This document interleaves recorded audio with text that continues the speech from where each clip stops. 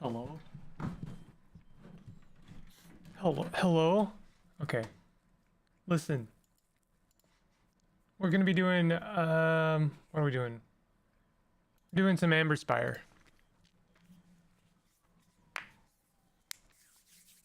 That's what we're doing. We're doing some Amberspire. Hello? What do you mean no current live streams? Thank you. Dorcas? Hello. Oh. I have a new hotkey and I have to get in the habit of using it. Let me just double check that it actually did something.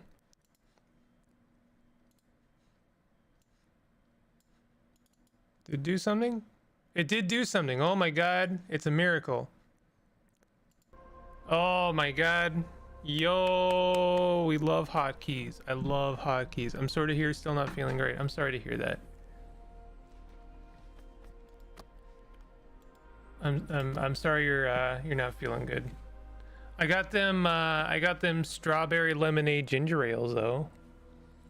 Do you still have some strawberry lemonade ginger ales? Maybe that'll help.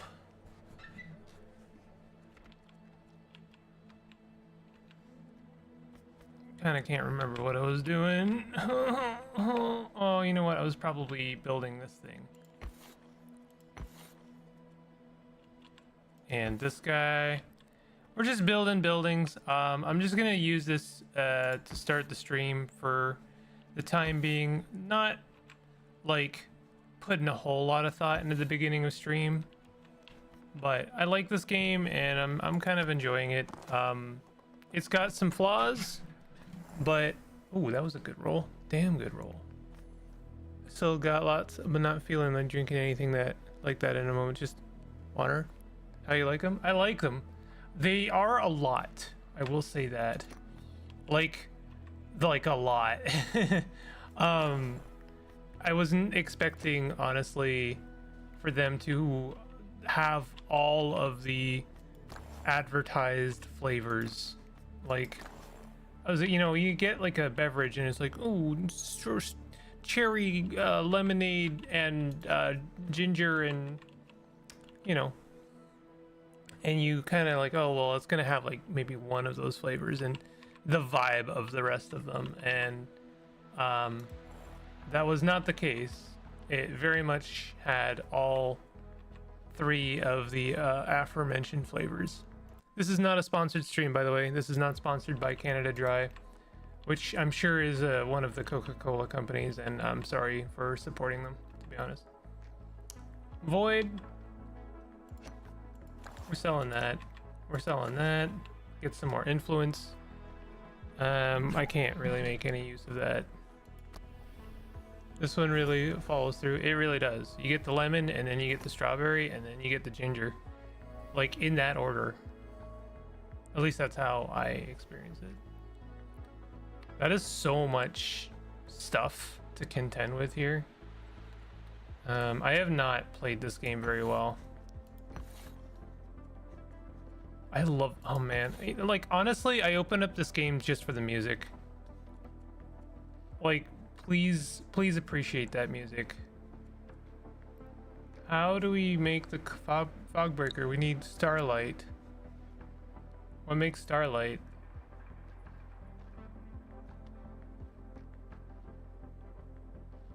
What is that? Oh, Fort is gonna make what? It's gonna allow me to sell things. What makes starlight? I need to get this fog breaker going.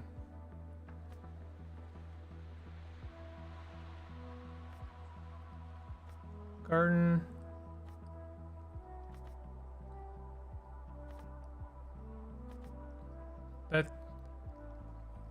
That little riff is so goddamn good. It's so good. I love that little riff so much.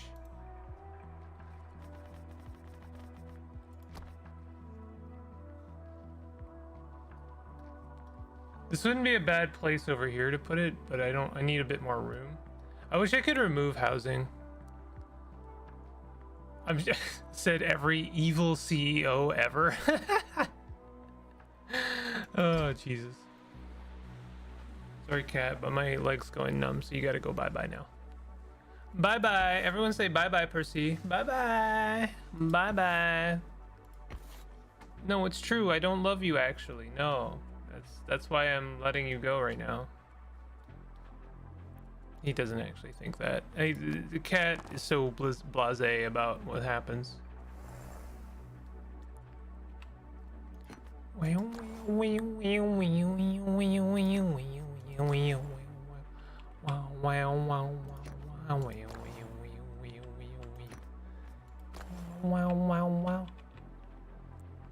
could just vibe with this music, honestly. Maybe that's why I wanted to start the stream with it, is because my brain was like, you need the good vibe music.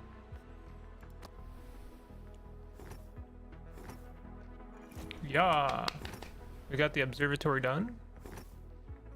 This is good progress, actually. Okay, we do need to get some. Well, I'm working on this fog breaker over here. What else are we working on? This fort. But I do need to work on like some cisterns and stuff, like this ruster. This ruster has some work it needs to do. So let's get that going. By the way, if you're not sure what this game's all about, like what I'm doing in this game, don't feel bad, because I barely do either. It's a city builder. It's a city builder where buildings are dice, and the buildings give you resources as dice, and that's about it.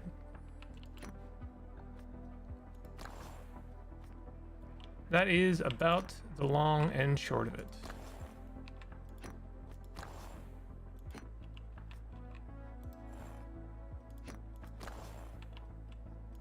I love that riff so much.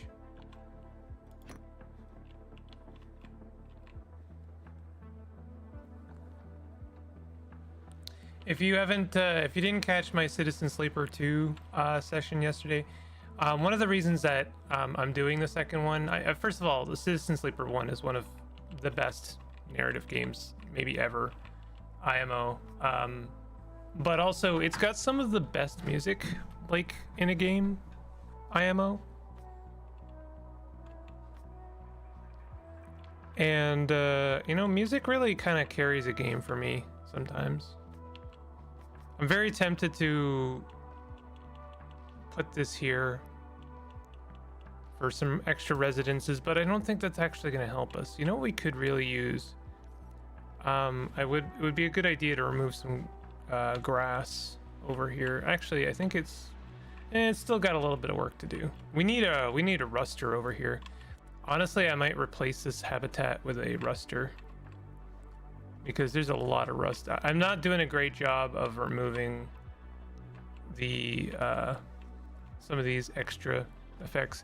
One thing I was thinking about with this game is that there's some redundancy stuff in this game, like where see, like let's look at the resource buildings, right? These are all resource buildings, and I've got a furnace and it makes metal and scrap, right? But I'm pretty sure the armor also gives me metal. Doesn't give me well, it does give me scrap, right? So I could replace all of my furnaces with armorers, and they would essentially do the same thing. And maybe it would be better to replace things like furnaces. Also, do furnaces take up more room? Where are all my furnaces? Have I already done the thing that I'm talking about doing? Do I not have any furnaces? Did I seriously replace them all already? Wow, okay, never mind. I guess past me was smarter than present me. Crystallizer, can we replace? I don't think we can replace crystallizer. I would like to replace the kiln, but I don't think that anything else can really. We need brick, earth, and salt. Does anything do brick, earth, and salt? I know the tea house does earth, but we can get salt from the distillery.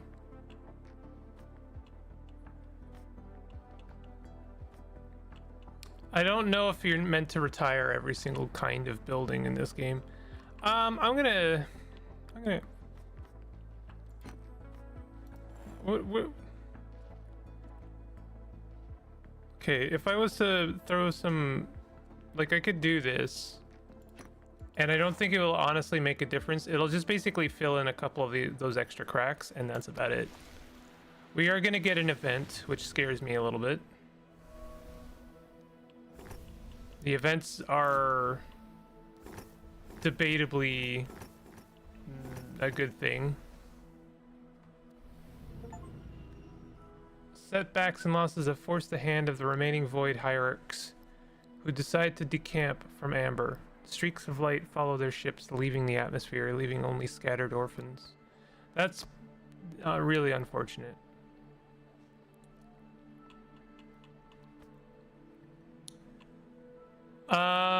So I make this mistake every time, but I'd love to re-roll this because if I pick this, I'm only gaining 30 influence because it costs me 108 influence to pick the get 138 influence. Let's read it. The ice world of New Ada began the long edge of its eccentric orbit, a distant period where the sun is lost to the other stars and the ice is reformed. New ferry routes were created. I'm gonna roll this because I have 3 chances. Why am I rolling 3 dice? That's a little scary.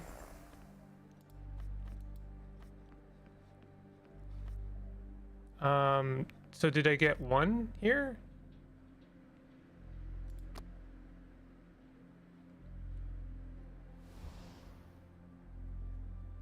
Okay, I'm a little confused as to what just happened there.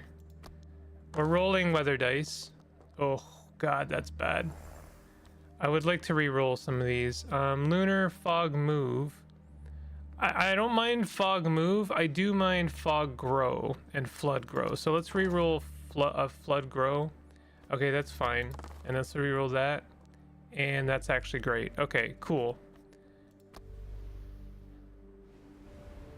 So that to me looks like fog grow to me. Like, it just looks like it's growing. It doesn't look like, okay, it is moving a little bit, but not a lot. We really need to get this fog breaker going, so let's continue to roll that observatory. We'll continue to build this fort. Honestly, I honestly think we have better priorities in the fort. The fort is a means to sell things, I believe. Yeah, we're very close to hitting the next milestone. Arena, no. Let's work on this habitat. And what is this over here? My cistern. Cistern absolutely has work to do. Let's work on the cistern. Ruster over here has some work to do. I really need to focus on potentially just like getting rid of some of the bullshit on the screen. Oh, that's not terrible. I'm gonna re-roll that weather die. That's not bad. I don't think I can use that for anything though. Kind of want to re-roll that. What was I hoping for? Ritual. I was hoping for ritual. Let's re-roll that. Crystal. Can't do anything with that. Okay. Well, we're very close to hitting the next milestone. I'm not gonna build over here. I will build over here though. I think we can actually do some good over there. Let's build this guy. Okay, we can definitely remove some water.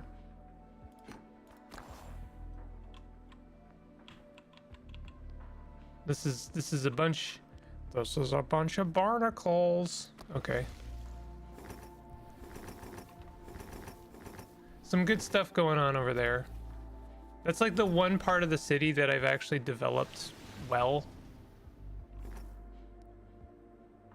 If I can remove some of this flood by the time this is built and this is built, then I could actually develop this part of the town like well. Yeah, that's rolling. Anything else over here? This guy could probably be built. This guy has work to do. Let's roll that. And anything extra, I'll just throw towards that. Wait. No! Come on! There's one weather side on there. Alright. There we go. That's nothing. That's nothing. That's nothing. That's nothing. That actually is something. Let's build the habitat. Wow, this was such a garbage roll, actually. Oh, look, if this was just closer to the lighthouse, then that would have been like actually good.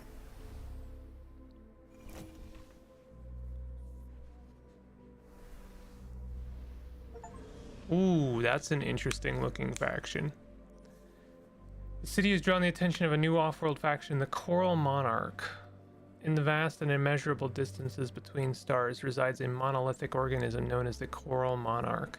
Few details exist about the creature itself, save for the legions of courtiers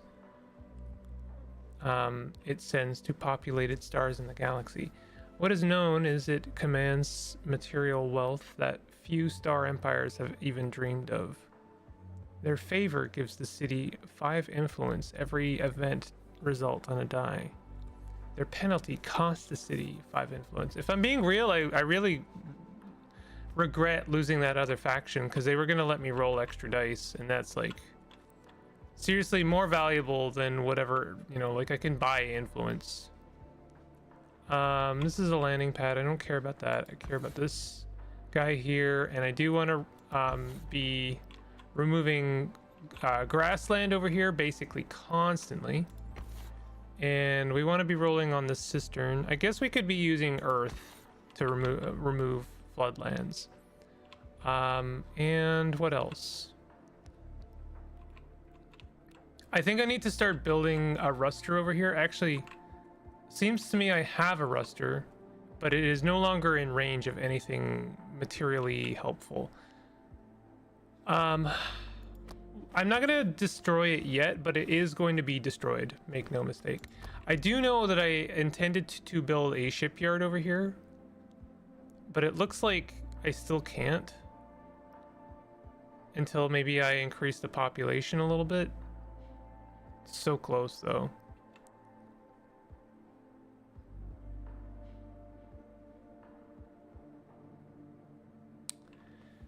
That's a real bummer. Okay.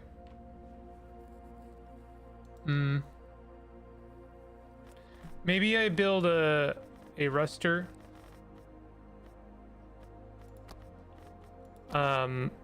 Like closer out here. Honestly, I feel like the rust that's out here is like far further out, so I'd be better off actually trying to grow the population on this side a little bit. Let's look at this landing pad. Okay, let's roll like 1 tea house and then try and grow the population on this side. Could be worse, but we rolled 1 weather. Okay, so yeah, let's grow the population. Could grow it even more, honestly. Is it out of range? Oh no, I've already put that towards it, so that's not gonna work. We'll deflood. That was like the whole reason I put that out there.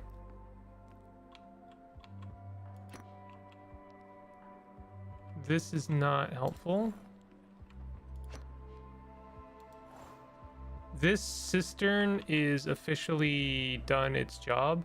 I do question, and I am concerned slightly at the how viable it is to destroy something and replace it with something else. But let's for a moment entertain this. What does this guy like? This guy likes habitat. Sorry, no, it likes void, ritual, starlight, glow. So actually another lighthouse over here would be a good idea, and the lighthouse is a 2x2. So yeah, I'm gonna go ahead and destroy this cistern and replace it with a lighthouse.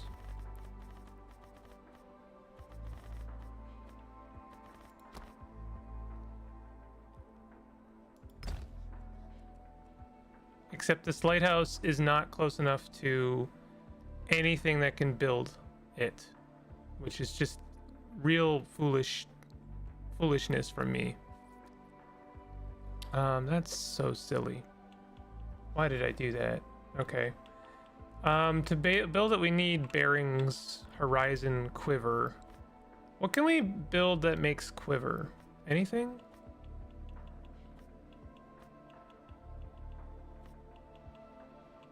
Anything?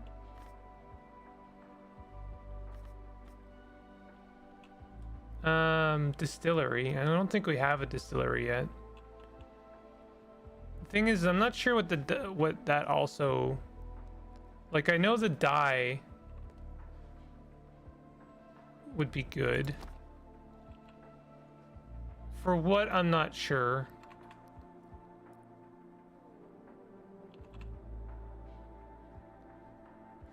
I wonder if I destroy this, if it will make some more nonsense. Because I'm second guessing this lighthouse. I mean, I can build another armorer, but the armorer is 3x3, and so it's going to be kind of a pain to build one out here. It's also not that far away from the other armor. This is such a bad area. Like, it's seriously bad. I wish I could just, like, plunk it down on top of residences. I feel like I'm gonna need to finish some of these. I have to get rid of this lighthouse. It was a mistake. What if we did a ruster out here instead? Oh, there's already a ruster, but that one's not in range of... Oh, no, it is in range of stuff. This area over here sucks. I'm just gonna say that. I don't think it's even worth developing, to be honest. Is there anything I can replace this lighthouse with that would be useful? Honestly, a fort here would have been okay. But I'm pretty sure this fort is already in range of, like, all of the things. What about a chapel? A chapel would give us what? Ritual. You know, a chapel would have actually been a pretty good idea. Okay, let's get rid of this. And fortunately, since it's not built, it didn't cost us anything. And we'll build a chapel, and that'll actually feed the habitat. So that's actually a better use of our money. Am I already re-rolling this tea house, or what's the deal? Oh, am I placing dice? I got so caught up in, like, what I should be building. Well, let's just end it.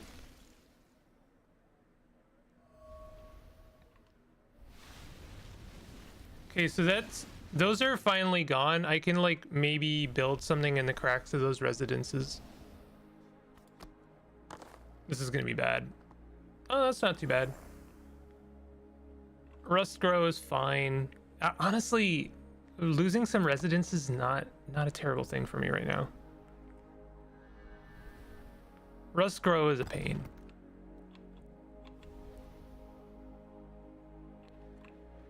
Okay, armorer. That armor is really, like, taxed because, like, everything wants the armor. Let's continue the fog breaker. Let's continue this fort, if only to finish it.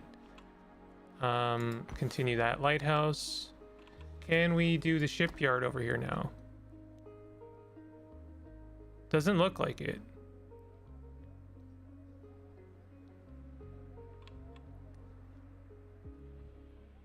We could do it here, but I don't think it's very good over here. What does the shipyard do again? Buildings within 4 distance get a +6 boost to dice and terrain ranges. Oh. So this actually really wants to be near terrain scrapers. So actually here is not a terrible place for it, although it's a little problematic because it doesn't have the bonus from the lighthouse. Tell you what, I am going to place it here because we have that habitat there, and then I'll start working on a ruster in this direction. But what I'm also going to do is I'm also going to build a lighthouse because this wants glow and void, so it really wants to be near a lighthouse. I'm pretty sure I built this lighthouse specifically to build a shipbreaker, and I mean a shipyard doesn't have to be in one area. I should probably build one out here as well. Why can't I build one out here? I have to assume it's because these other buildings are still being constructed. Let's try and finish that guy off, and then I can build a ship yard up there, and that'll be close to the fog breaker and the cistern, and we can put a ruster out there as well. Nice roll.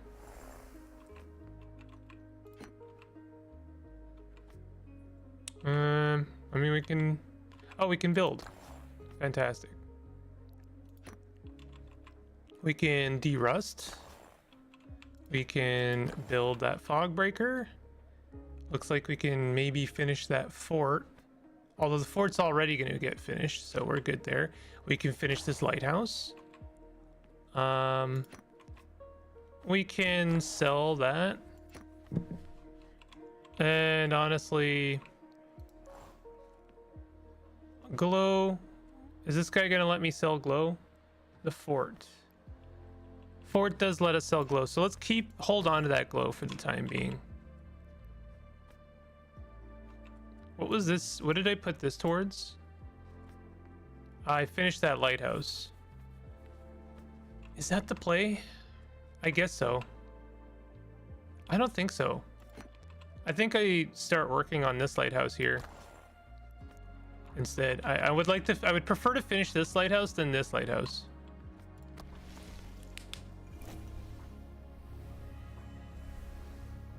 Good stuff. Yep.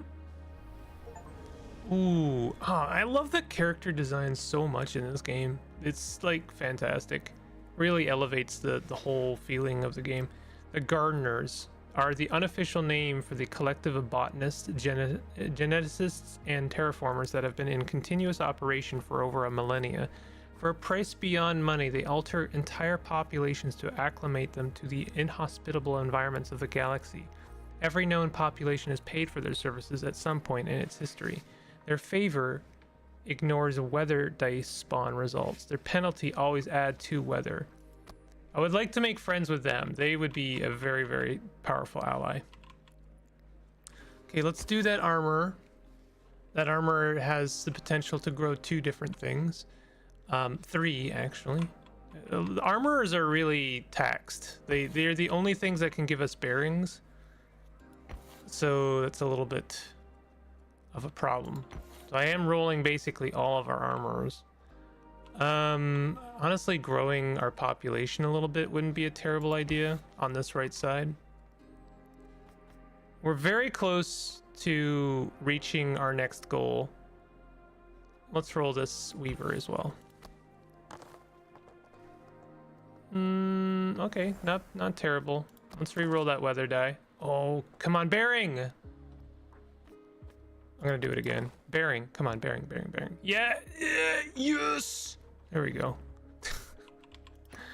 All right, we finished that lighthouse. We finished the observatory, or the fog breaker.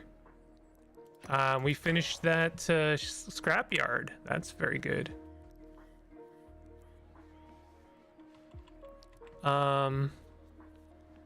remaining, we can derust. We can grow our population.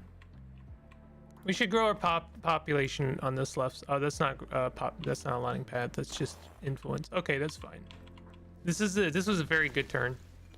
Finish that lighthouse. We finished that fog breaker. We finished that scrapyard finally. We derust. We grow our population a little bit.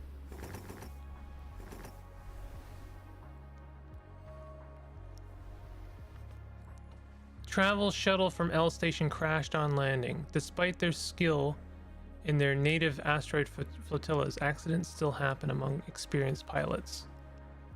We could pay for instability. Honestly, let's roll it. Hoping for a 2. None is good too. That's fantastic. No instability dice. We love it. All right. So I'm going to start working now on the shipyard. Oh my God. Is the shipyard outside the range of the lighthouse? That is beyond frustrating. That is really, really shit, actually. God damn it. This landing pad is officially totally pointless, so I'm wondering if it wouldn't be a good idea to build something here that could contribute to maybe one of the marketplaces. Is this a market? That's a bazaar. Okay, so what is it getting? It doesn't have any salt or root. Or at least I haven't contributed any, but I haven't been rolling the tea house, which I should, because there's a chapel here that needs to be built. I am so frustrated about this stupid lighthouse not being in range. God damn. I don't know what to do about that except to build another stupid lighthouse. God damn it. This is not in range. Wait, it is in range? I think it is just barely in range. But there's nothing over here that can build it, because the stupid lighthouse requires specifically an armorer. Why is it that it only gains residents from like some of these buildings and not others? It doesn't really make a lot of sense to me. Like, what is it about these residences over here that are not... What's up with... Oh, I guess they're all being fed to this shipyard. Okay, that's why. Got it. I got it. You know what? Let's start working on the shipyard over here. And I think I want to place it like right here. And we are going to do a flood. Well, yeah, we're going to do a deflooding over here as well.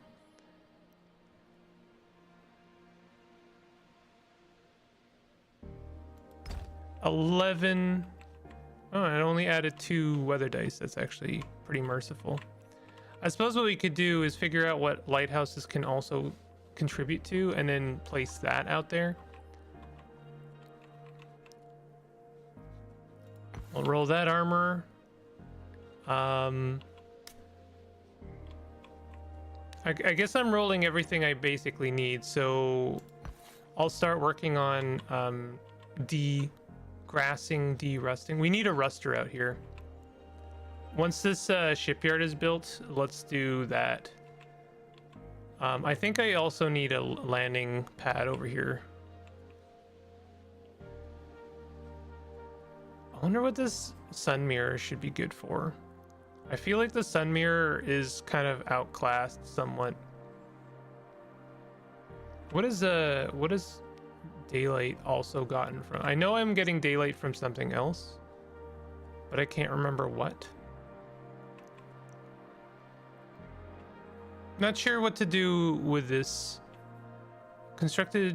Buildings constructed within 5 distance get +3 resident range. Oh, interesting. So with this,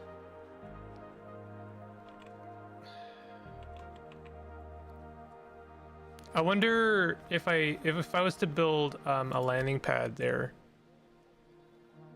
if that would be the play.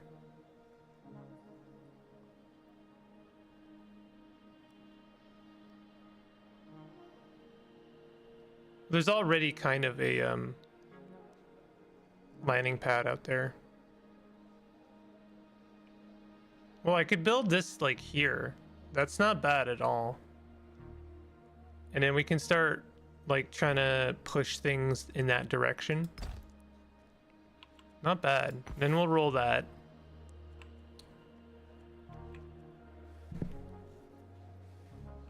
I know I can do more with the scrapyard. Maybe...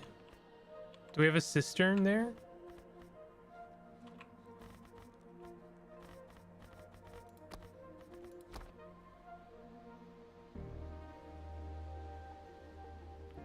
I think not yet on the cistern. Well, I could build it like here, but I think we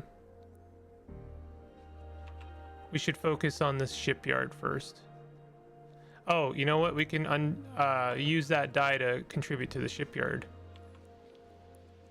Okay, let's just maybe focus on some terrain stuff. So we'll do the cistern here. Actually, I know that that's... Oh, metal and earth. Okay, yeah, the kiln can actually contribute, and then that'll be it. Wow, a dye landed on top of another dye. That's pretty funny.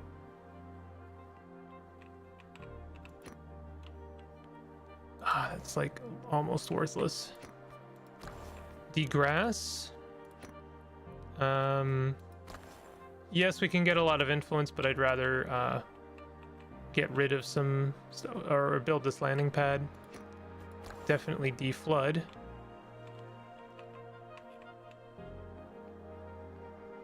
Kind of want to re-roll this armor dice, but it could end up being weather, so.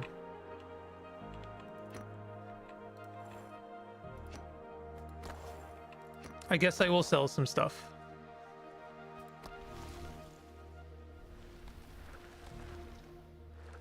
Not bad. Good to continuously work on the terrain.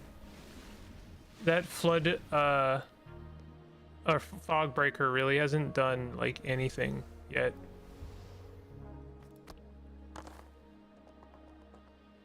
Well, that's not great.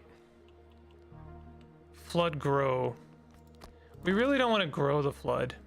Okay, that's pretty good. More fog.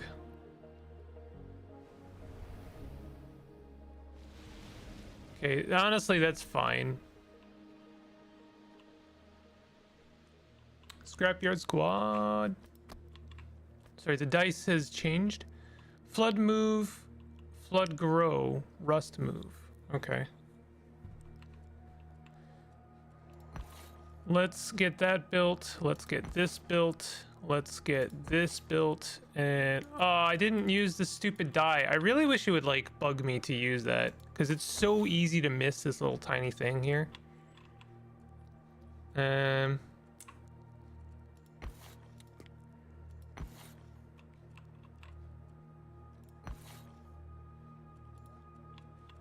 right, let's roll those dice.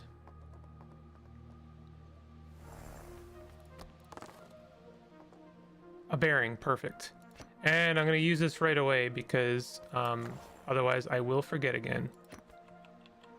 That will build that, which is great. That'll build that. I could defog, but I'd rather build this shipyard first.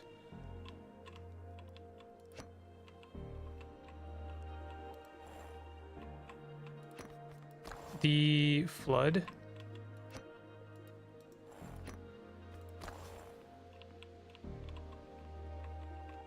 This is a bunch of nothing. Okay. Lighthouse is finally finished. I think that's the last bit of flood that cistern can do, so I might replace it with something else. Honestly, we could have like... This is a pretty good... Well, yeah, you know what? It should be like a fog breaker, or maybe I build a habitat over there. Habitat might be a good idea. Let's do a habitat. This would be a good area for a shipyard, probably. Because I'm gonna need some pretty, you know, vital terrain removal over here.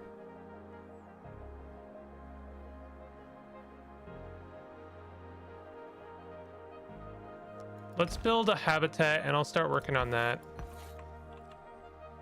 Continue working on this shipyard. Continue working on this chapel. And this shipyard. This lighthouse is actually functionally worthless. I regret building it.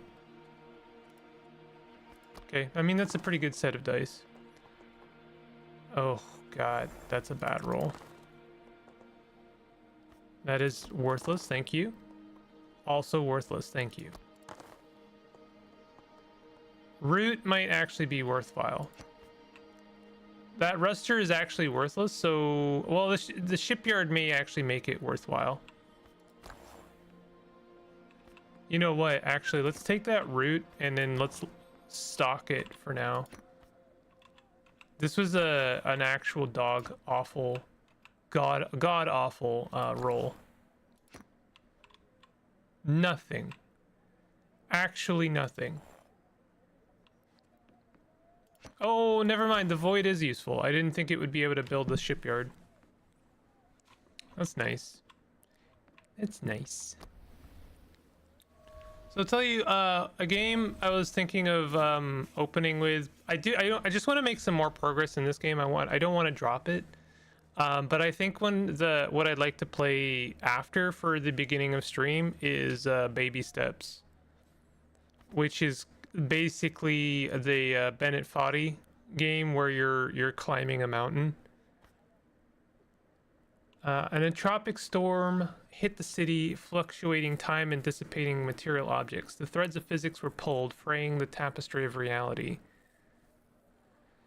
Wow, that sucks. And rolling it means, I don't know. This is bad. Basically it's gonna cost me 100 influence. I don't mind though, because I've already reached my cap. If I seriously still not reached the next milestone, I'm so close. Wait, why did I keep that root die? It's the only thing building that chapel. Okay, so this shipyard is now built within distance 4. Does that include the fog breaker? I think it does. In fact, yeah, I think it does. And I'm gonna build a cistern over here as well. Let's do a cistern.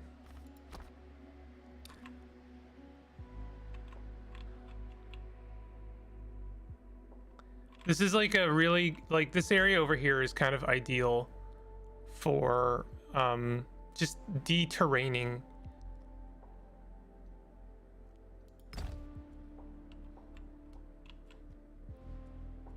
So then we'll roll that. I need to unroll that root die because it was building the chapel.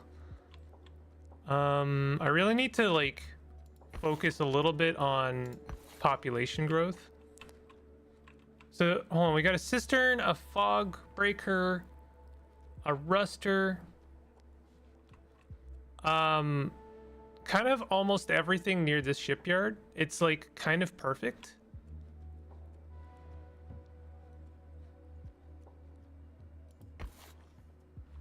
We need to be building that habitat over there. Oh, a habitat. We need a habitat over there.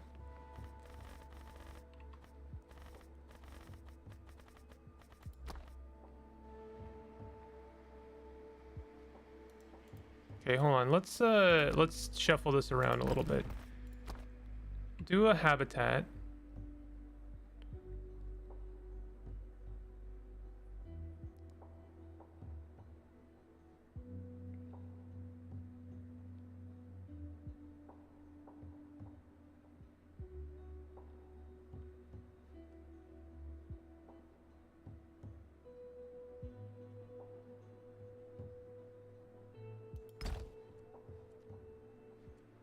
Ah, that was a mistake. That was a mistake, and you unfortunately do not undo the weather dice. I'm making horrible mistakes here. One, two, three, four. This should be within range. I thought it was within range. Okay, hold on. This is I'm doing not great things over here, and then we still need the cistern.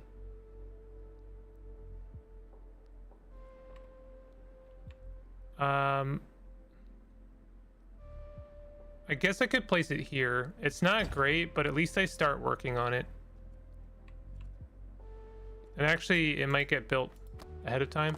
I am rolling so many weather dice at the end of this. It is not good.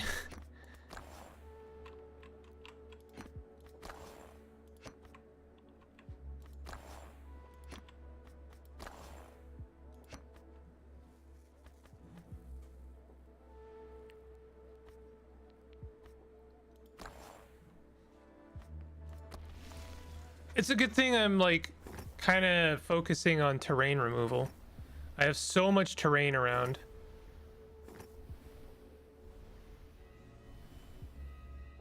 Yeah, that was pretty good. Oh my god, weather's gonna be insane. Weather, yo, you never know. I might pull the clutch. You never know. I did not pull the clutch. I did not pull the clutch. That, oh my god, that's bad. All right, let's see it. Yeah, flood in that direction doesn't scare me because I'm gonna have the cistern out there. Okay, that's bad. That's a really bad spot for flood. Rust, we need a ruster out there. Yeah, yep. Okay. All right. Yep. We need to finish this guy here. And I didn't get rid of that root. God damn it. This mechanic here is a problem for me. Because it doesn't remind me that this exists at all. And it just like sits there and does nothing. Worse than nothing, because it's actually tying up a die that could have been useful for something. Okay, yeah, I can't. I wish I could honestly just like roll that. Like, just let me, like, I don't want to use a root. Just let me roll that die, please. Like,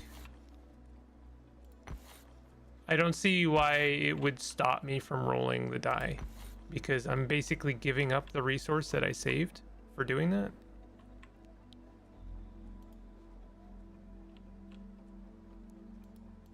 Okay.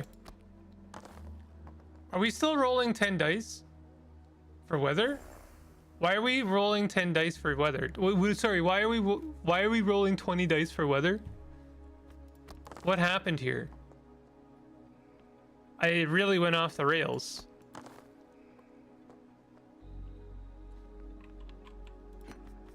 Oh my god. Okay, we have to exclusively focus on removing as much terrain as possible.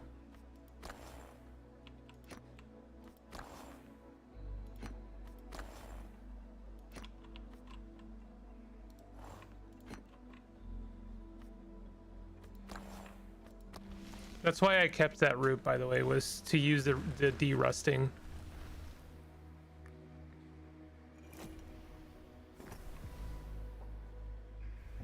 I don't think I'm playing this game very well. I'm trying my best, but I don't really feel confident in keeping up with stuff. Disposition. How come there's no option to increase my disposition? Gardeners ended their harvest. So this option isn't even available on the die. That's kind of great. But let's just buy that because it actually improves our influence.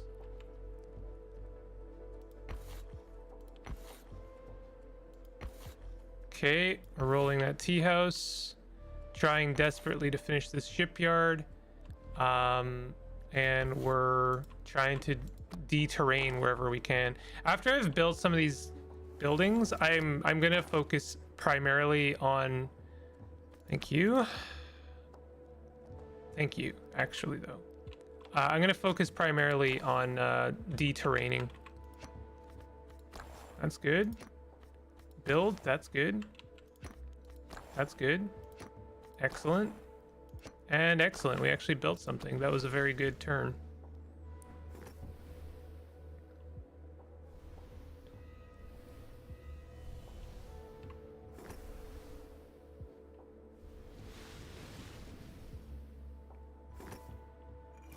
Okay, cistern is complete. So I'm just focusing on this shipyard here in terms of construction, and I guess this chapel, but this tea house can be used for other things, including the ruster. Let's focus on defogging if we can, and also that cistern. I will. Is there anything to de-rust? Kind of not a lot. Not a lot in that direction anyway, and we're gonna focus on degrassing over here.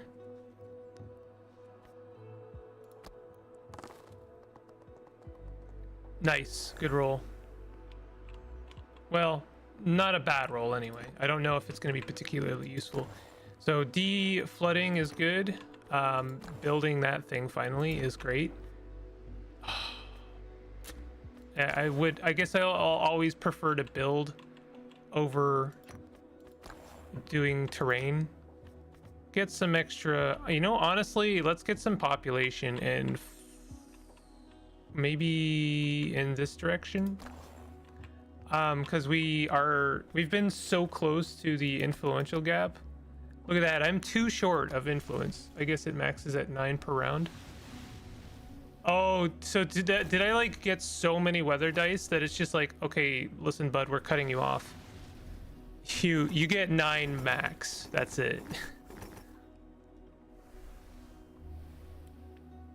Oh, 56 influence to actually improve our relationship with a faction for once. Let's do it. All right, look at them. Look at this. Oh, actually not terrible. Actually not terrible. A lot of moves, only 2 grows. Move is bad, don't get me wrong. It's still basically a grow because I don't understand how it works. I don't even think the game does really, to be honest. Because like that looks to me like just growing, or you know, not moving. I saw a couple of tiles like go away there. As soon as this shipyard is built, let's get to the next tier here. Amphitheater produces music gathering in starlight. Arboretum protects nearby buildings from the effects of terrain tiles. Interesting. Produces quiver, intrigue, glow, and void. Produces intrigue and ash. Uses music, silk. I almost said milk. Music, silk, horizon, and antimatter to add residences to the city. Interesting. So this is the next. Basically the next landing pad. Temple trade. It trades. Okay, we've made it to central. I've already almost got enough population for the next one. Influence is going to be our biggest hurdle. I don't know if this is the kind of game you can like really do horribly at. Maybe I'm wrong about that. Okay, let's roll that. I would definitely want to deflood over here. So let's focus on deflooding. Sorry, I keep flashing over things. I do wish there was an easier way to kind of like, I almost wish I could like shift click a building and like, please roll all the appropriate dice that influences that building. I know I'm asking a lot there. I do wish if there's one thing I could change about this game, it would be the interface, because it is a little bit confusing. I almost wish I had like a sort of tech tree or ladder style of visual to kind of better understand. All right, this is fine. That's bad. That's bad. We're gonna re-roll some of those, and by all some of them I mean all of them. Okay, good. Degrass, hell yeah. I guess we can sell dye. We do get an event.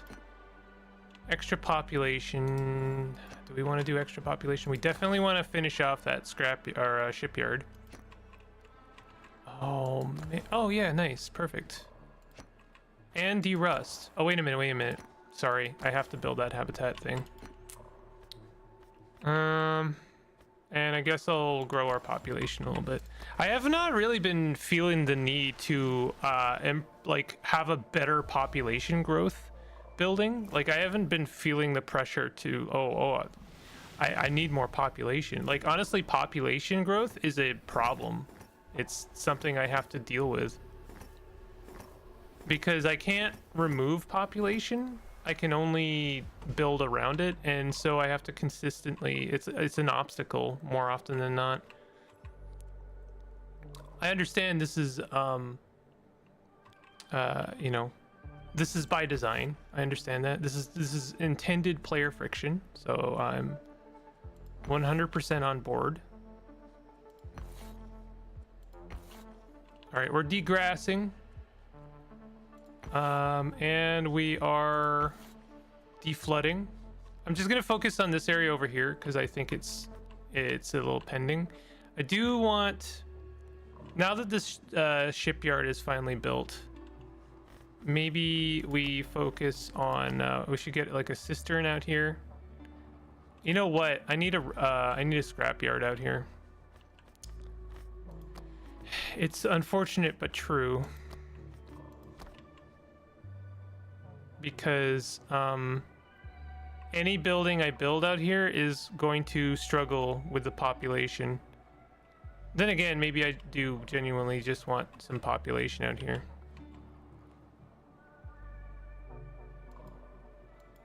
Damn. Of course, there's not really anything that can build out here. All right, so I can't build a scrapyard out there. So let's do a cistern. It's actually a pretty good spot for one.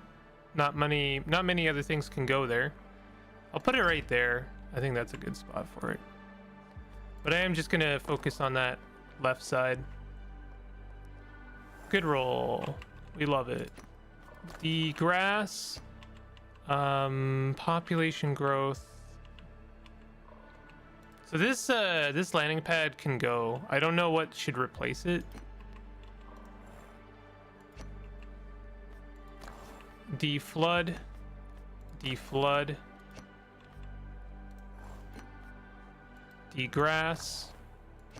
degrass. Oh, that's an amazing degrass right there.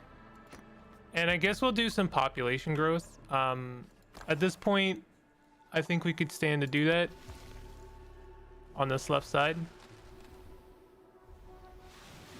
Deflooding.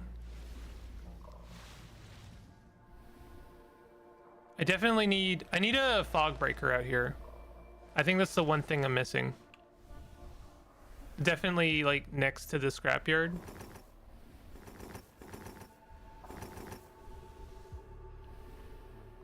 Disposition +1. Oh, we don't have enough. We don't have enough. Man. Well, we might as well roll it. Please roll a 1. Yes! Hell yeah! The guild was forced to close. Sorry, I should have read the story beat. They're honestly, I get so caught up in the actual gains that I forget to read the thing. Alright. Cistern, where's our cistern out there? Do we have a cistern out there? Sort of. We need a cistern out there, and we need a fog breaker.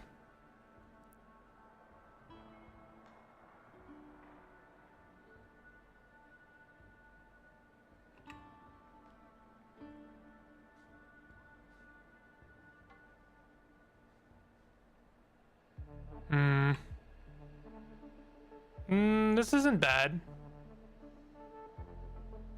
What does a fog breaker want? Bearing, wax, ash, tides. Okay, what? Let's build something that gives us ash. Ash and intrigue.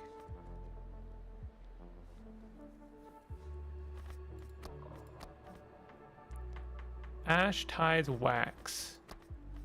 Ash, tide, wax. Well, we could do a salon. Honestly, this isn't a bad idea.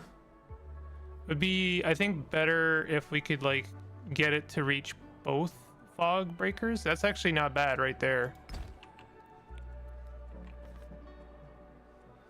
So that's the salon. The salon's gonna do ash. What about wax?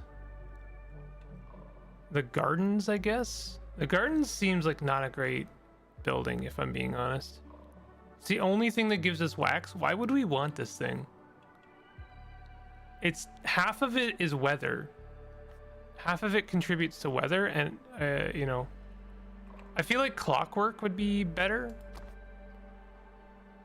Look at that. That actually works out pretty well.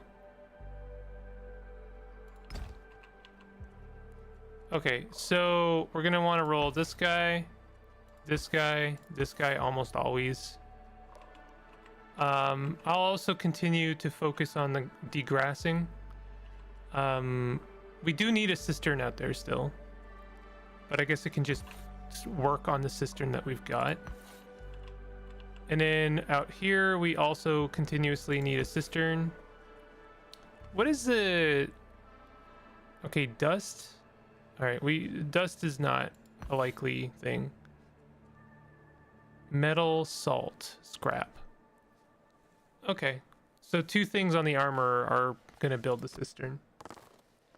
Not bad. Not bad at all. Oh, that bearing's not really gonna be doing much, which is unfortunate. Deflood. Continuously deflood. Degrass. Derust. Rust.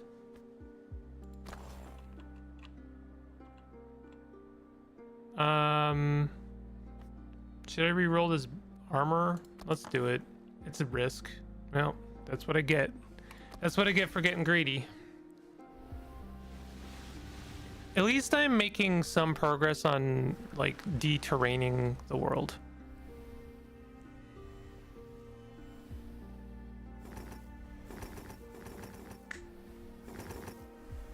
I'm pretty content with how that is all going. Looks like we're finally almost out of weather dice. Oh god. It's like I'm not... I almost feel like I'm not making progress because the weather dice are just consistently beating my ass back. You know why it's doing that, right? Is because I built like a building 3 times and destroyed it because I was like, that placement's not perfect. That's what I get. That's what I get, honestly. I need a scrapyard out here. I said that before. But the reason I said it is because I actually really need a ruster out here, like really badly. Although this is not terrible.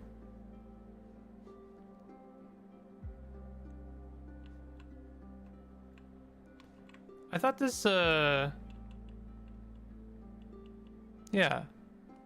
Buildings within 4 distance get a +6 boost to dice and terrain range. I'm not sure I'm understanding that. Oh, okay. I think it's the blue range. Yeah, it is the blue range. Okay, so this is like perfect. We kind of need a landing pad out there.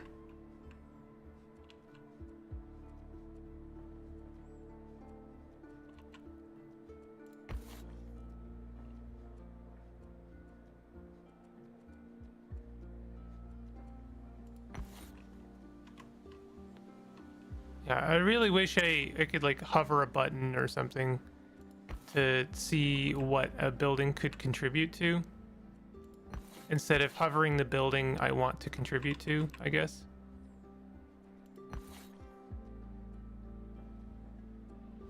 Okay, would really like to do that lighthouse, but can't have everything. Nice. Nice. Okay, we're gonna continue to deflood. Extra influence would go a long way, to be honest. Deflood. Extra influence, I guess. This is doing nothing for us. Extra influence. Okay, sure. I guess we're going for a bunch of extra influence this round because I didn't get the resources I need to work on our terrain. We really need to be defogging. It's just not happening. A landing pad is destroyed.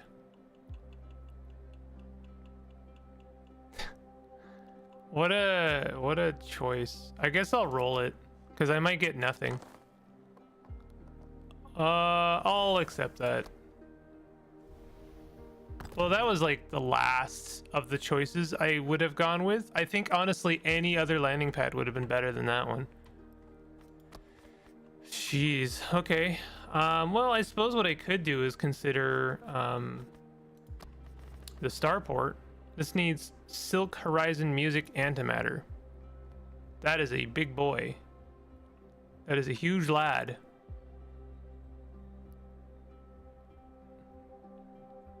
I could place it here, but only one thing could be building it.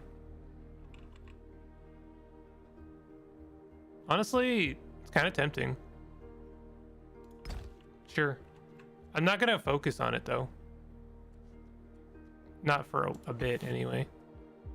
Is this fog breaker not have anything that I guess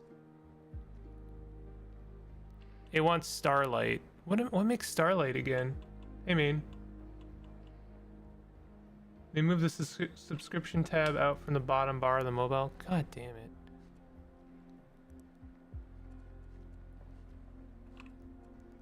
Why is it this fog breaker is like, yeah, all that stuff? Oh, right, because we need to construct this and it needs starlight. What is making starlight?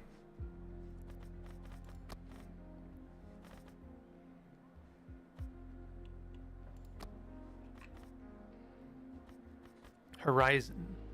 We don't have a library. We could build a library. Jeez, I'm just like building all the stuff out here.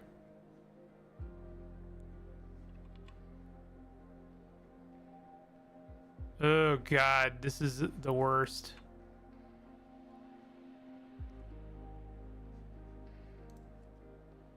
I can't build this until I have something with that contributes starlight. You know what? Let's finish some of these other buildings. How about that?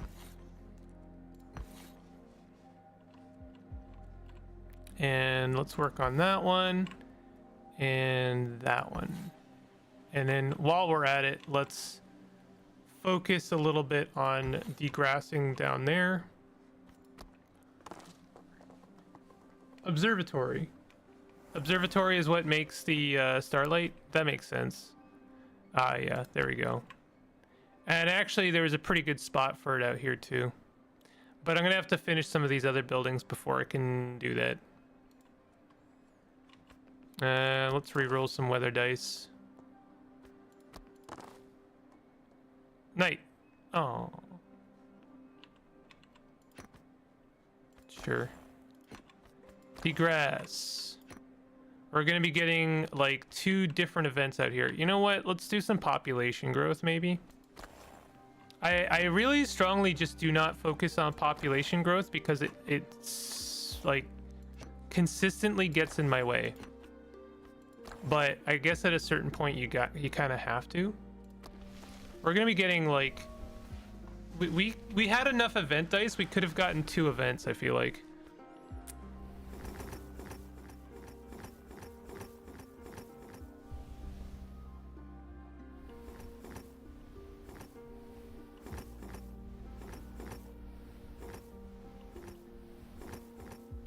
Like, my ideal scenario for our construction is we have a scrapyard, and then we use the scrapyard to build something like a shipyard, and that is near a lighthouse. And then near the shipyard, we basically have all of our terrain constructions. I don't know.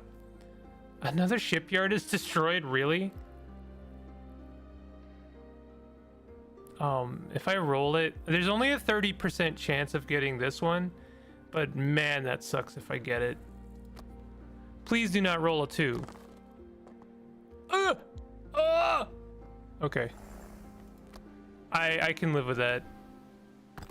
Oh, wait, that was a shipyard, not a landing pad. Oh, no. Oh, that was actually horrible. Horrible. Ah! I need to rebuild that immediately.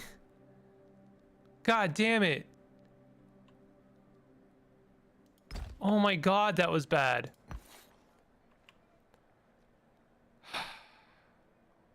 Shipyard is not the same as a landing pad.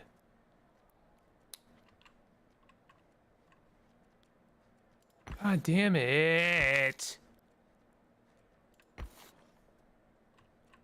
Nothing is working on the starport yet. I thought that the starport was going to be supported by the chapel.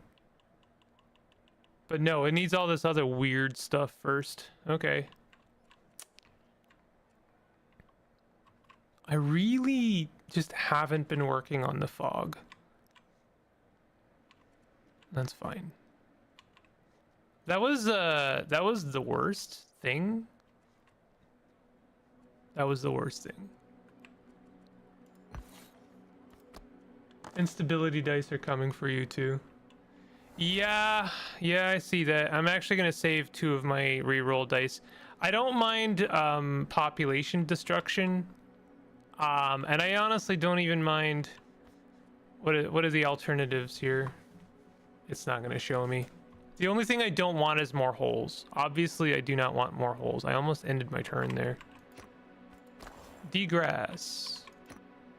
I don't know. Whatever that is. Derust. No terrain tiles in range. Oh, interesting. We're gonna have to figure something out there.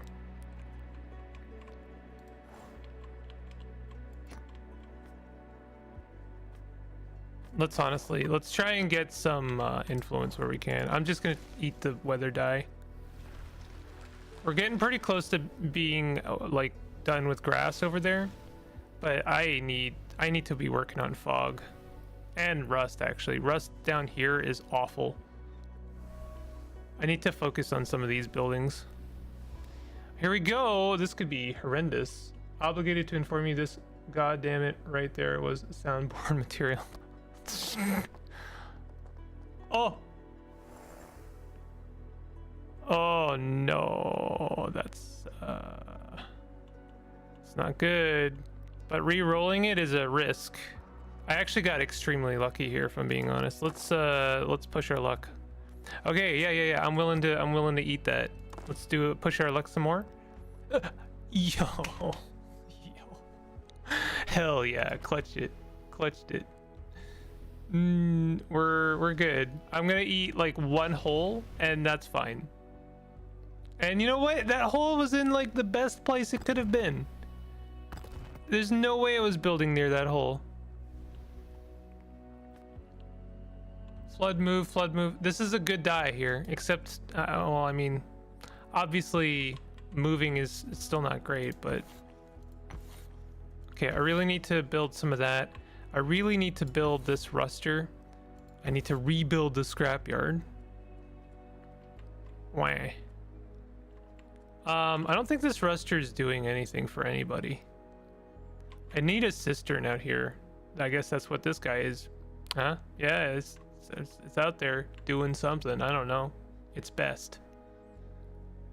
There's no more grass out here, so all I really need is to work on fog. I know there's a little bit of water out there, but I can't really reach it.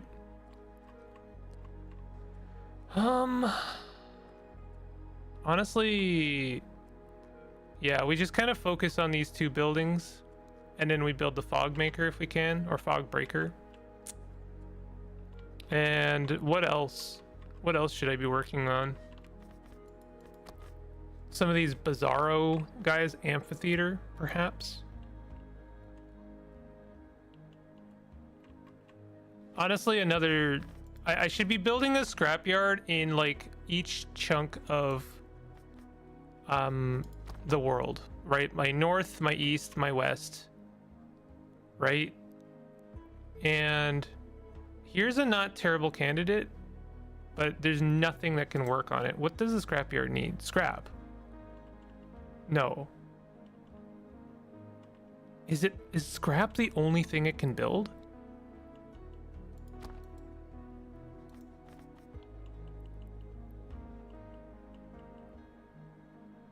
Okay. I can kind of work with that. This is not a great place for it, but I could think of worse. So I'm going to build that there. And then we need something that builds scrap. Obviously, that is the armorer. The armorer has scrap. Or we could do furnace. But the furnace is huge versus the armorer. I think the armorer is just meant to be the upgrade. This is not ideal.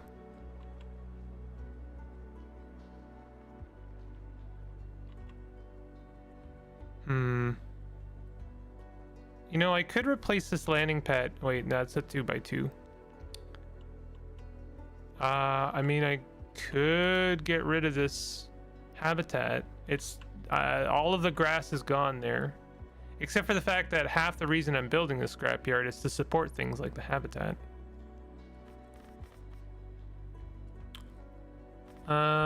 What if we just do a furnace? What does the furnace need? It needs a kiln, and there are no kilns nearby. I don't really want to do a furnace. Is there seriously nothing except the armor that does scrap? Is there anything else that does scrap besides the furnace and the armor? I'm thinking that's it. You'd think that the clockworks might do some scrap. It's bad. Okay, fine. Armor it is, I suppose, which means I don't know where to put it.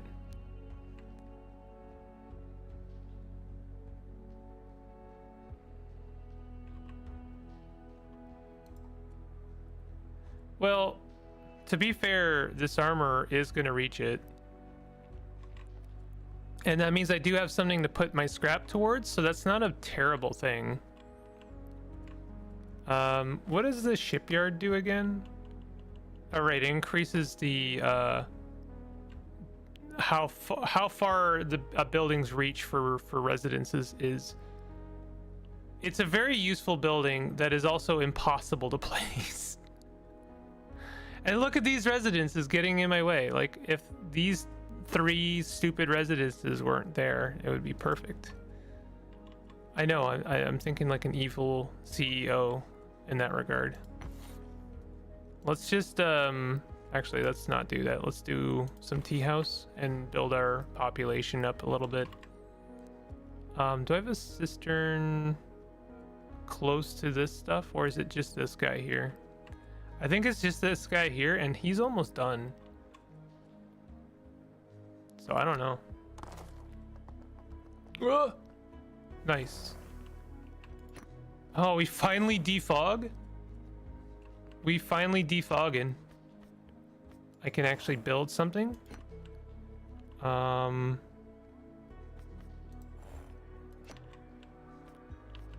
let's grow our population a little bit.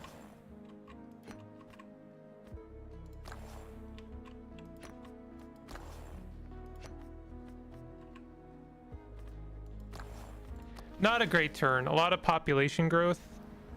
I am finally defogging a little bit, though. I really need to get rid of that flood. Do you know, I'm wondering if there's any building in the future that will get rid of holes. Produces antimatter and filament. Produces tides and horizon. Produces ash, brick, and antimatter. Produces gathering, insight, and filament. Nearby market buildings give more influence for resources. I mean, that's kind of nice. Ooh, I kind of just want to pay for this. Let's pay for that. We're finally in the black with the dais.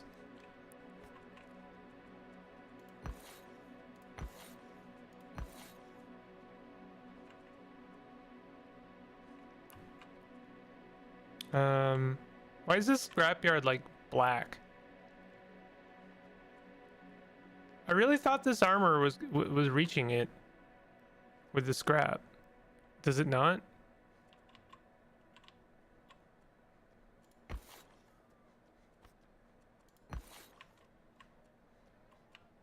And this starport says that nothing's reaching it as well. I don't know what to do about this scrapyard. Maybe I destroy it, honestly.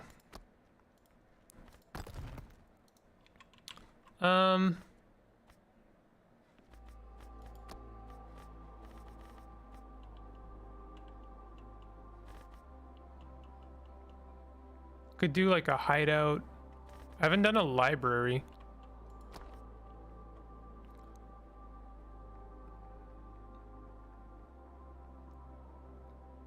I could do a library like there.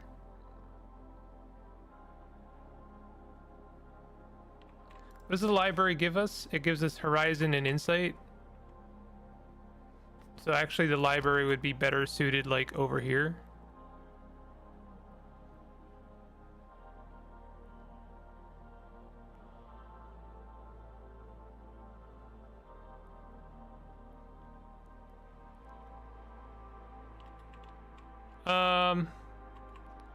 I know it sucks, but well, there's one little tiny bit of grass there.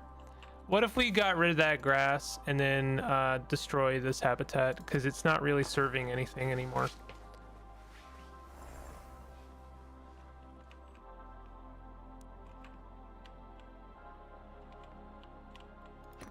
Well, we can build that. Yippee.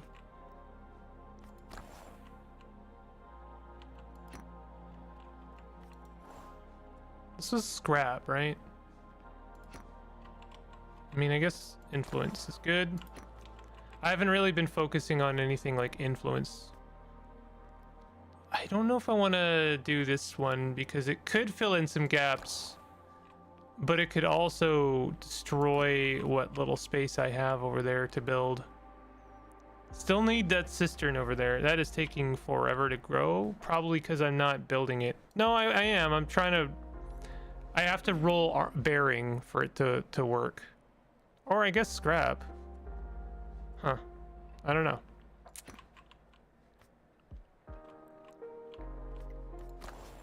Honestly, I might just say screw it. I could have re-rolled the weather die. That's true.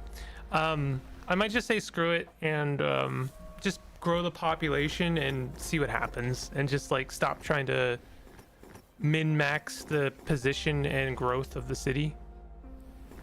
I don't know if that's like, you know, just horrible. A horrible way of doing things. The more you play this, the more best of Bingle moments we get. So I support this being your regular stream opener. An armorer is destroyed. Jesus. I'm gonna roll it, and we're gonna try and get none. We're gonna try and get one or none. Hell yeah, MLG. MLG? I'm the greatest Amberspice player. Hell yeah. I know exactly what I'm doing. Calculated.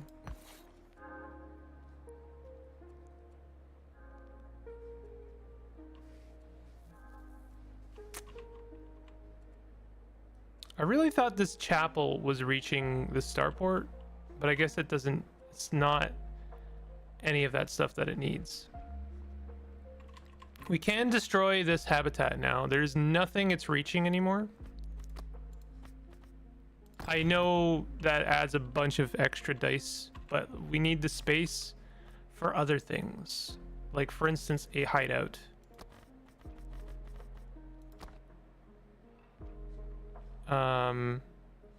You know, I guess there's not really much point in building a starport because it's just eating the...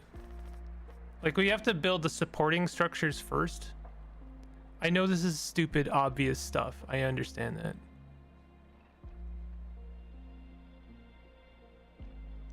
So we're gonna build a hideout for the intrigue. What does the starport need? It needs insight, not intrigue. Gathering. Man. See, this is what I mean when I say that the interface is a bit confusing. Because for one thing, a building requires different resources to be built than the resources that it uses once it's built. And that's confusing. I'm sorry, it is. The interface does not do a lot to kind of mitigate that confusion. Okay, so what I want is insight, I guess? Because if I'm going to do a starport, I need insight, gathering, filament, antimatter. Insight. I guess the hideout does... Wait, no. Okay, I think we need an amphitheater.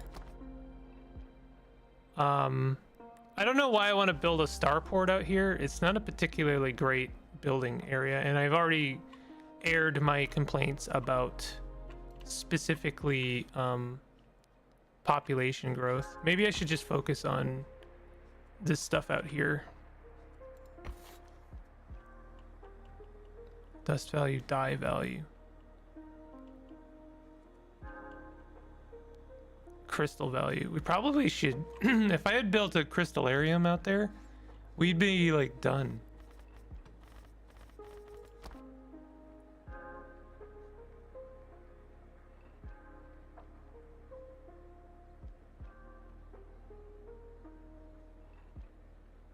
Except I can't, because there's nothing out there that'll support it. Crystallizer's 3x3, right?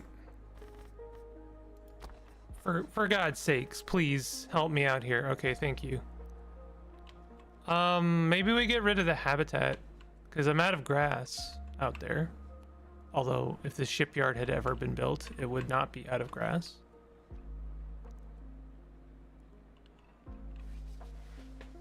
Okay, I do think I need to build better supporting structures out here. So we need mirror... we need a crystallizer out here, straight up. A crystallizer or maybe a observatory? No. Maybe a lighthouse? Oh, God. Dye root quiver.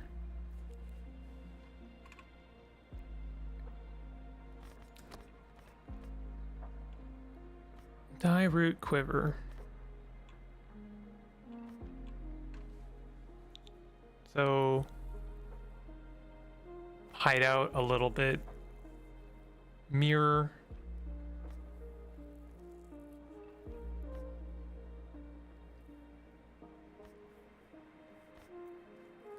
Dye quiver. Okay, so a distillery is what we need out here.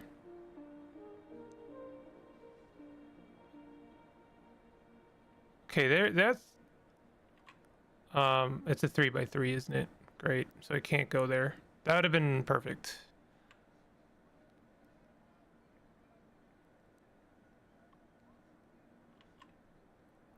Okay, you know what? We're getting rid of this habitat, and I'm gonna build a distillery here. Except, no, I'm not, apparently.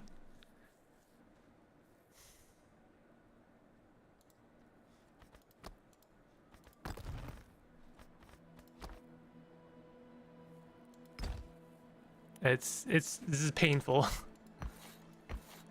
right. Actually, let's undo one of those because I'm pretty sure it's gonna want the tea house more. Yeah, root value is better. It's a painful process sometimes. Oh my god.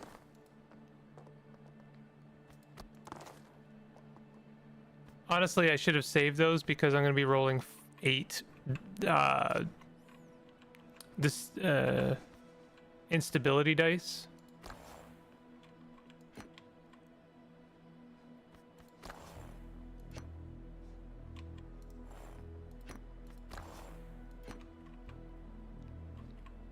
Hmm. 28 intrigue is extremely tempting, but I do want to just get rid of all the terrain I can.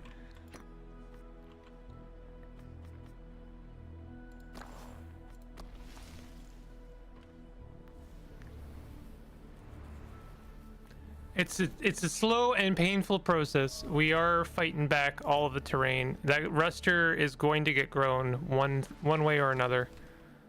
I think that habitat is finally done. We just have flood permanently embedded in our town because I can't build the cistern. This is gonna suck. This is gonna be real bad. That's bad. That's real bad. We're re-rolling that 3. Okay, 3 to none is pretty good, but oh my god.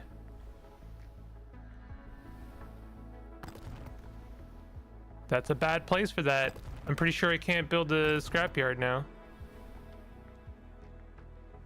Oof. Oof. Oh man. Oh, that's bad.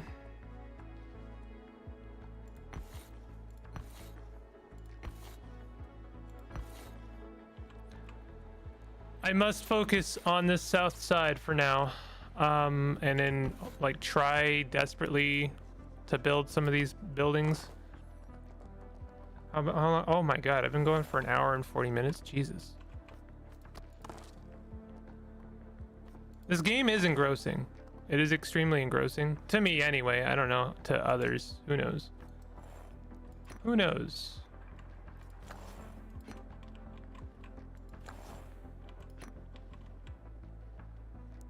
None of this is helpful.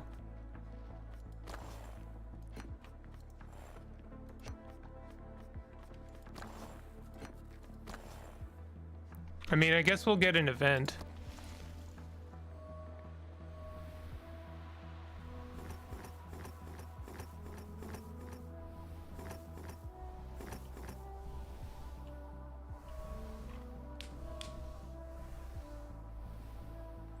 An arena is destroyed. Yeah, sure. That sucks, but I wasn't using it. I probably just use it, to be fair, but honestly, I'd almost prefer that to the alternative, if I'm being real. And now I can consider maybe putting a crystallarium down there. Crystallizer, sorry.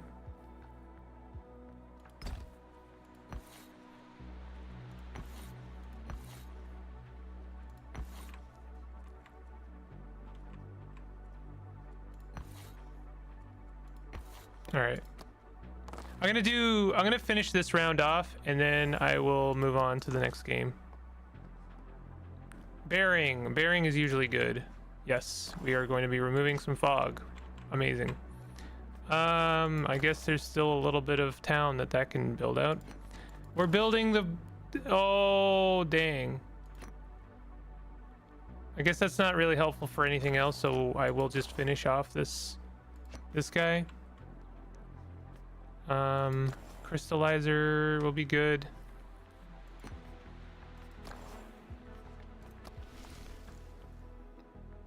Pretty good round. We're finally pushing back the fog. Distillery is done. Disposition -1. Oh, I hate when this happens. Oh, this is like fudging. This is awful. Oh my god. Oh my god, it's bad. Okay. Yeah, let's roll the dice. Okay. Do we want to lose all of my influence? No, right? Okay. Almost all of my influence. Cool. Sick.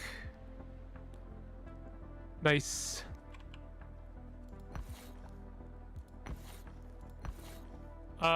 Can we? Oh, we can't. We can't. We're just gonna. Don't worry about it. Don't worry about anything I was thinking right now.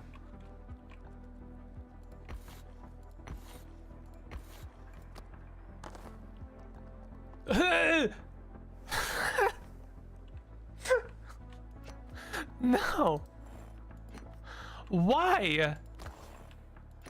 Jesus. Okay, fine.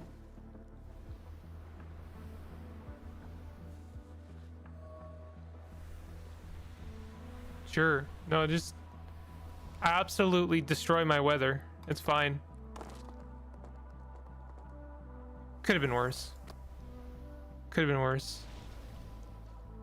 It could have been worse. That is a lot of rust. Oh, that could have been. It could have been worse though. Could have been. It's pretty bad. That's a very bad hole. All right. Well, as much as I could keep losing this game, let's continue to in other waters. Good God. Hey, I've got a cool hotkey button now.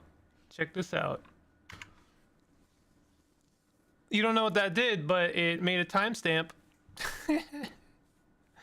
Hell yeah.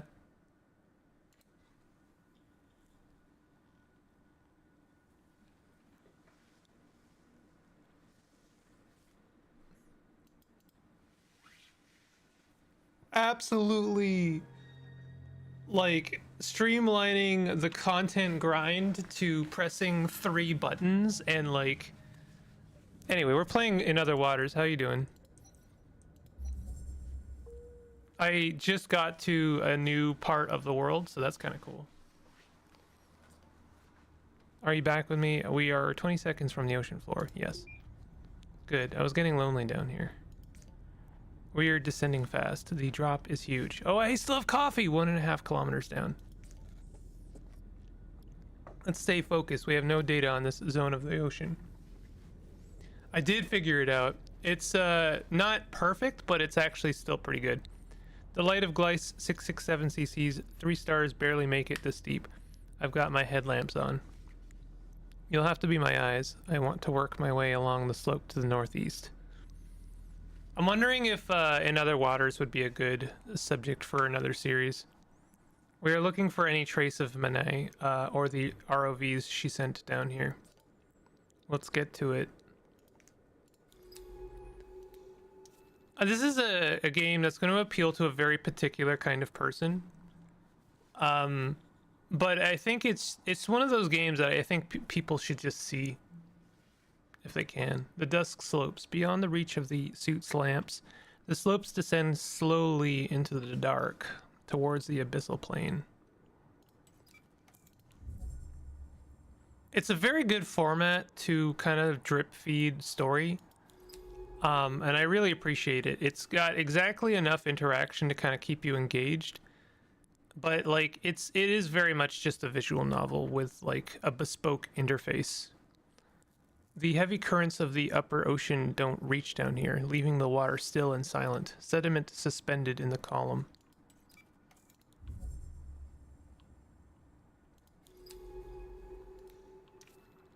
A bioluminescent glow drifts through the silt, a faint but noticeable chemical blue. Ooh, that's interesting. I never finished my playthrough of In Other Waters, and at this point I think I just have to restart it. I don't remember what anything did. All plants and things are too abstract to remember.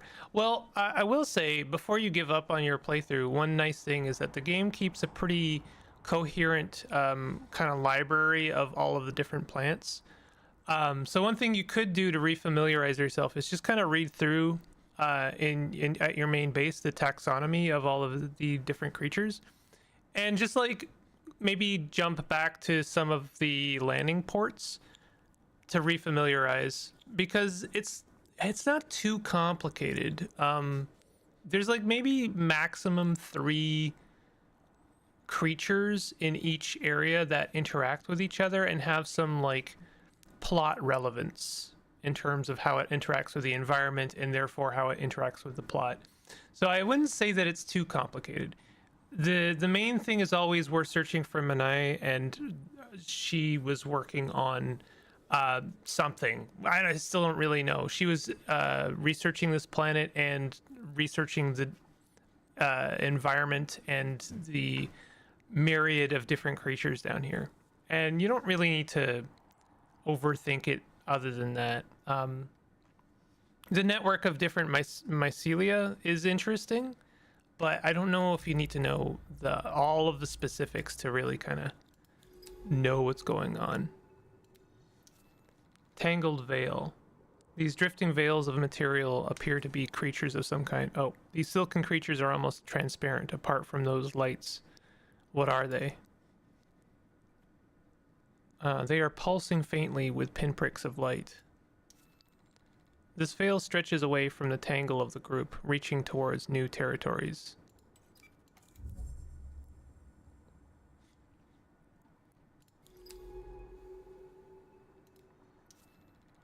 In the headlamps of the suit, I can occasionally see a vein-like texture to the surface of these veils.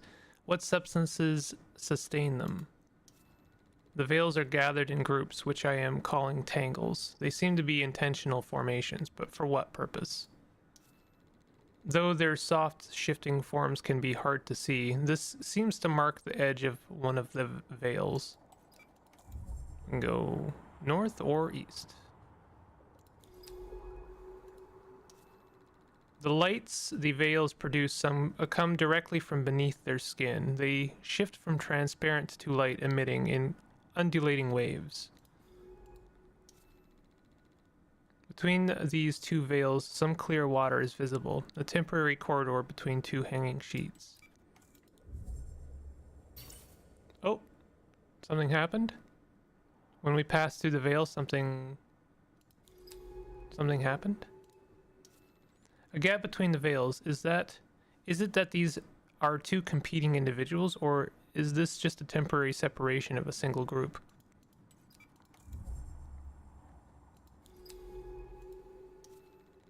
Though tangled and without any clear sensory organs, these creatures seem to have a strong control over their position in the water. Surrounded on all sides by drifting sheets of bioluminescence, the space is a fluid, shifting interior. I wonder if crossing the bioluminescence killed our power a little bit, which is generally not a resource that we are ever in danger of running out of. That is exactly what happened. The veil delivered some kind of stunning electrical shock to the suit. Is that how they disable their prey? We should be careful of contact with this species.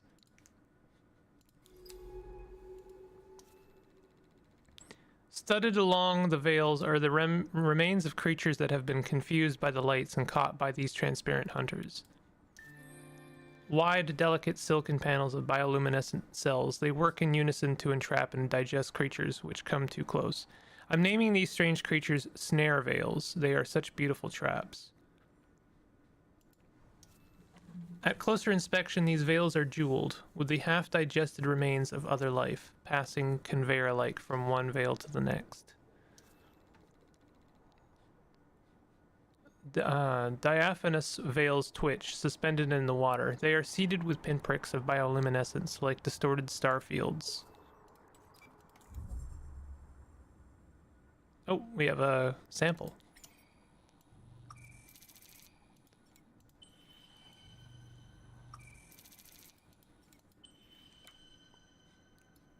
This is what? Digested remains, an unknown creature caught by a veil and partially digested. I'm gonna have to take another zap.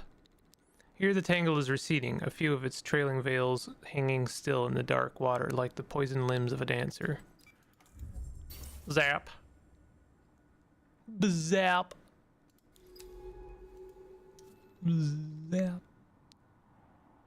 The veil is blinking the same sequence of lights over and over. Perhaps this is a way of attracting curious prey into their grip.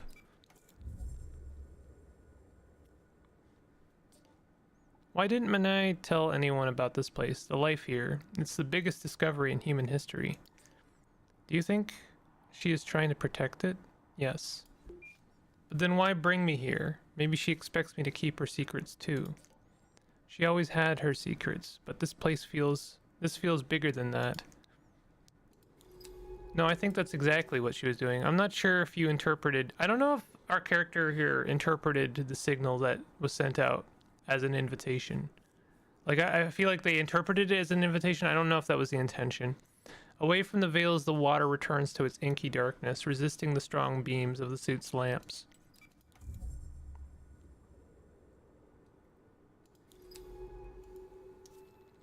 Silt has gathered around the base of two large outcrops, forming a natural respite from the steady downward pitch of the slopes.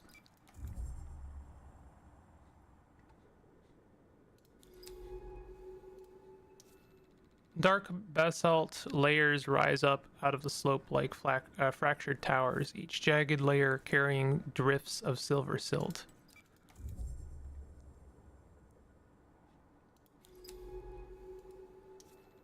These dark towers of angular stones are the telltale signs of volcanic processes active under the planet's surface.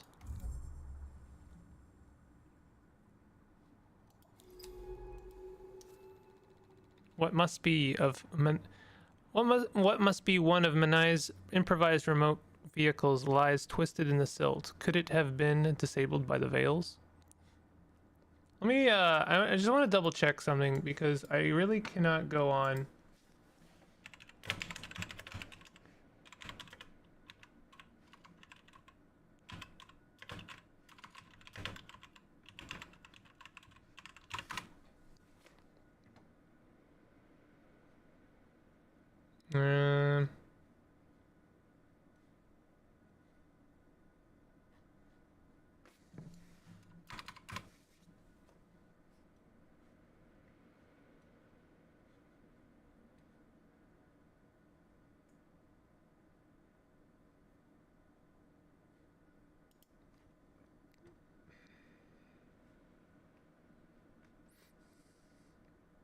Trying not to spoil anything here, but I really just don't want to continue potentially misspelling or mispronouncing the names.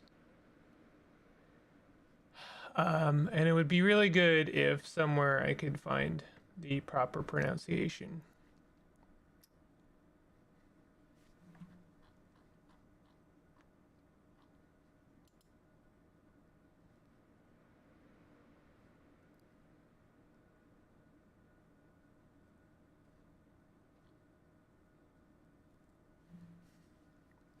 Some very interesting games from the publisher that made this, including 1000 Resist, which is a game I do intend on playing on stream, and I know I say that a lot, but that might actually be a potential, next contender.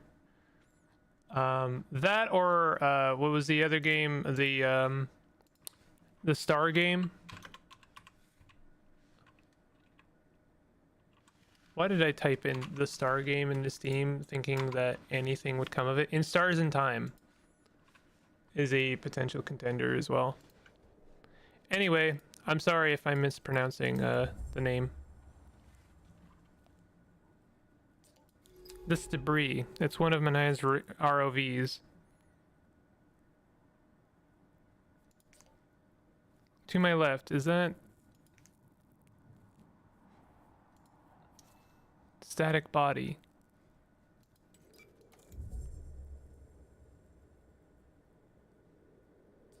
She's here. We actually found her. She's alive. We are reading life signs, and she is breathing. That is very strange. That can't be right. How long has she been here, lying in the silt? We have to bring her back to the base, but I don't... Okay, focus, Ellery. What do we do? We can use the ROV to boost our signal to the base, send for the drone, then we can start the ascent.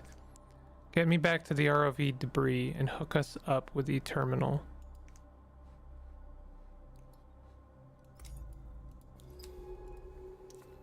Human, creature, it's her.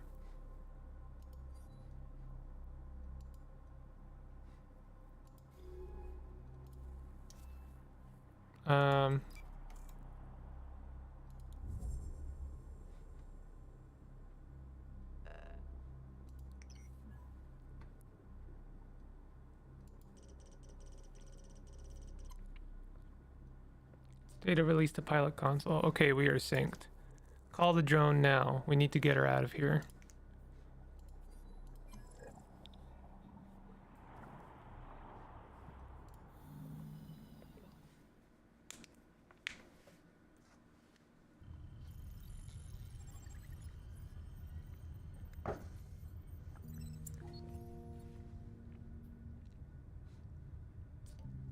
You're back. I need to talk. I'm on the medical level. She's totally unresponsive. I don't know what to do. I don't even understand how she is still alive. I keep going back to the image of her, blue, silent, staring out of the silt. A thin stream of bubbles flickering from her mouth. How long has she been there? The pressure alone should have crushed her at that depth. It doesn't make sense. But she is alive. I need to talk to her, but nothing.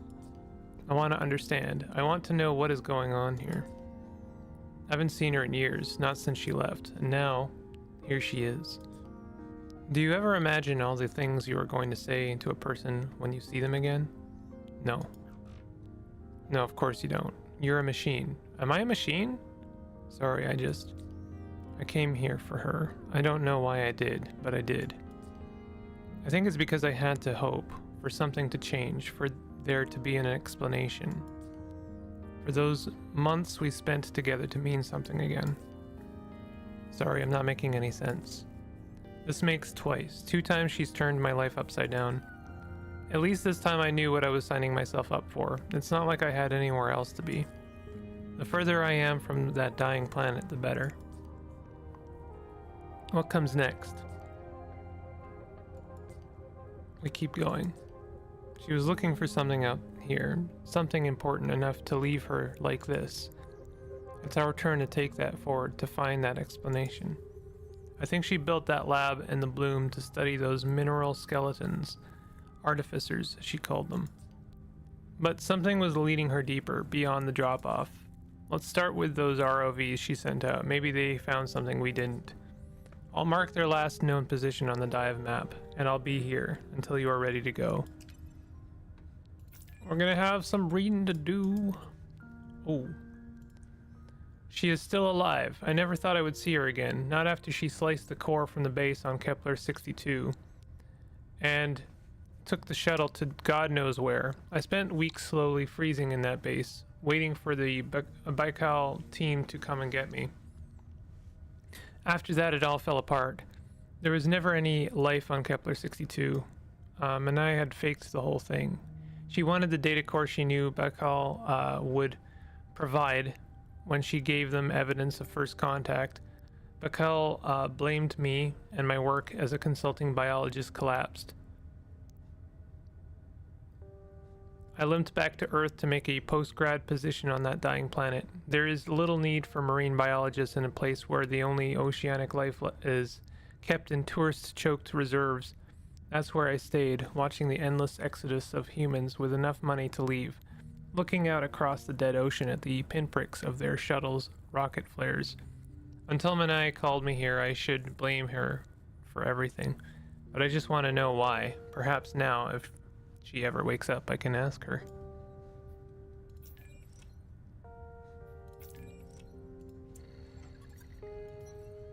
Snare veil. Snare veils are unique, soft-bodied creatures that resemble a thin sheet of silk, studded with lights.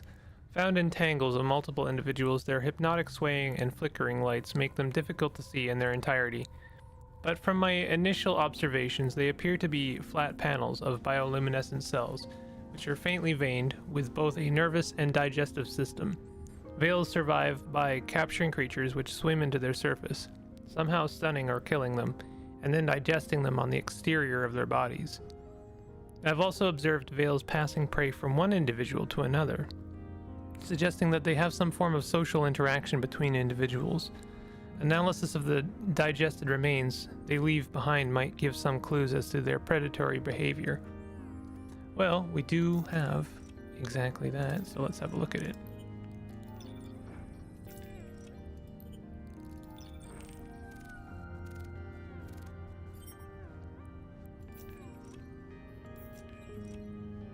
Keep pressing the wrong button. Analysis of unknown remains found nearby a veil tangle shows that this creature captures and kills its prey through an electrical charge. This charge, presumably produced by electric organs that sit beneath the veil's outer membrane, can produce incredibly high voltage outputs, and the remains analyzed show significant damage from these electrical discharges. The remains also suggest that the veils use electrical pulses to control the muscles and nervous systems of captured creatures, forcing them to swim deeper into the grip of the veil when captured. The veil's manipulation of electrical signals seems highly nuanced. They also use them for the detection of prey and even communication between individuals. In order to confirm these theories, analysis of veil tissue is necessary, although this may prove difficult. So we'll need a sample of veil tissue at some point. Which we may get as we are going to continue our dive into the Dusk Slopes.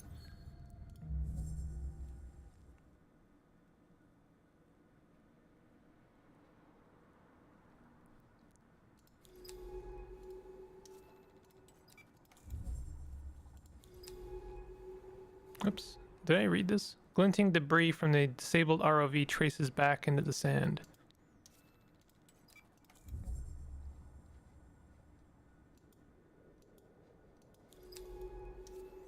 Unmistakably basalt formed in some volcanic trenches eons ago. This outcrop is outlined by a faint light of Gliese 667cc suns.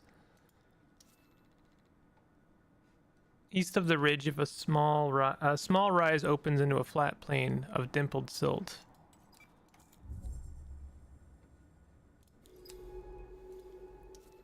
A featureless expanse lit flatly by the suit's lamp.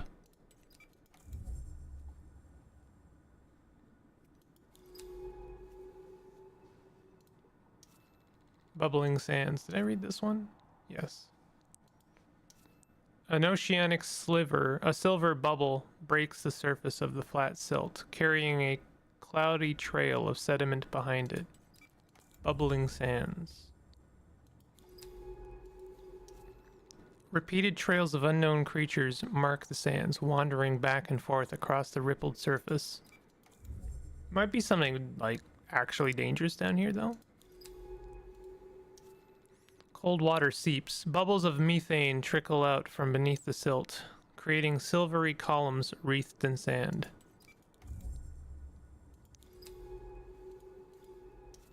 Ahead, the seeps have created small craters in the seabed, where brine is gathering in clouded pools.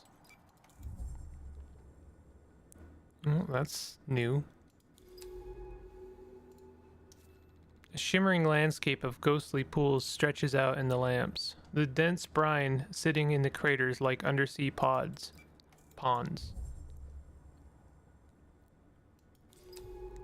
Brine pools. The methane seeps here must be forming them. I like how the subtle kind of warm glow we've got going on here. The pools themselves will be toxic and also anoxic. Let's navigate carefully.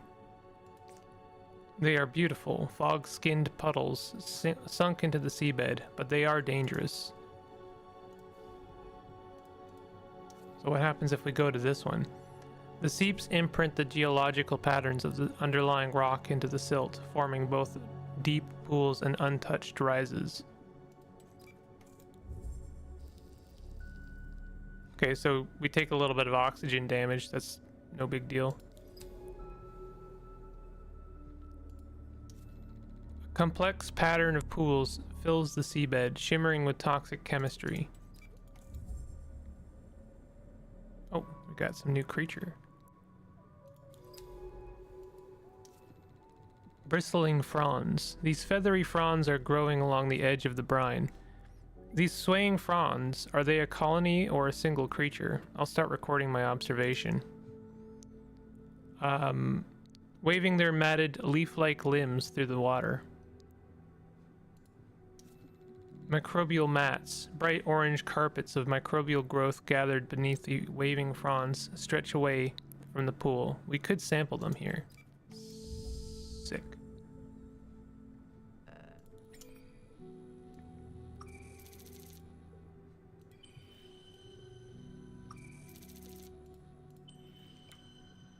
We've got some brine mat. Among the pools, a pillar of shining bubbles rise up towards the surface.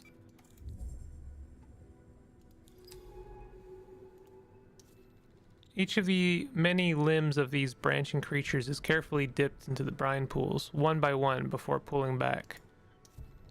Occasionally, this creature will sweep its limbs back into the hairy mass of its body, before thrusting them out again. What is it doing?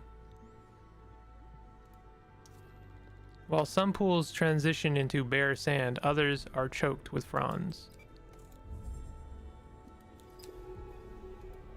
Oh, there's something new. Crab-like creature. This crab-like creature is moving slowly across the seafloor. These crawling creatures seem to keep to themselves. Let's keep track of where we find them. With a large translucent crest protruding from its back.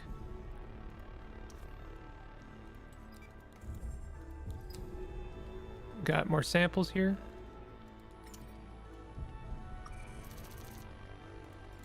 Mukal. We've got something new. Mucus bubble. Multi-chambered mucus bubble found on the ocean floor. The thick hairs of each frond seem to be mottled with a reddish substance. Does it grow there amongst the hairs? When a limb is removed from the brine, the red substance matted into the hair seems to glow brighter, shifting in color. We have this crab-like creature. On closer inspection, the large translucent crest appears to be a gas-filled organ or bubble of some kind, rising from a slit in the shell. Waving shapes of complex fronds caress the surface of the pools, sweeping the brine into wispy shapes. Stilt-legged stone. This tall crab-like creature towers above the brine pool. How can these creatures survive out here among the brine? I'll start keeping notes on their behavior. An unusual assortment of rocks, shells, and bones adorn its back. Creature tracks. Patterns of dents in the sand show the paths of the feathery creatures that cross the pillar, from pillar to pillar, in slow and purposeful loops.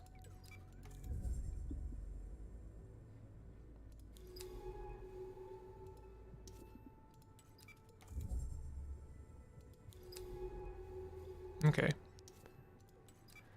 So, looks like we're traveling north.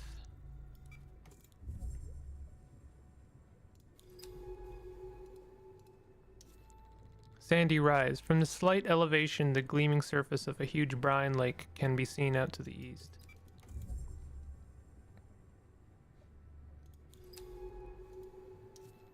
Frond colonies. The dipping motion of the fronds as they filter the brine creates a hypnotic sense of motion along the edge of the lake. It seems that the substance caked into these creatures' hair is reacting to the brine somehow. Perhaps it is helping them feed. Let's just double check if there's anything out here I can check out. There is. Glistening bubble. A bubble shed from the back of a creature sits at the edge of the lake. Brine curling around its base. Well, that'll be worth grabbing if we can.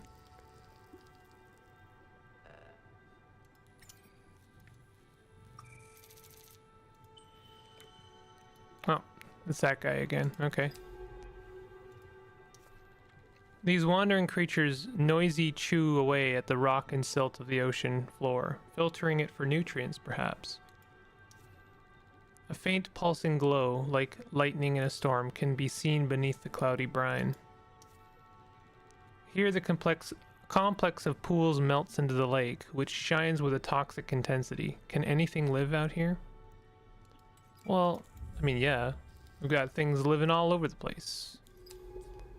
This brine lake is vast. I can't see the other side. What might be hiding within its toxic fog? Do you think life might survive out there? Yes.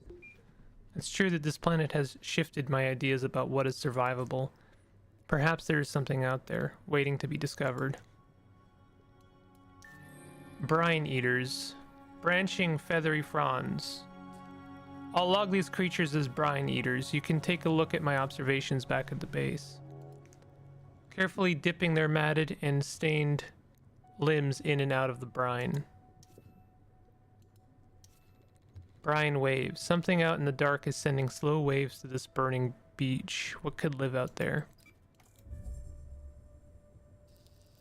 Ooh. That's like very vast. The water is a blinding milky white flow in the headlamps. What would happen if we went there? Bad. But we have something. Stilt-legged stone. I wonder if we could use some stuff out here. Toxic waters. I swear I can hear the brine eating away at the suit. This is probably a bad idea. Pool network. I'm gonna fast do this.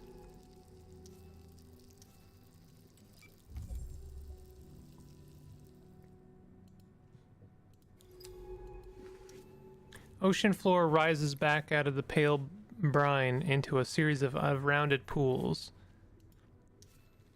A small, smooth carapace sits between the pools, half sunk in sand. Could this island be a refuge for juvenile creatures?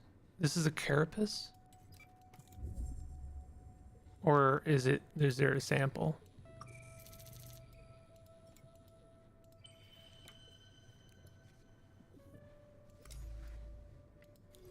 Gotta go. Have a good stream. Take it easy.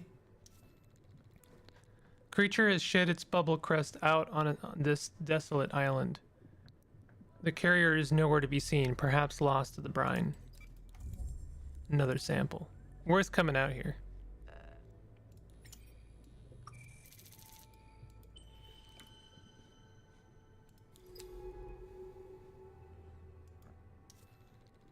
Blue smears glow faintly on the remains piled on the strider's back. Are these bioluminescent creatures or chemical phenomenon? From this pool, a small pool at the lake's edge, a pale blue pulse is flashing. I swear I see lights blinking in response out above the brine lake. Well,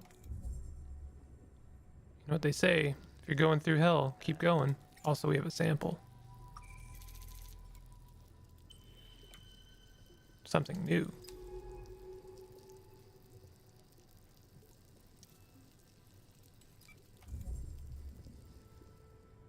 Can we can't link here. This is that's bad. That means we can't travel.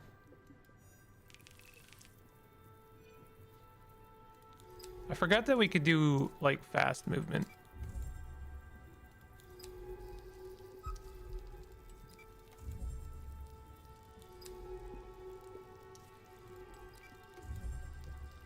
We might die.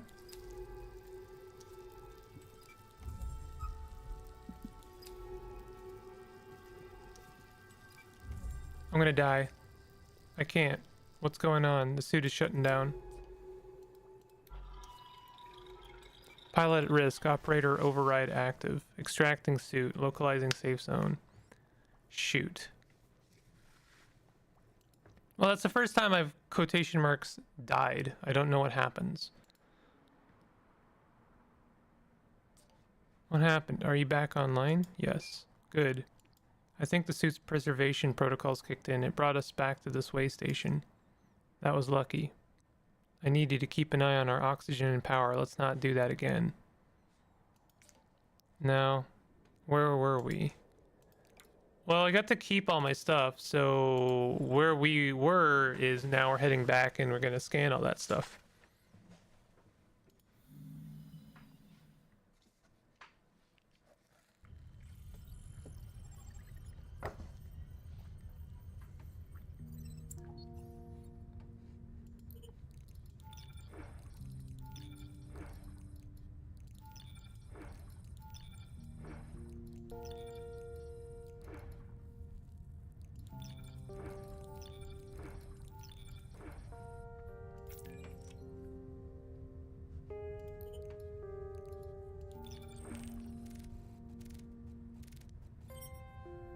Brine eaters.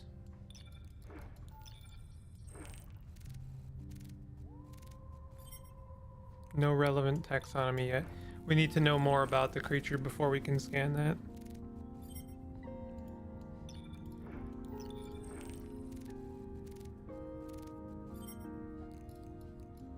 Wonder if I can scan this thing yet. Nope.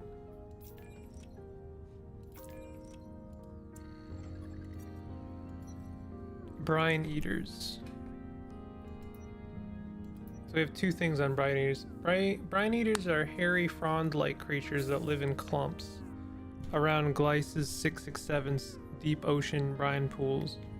Looking like large, dark, overgrown ferns, they sway their branching limbs through the pools, whisking the cloudy brine as they do. Each frond is thick with bristles which are often caked in a bright orange substance that reacts to the brine on contact, brightening as it does. What exactly the substance is or does is difficult to tell, but it seems that the eaters intentionally foster its growth on their limbs, using their matted hair to keep it attached. Individual eaters can be hard to isolate from the clumps they live in, making additional observations difficult. Understanding more about these creatures will require us to gather some samples. Analyzing samples of the bacteria which grows amongst the hairs of the brine eater's fronds has shown that it is their main source of nutrition. This bacteria, which is extremophile, extremophile? My mic is slowly lowering.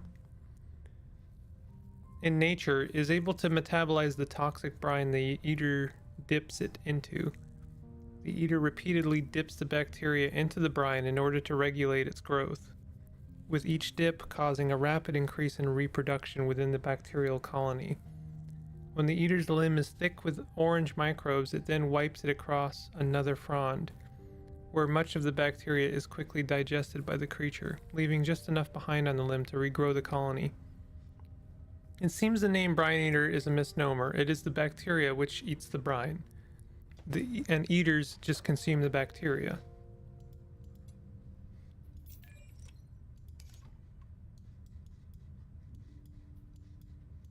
We have like two wildly different places to explore.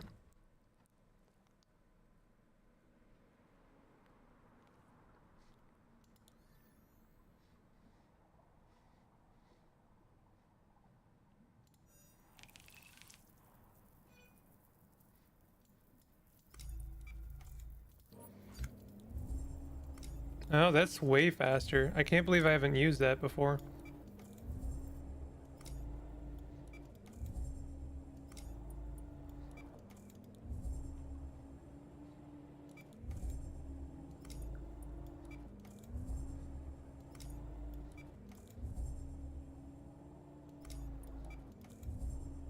I should have used that when I was crossing the brine. That would have been way better.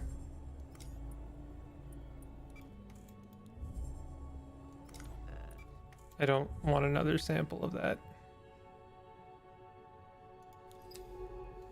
Let's go up and around. A bank which skirts along the edge of a large shadowed pool.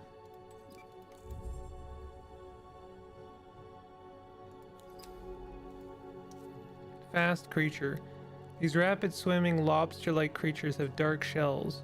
These creatures are so fast. Their dark coloring makes them hard to see, but let's keep track of them. Creatures have dark shells with very large translucent tails. How do they move so fast? Along the edge of the larger pools, the shells and skeletons of creatures loom out of the silt, victims of the toxic brine.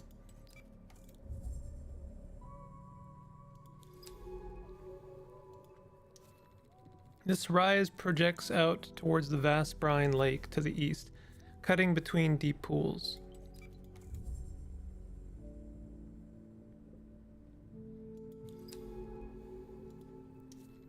The brine pools mark the plain on all sides, densely packed around the vast lake.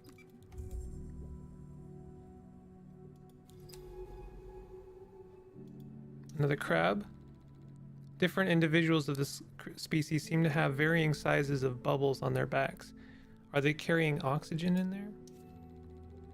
This hole cuts deep into the bedrock of the plain. Could this be caused by a seep? It looks more like an impact crater. I wonder if this crab is gonna... No, doesn't seem to care about me. Burning beach. The edge of the lake is stained with brightly colored bacterial mats, which recede beneath the clouds. Toxic mass of the brine itself.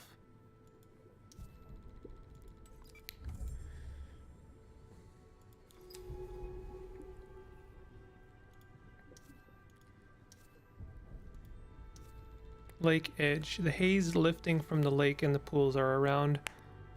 Pools all around make visibility very poor. Vague shapes flit in and out of columns of bubbles.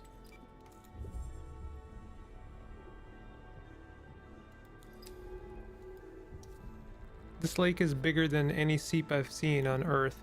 The volume of methane trapped in the bedrock must be impossibly vast.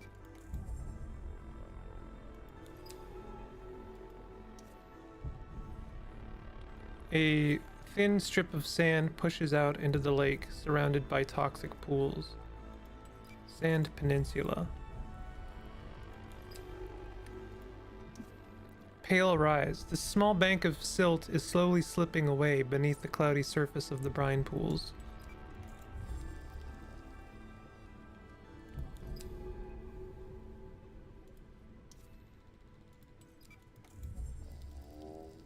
What was that sound? Hemmed in by toxic pools, this small rise looks out across the landscape of deep craters and unrelenting darkness. Crater pattern. A radial pattern of depressions in the rock suggests debris expanding outward from an impact point.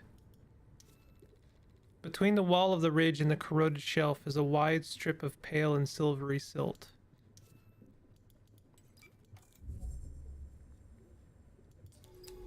These aren't seep pools. Something impacted the seafloor here. Meteors? But how would they get so deep? Or could some creature have left these? A mucus bubble, a glistening bubble, shed from the back of a creature, sits on top of a small pile of silt as if it were an egg. Sample! Hell yeah. Oh, except I already have one of these.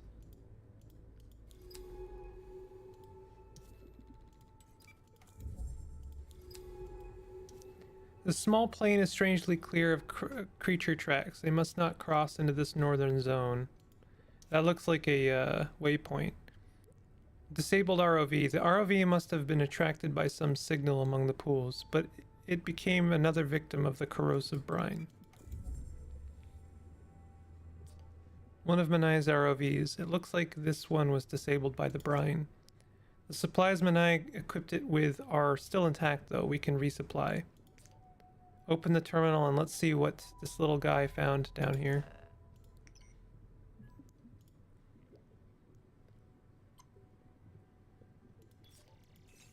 Wow, you found something big, didn't you, little guy? It looks like... Is that a wreck? Incredible. The debris field stretches all the way northwest from here. It must have been large, a freighter or a research vessel. We have to go see this thing, come on. We can head back to the base afterwards. Terminal is available here. Well, let's keep going though. North, did they say northeast or northwest? I think it's northeast.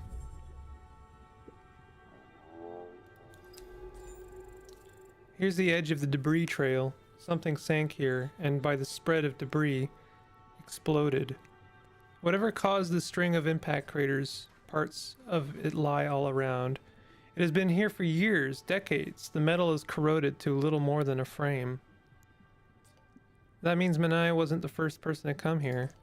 Something big happened here, something no one was meant to find. Whatever caused the string of impact craters, parts of it lie all around. Huge jointed forms of corroded metal. I'm sure this has something to do with, like, I think Manai was kind of looking into this, and it is very much a, you know, human contact. I don't think it destroyed this planet, but it definitely had a negative impact, for sure. No pun intended. This huge piece of debris has been distorted and twisted by the brine, leaving it totally unrecognizable.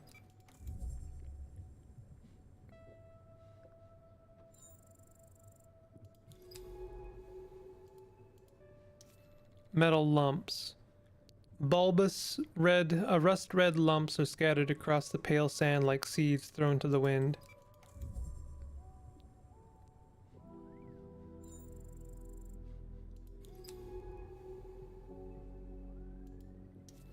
The spars of the frame stick out of the sand like fractured ribs, fronds and other growths closing the gap between them.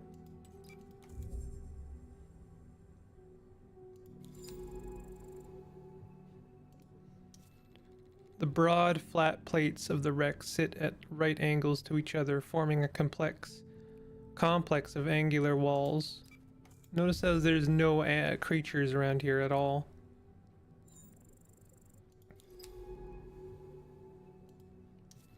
A curved strip forms a narrow walkway between the pools inside the wreck. A split in what must have once been the vessel's hull allows passage into the overgrown interior. This whole thing looks kind of like the skeleton of a dead creature. We do have some life out here. Ovoid creature. These ovoid creatures sit pulsing on the edge of the deep oasis. These pale pulsing creatures seem so passive. I'm going to start taking notes on them. They are glassy and soft, like partially boiled shellless eggs.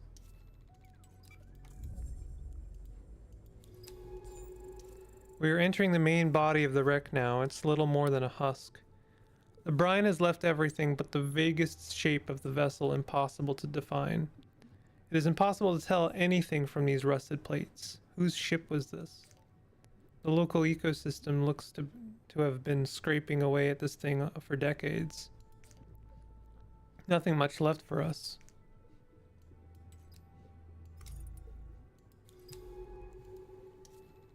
This bay, perhaps once a cargo hold, is being scraped away at by frond-like creatures, releasing flakes of orange rust into the water. I wonder if oxidized iron or steel would be of any use to creatures this deep.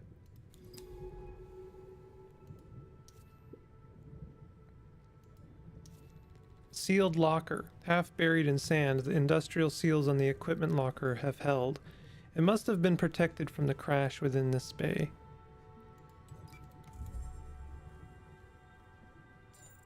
Look, a still sealed dive suit locker. Let's see if we can get it open. How? Okay, I think I can lever. Yes, it's open. But there's not a lot here. This cutting torch looks clean enough with a little work. This could be salvaged. Is this Bicaltech? Hard to tell. Looks compatible with the suit though. I'll stow it and see what I can do with it when we get back to the base. You'd think we would have a cutter on our suit. When close to these creatures, you can feel the pull of their strong filtering action as they absorb water and push it through their bodies. The plates of the wreck buckle and bend outwards here, bent away by some huge interior force.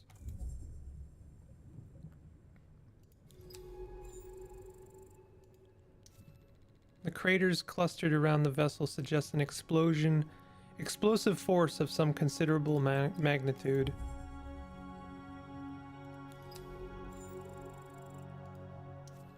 Melted debris. Most of the wreck must have already been lost to the brine. Only this section remains, precariously settled on the silt bank. Lots of creatures out here. Oh, is that another crab? Each one of these shelled creatures seems to have its own territorial loop, an area of seafloor it systematically searches through. Flooded craters. Could this set of seeps have been created by the wreck's impact? Perhaps it breached the bedrock, protecting the methane below.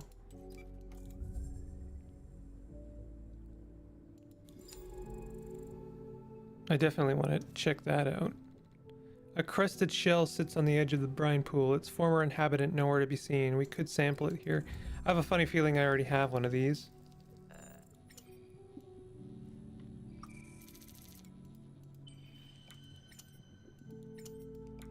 Oh, that's something new, actually.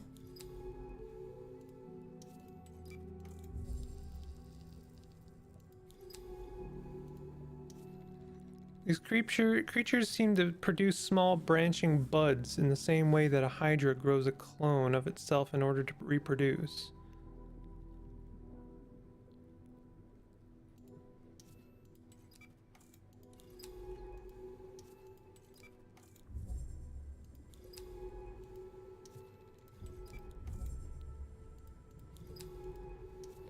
Whatever it's... Oh, none of this adds up. If there's a wreck here, then there were people. And if there were people, well then why doesn't everyone know about this place? And about its incredible life? We've spent centuries looking for life outside of Earth and found nothing. I've seen so many dead planets, so many barren worlds. I've certified each of them clear of life. Just so an exoplanet extraction corp can pick them clean for maximum profit. Strip mine them for the resources our ever-expanding species needs. This place seems impossible, one in millions, and yet it is already marked by our greedy fingerprints. Who brought the ship here? This has to be the history Manai wanted to uncover. Let's head back to base. There's more to find, I'm sure of it. The ovoid creature. At this creature's interior sits a sphere surrounded by a reflective membrane, bathed in light from the transparent sections in its body.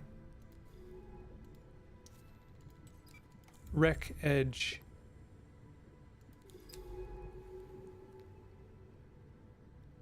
Nothing.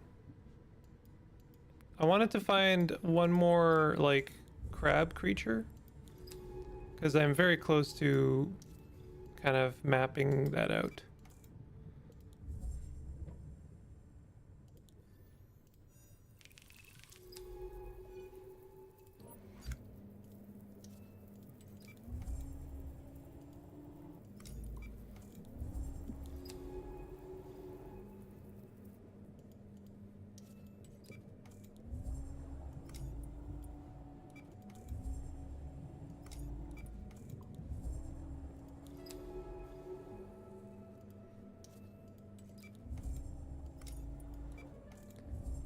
I might want to chance another scoot through the brine.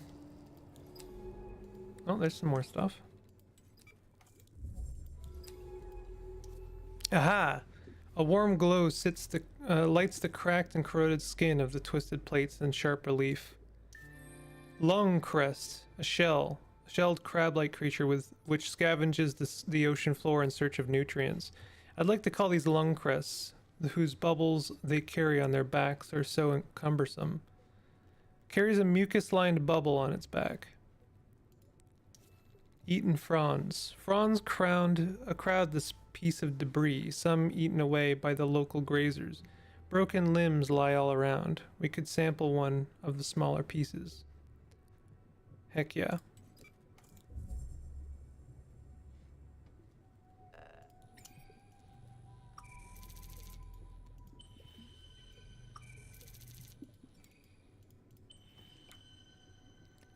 Frond. A stilt-legged crab-like creature that clears the brine pool of dead remains, providing a habitat for glowing life on its wide shell. I'll call these mournful creatures brine striders. They are oh, gone. Gone. Trefoil petals which gather around the... Oh, what are these petal-shaped creatures? They are only growing around the glowing fans. Let's start logging data. Trefoil petals which gather around the glowing fans of the deep. They angle themselves towards the light like expectant creatures.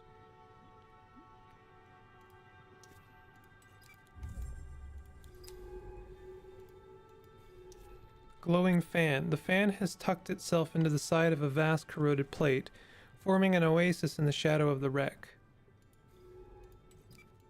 Oh, samples.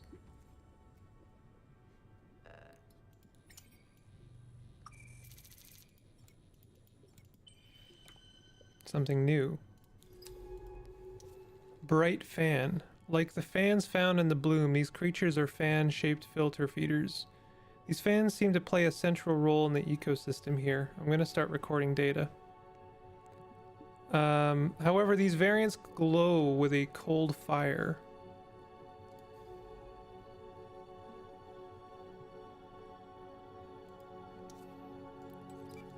I'm sure there's more to uncover down here.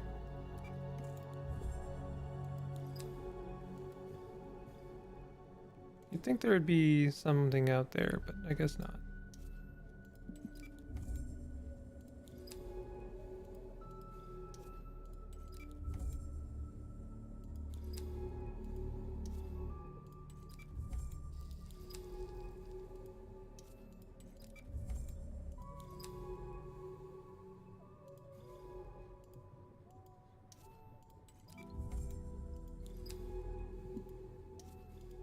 I still think it would be worth going past the brine again. Just to try and catch anything I didn't miss. Although I have, I think, all the frond data and all the crab data, so I'm not sure. Oh, there's something. These pools seem to cover a huge part of the seabed, radiating out from the lake in ornate patterns. Well, we might as well fuel up.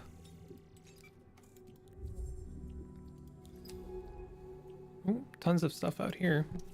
Some of these more northern pools are emptying of brine, leaving only shallow layers of their base.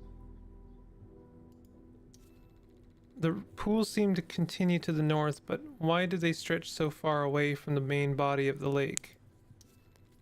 Empty of brine, this crater was clearly caused by a large impact, showing radial cracks in the rock spreading from a single point.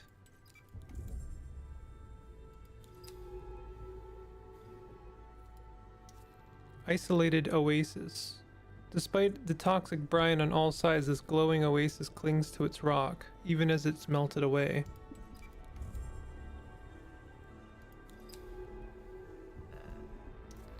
Bright fan. Significantly taller than the bloom's fans, these creatures seem to favor the rocky substrate of the ocean floor's basalt pillars. Each of the wide petals has patterns of stomata and stamen across its surface. And from these, some kind of pollen is drifting out in clumps.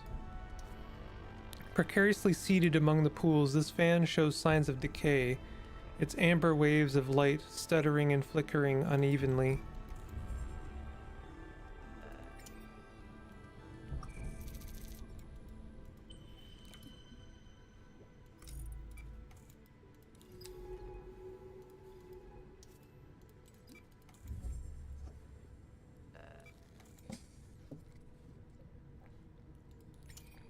There's another sample here.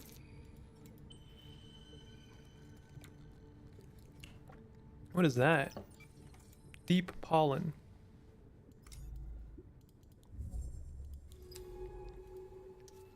North Passage. This silt bank allows passage between the two parallel strips of craters leading north.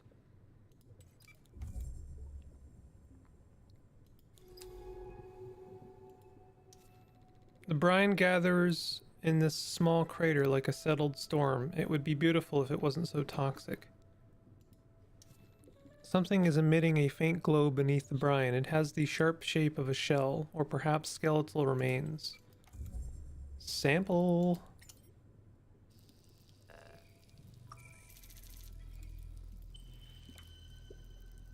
think we've already got one of those.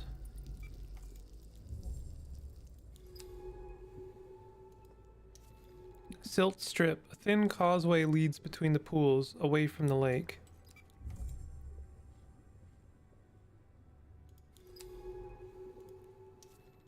Unlike the shallow seep marks in the south, these deep craters plunge through the silt into the bedrock. So this is the beginning of the crater marks. Okay, so that was just a different direction to get to the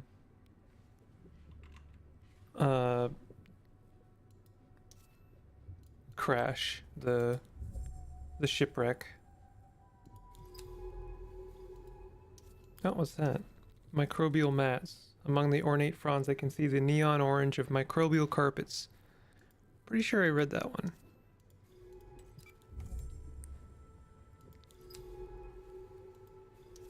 Are we still... Okay, we're still in mapped territory here. I kind of want to make one more mad dash through the brine just to see if there's anything I missed.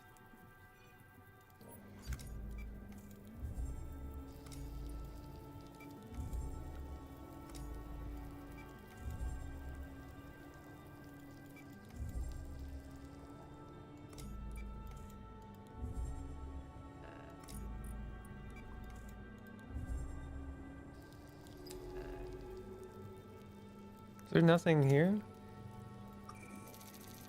Pretty sure I already got that one. Yep.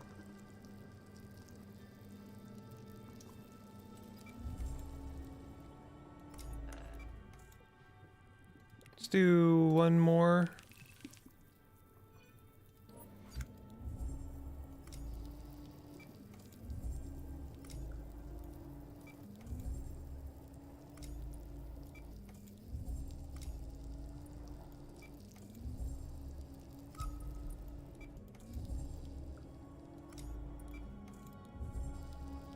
And I'm pretty sure I've already been here.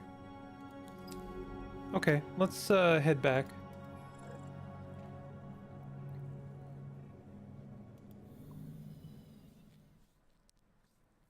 We'll go through all the data and then I think I'll call it there for In Other Waters.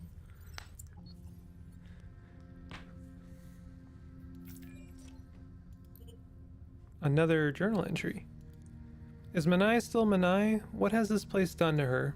I have barely been able to... Wait, Manai is growing. I haven't dared to go in. I can't make sense of the readouts. Her vitals are unreadable, but she is still alive. Whatever kept her alive on the slopes is changing her somehow. I've been sat here, watching her. I don't know what to do. Do you think she is in pain? No. I hope so. She doesn't seem to be suffering, but then I don't know what this is. There are procedures. Every base stack is equipped with quarantine systems. I can authorize the lab to be purged. End it now. Is that still Manai? I can't. What do you think? Should I authorize the purge? No.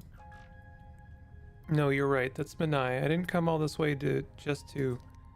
We need to monitor her. To try and understand what is happening here. Thank you. I won't give up on her. I won't be afraid of what I don't understand. We can find the answers together. Okay, we can do this. I've hooked up that cutting torch from the debris field. I hope it helps. I need some answers. Let's find that other ROV. Is Manai still Manai? What has this place done to her? I have barely been able to leave the medical level, though I dare not enter the surgery. Did she do this by choice? For those few months on Kepler-62, it was clear that Manai was struggling with something. We never spoke about it, but behind her intensity lay a frenzied self-doubt. She never talked about her family. All I knew was that she was a rare spacer, born out in the black on some orbital military base. Some days she wouldn't leave the berth, just curled up so small, staring silently out. Would she do this on purpose, open up her suit and willingly slip into the deep? I suppose it didn't matter. It doesn't matter now. All I can do is monitor her. At least I am not alone. I mean...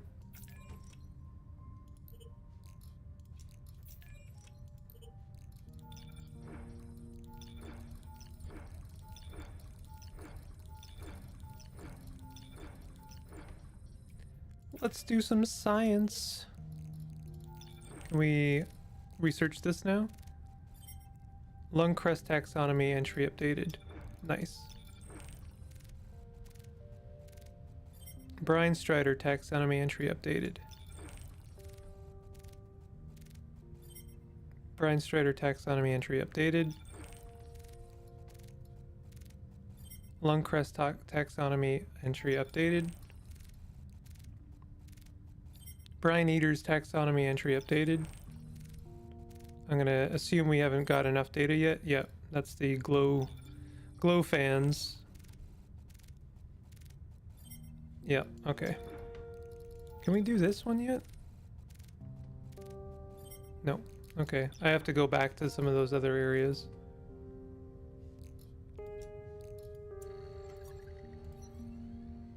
Lung crest. Lung crests resemble large crabs in their basic anatomy, though they are instantly recognizable by the large multi-chambered bubbles they carry on their backs. The function of these bubbles is unclear, but each individual produces slightly different bubble forms. And individuals have also been observed with their bubbles at different levels of inflation. They seem to be filled with gas, but without analyzing one directly, we cannot know which gases. To feed, lung crests use their complex mouth parts to chew up silt and rock, slowly and systematically working through their territory. These territories seem to be unique to each creature, and I have yet to see one lung crest trespassing on another individual's garden. A direct sample of their mucus bubbles might help us understand more about their behavior. After finding a shed lung crest bubble, it has been possible to analyze its contents. The majority of the bubble is filled with oxygen, with some amounts of methane, nitrogen, and carbon dioxide. It seems that in its processing of minerals and compounds found in the silt and rock of the ocean floor, lung crests are able to produce and process these gases, perhaps with the help of a bacterial symbiote living inside their bodies. But what are they producing these bubbles for? It could be that they are defensive structures, able to be shed and popped when the relatively slow-moving and vulnerable lung crests need to escape. But then why the carefully managed cocktail of gases?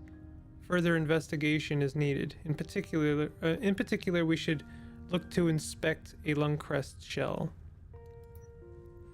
Sampling a lung crest shell has made the function of their mucus-lined bubbles clear.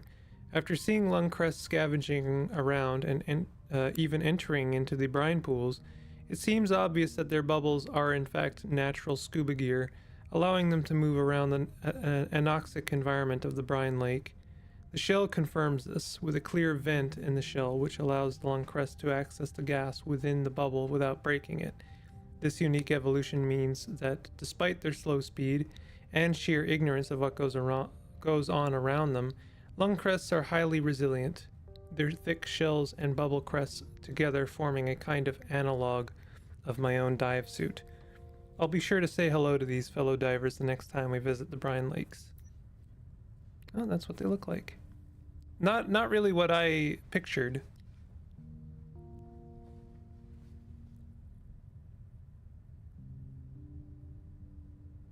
They're cool. Brine striders are towering crab-like creatures which live among the brine pools. Their tall, reed-like legs keep their carapace from the toxic waters that claim most other creatures. The bones and shells of creatures that die to the brine pools adorn the striders' carapaces, pulled from the brine by a pair of extended claws.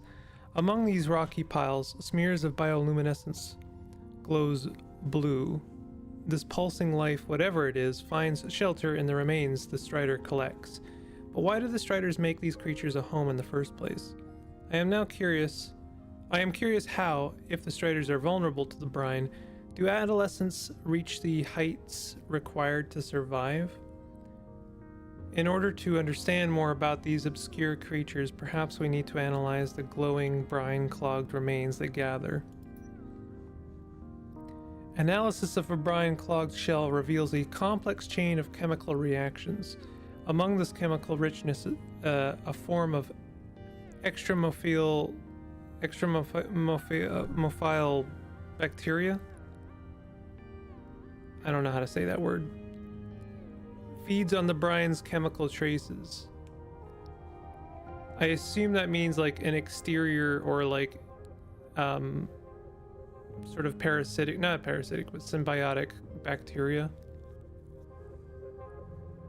When the Striders collect these remains, they also collect the bacterial colonies that live on them, removed from the brine, but still feeding on the chemical-saturated shells and bones.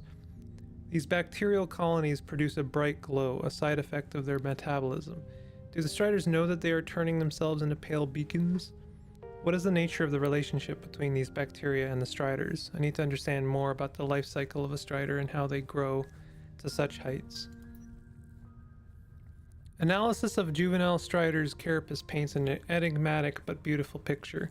The adornments of shell and bone only begin as the brine Strider matures, each arrangement being the life's work of that individual. Though the Strider often live apart from each other, it seems that they still communicate. Their adornments, which grow taller and brighter, act as beacons. They can signal for food, signal to mate, they keep company from afar. Gathering the remains and their glowing bacterial colonies is a ritualistic process, a way for each of these large and ponderous creatures to create an identity within this ecosystem. Through a living, growing work of biological sculpture. That is a really cool looking creature.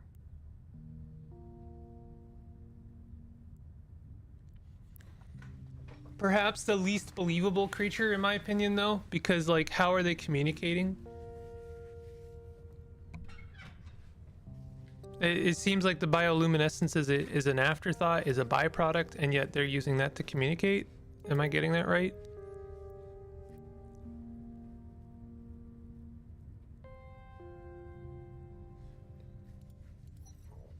Brine eaters. Hairy frond-like creatures. Theories. Inspecting the tissue of a brine eater shows that despite a full nervous system, they have no central brain. In fact, regeneration present in the tissue sample suggests that a brine eater could be regrown from just a single piece of an individual, and is highly resistant to predatory damage, with no central self to orient themselves around. Brine eaters are a highly resilient form of life, which is perhaps how they have come to exist in one of the harshest environments of Gleiss, the shore of a brine lake. They are so resilient, in fact, that I would expect that brine eaters and their variants might be found all across this ocean, each one grown from the smallest fragment of one original individual deep in the past of this planet.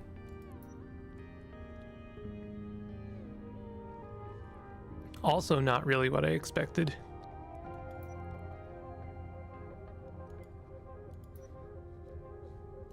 Okay. We'll have a look at the dive map. So at this point, I guess I would be traveling northwest from the dusk slopes. It's a lot of brine. I have to imagine that the brine pools are a byproduct partially from the crash of that ship, but we'll see. I'm gonna take a quick break and then I'm gonna move into Citizen Sleeper. I hope you join me for that. Let me know. Let me know what. I don't know. Say something in chat if you're hanging out, or don't. It's okay. It's okay. It's okay, Dad. Whoops. Damn, F1 was really not the shortcut.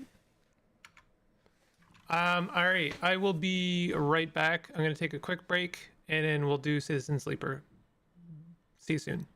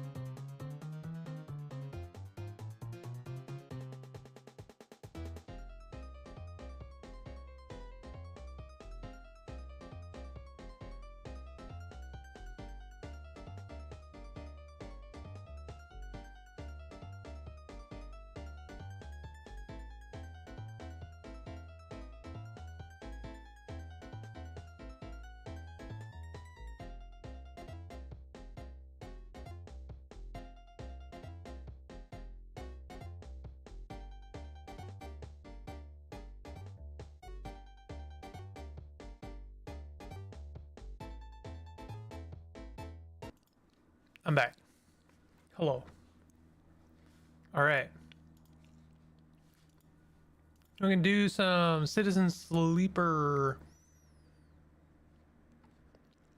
Probably I am doing too many narrative-based games in a row. It'd be good to have a little bit of variety.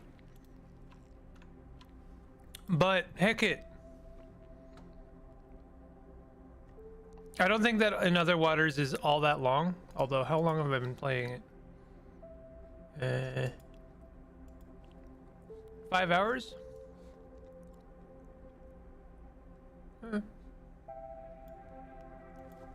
It wouldn't surprise me if we finished it fairly soon.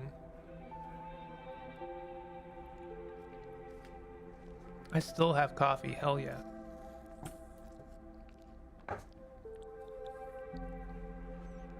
Welcome back to Citizen Sleeper. You haven't missed anything, really.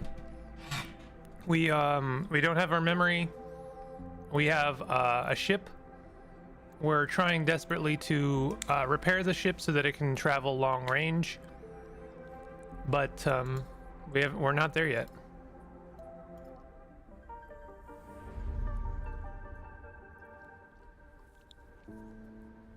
I did a job to basically shut down a signal for a bunch of money. We did damage our dice. I don't know how to repair our dice.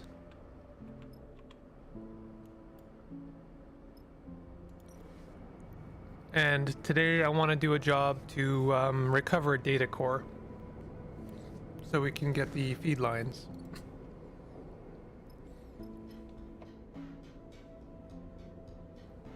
I think we probably have all the resources we need to get that started.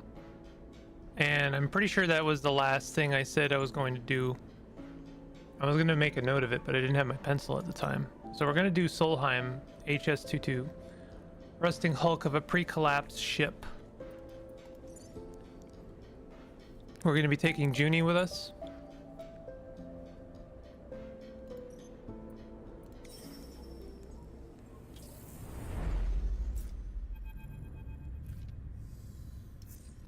Solheim derelict fills the cockpit windows, all twisted plates and skeletal strut work. You watched it in horror and fascination as Seraphin completed the approach, both of you silent in the presence of this decaying beast. Now as you settle beside it, Seraphin is the first to break the silence. This thing is already dead. He shakes his head. It's a corpse, Sleeper. He nudges the ship closer, looking for a place to dock. I touched this thing too hard and it'll crumble to dust. Let's not do that. Seraphin does a little mock salute. Aye aye, he rolls his eyes. Any other tips? Take us up there. That's the bridge. Junie points towards one end of the ship. Both you and Seraphin turn around, having forgotten she was even in the cockpit. She hasn't said a word since you departed. She glances at both of you, your bemused faces. What? She looks away. Sorry, that's where we need to go. She stops pointing. Seraphin nods towards Junie. She's not wrong, Sleeper. The bridge would be a good start. To the bridge, then. Seraphin nods and brings the ship under control. Let's do it. Seraphin takes control of the ship, avoiding the debris field closer to the center of the wreck. He settles in position near a protrusion at the far end. This is as far as I'll go. Seraphin taps at the anchoring controls. We should be able to anchor the ship to those plates. You hear Junie begin to protest from behind you, but it is too late. Seraphin fires two tipped anchor lines at the nearest solid hull plates. Well, you did say if you touched it, it would shatter, so... The pitons slam into the plates, and despite their solid appearance, they instantly shatter. The fragments spin out across the wreck, slicing into other plates and building a spiraling storm of debris. Shit. Seraphin nudges the ship back and steadies it as the debris cascades across the surface of the wreck.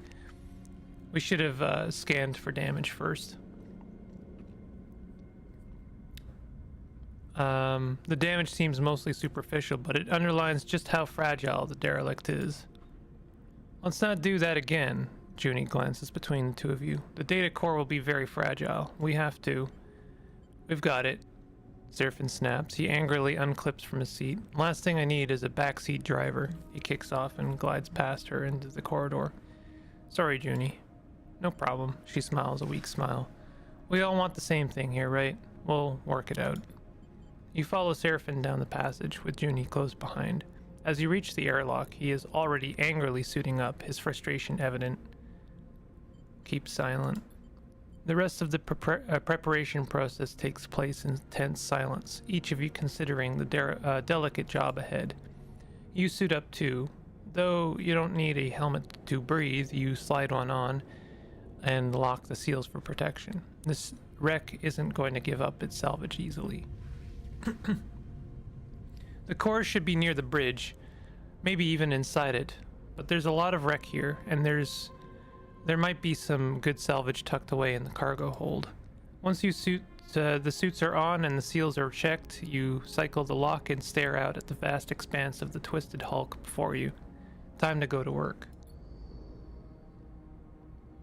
We have already added stress, and apparently there's events at certain stress milestones. I do not want to find out what those are. So we have bridge entry. The airlock on the derelict is rusted shut. Opening it up is necessary to enter and investigate the ship's wreck's bridge. I believe this is the main goal. Then we have depressurized bay.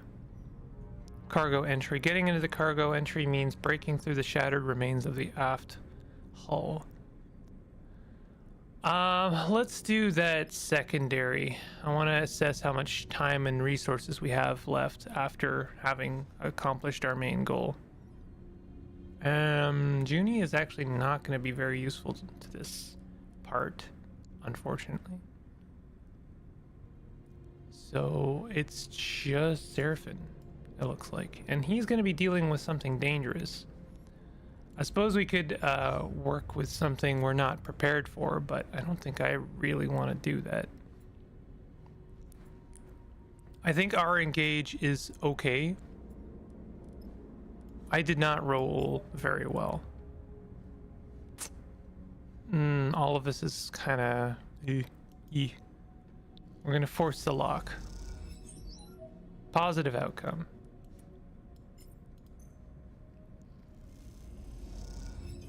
Oof. Derelict stress. Plus stress. The contract stress has triggered a crisis. A crisis will add 1 contract stress per cycle unless resolved. 1 crisis is active. How do we resolve that? I don't know.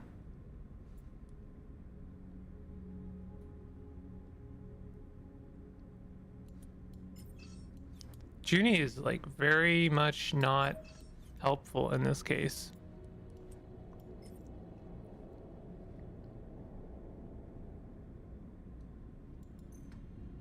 I can be somewhat helpful. 50% neutral. Damn. Horrible rolls. Let's see if we can lower our stress somewhat. Yeah, maybe. Except it was Seraphin that would have been the better call. Yeah, this is not good. We're going to be generating stress. Until this breach is sealed, the derelict will continue to decay. This is dangerous.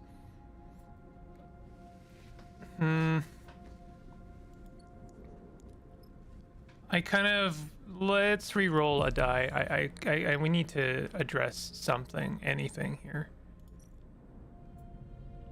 I am not prepared to engage with that, so I think I'll just throw my re-roll at this guy. Neutral outcome. Unfortunately, more stress, but at least we get towards our goal. That's as much as I'm prepared to push my luck, so let's go ahead and end the cycle. I know that sucks. And we're going to be generating a stress from that, but it is what it is. Better rolls today, though. Much, much better. So let's deal with that stress first of all.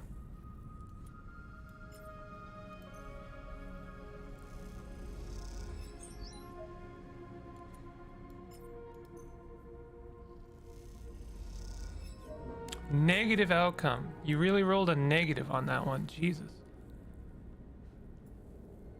Kind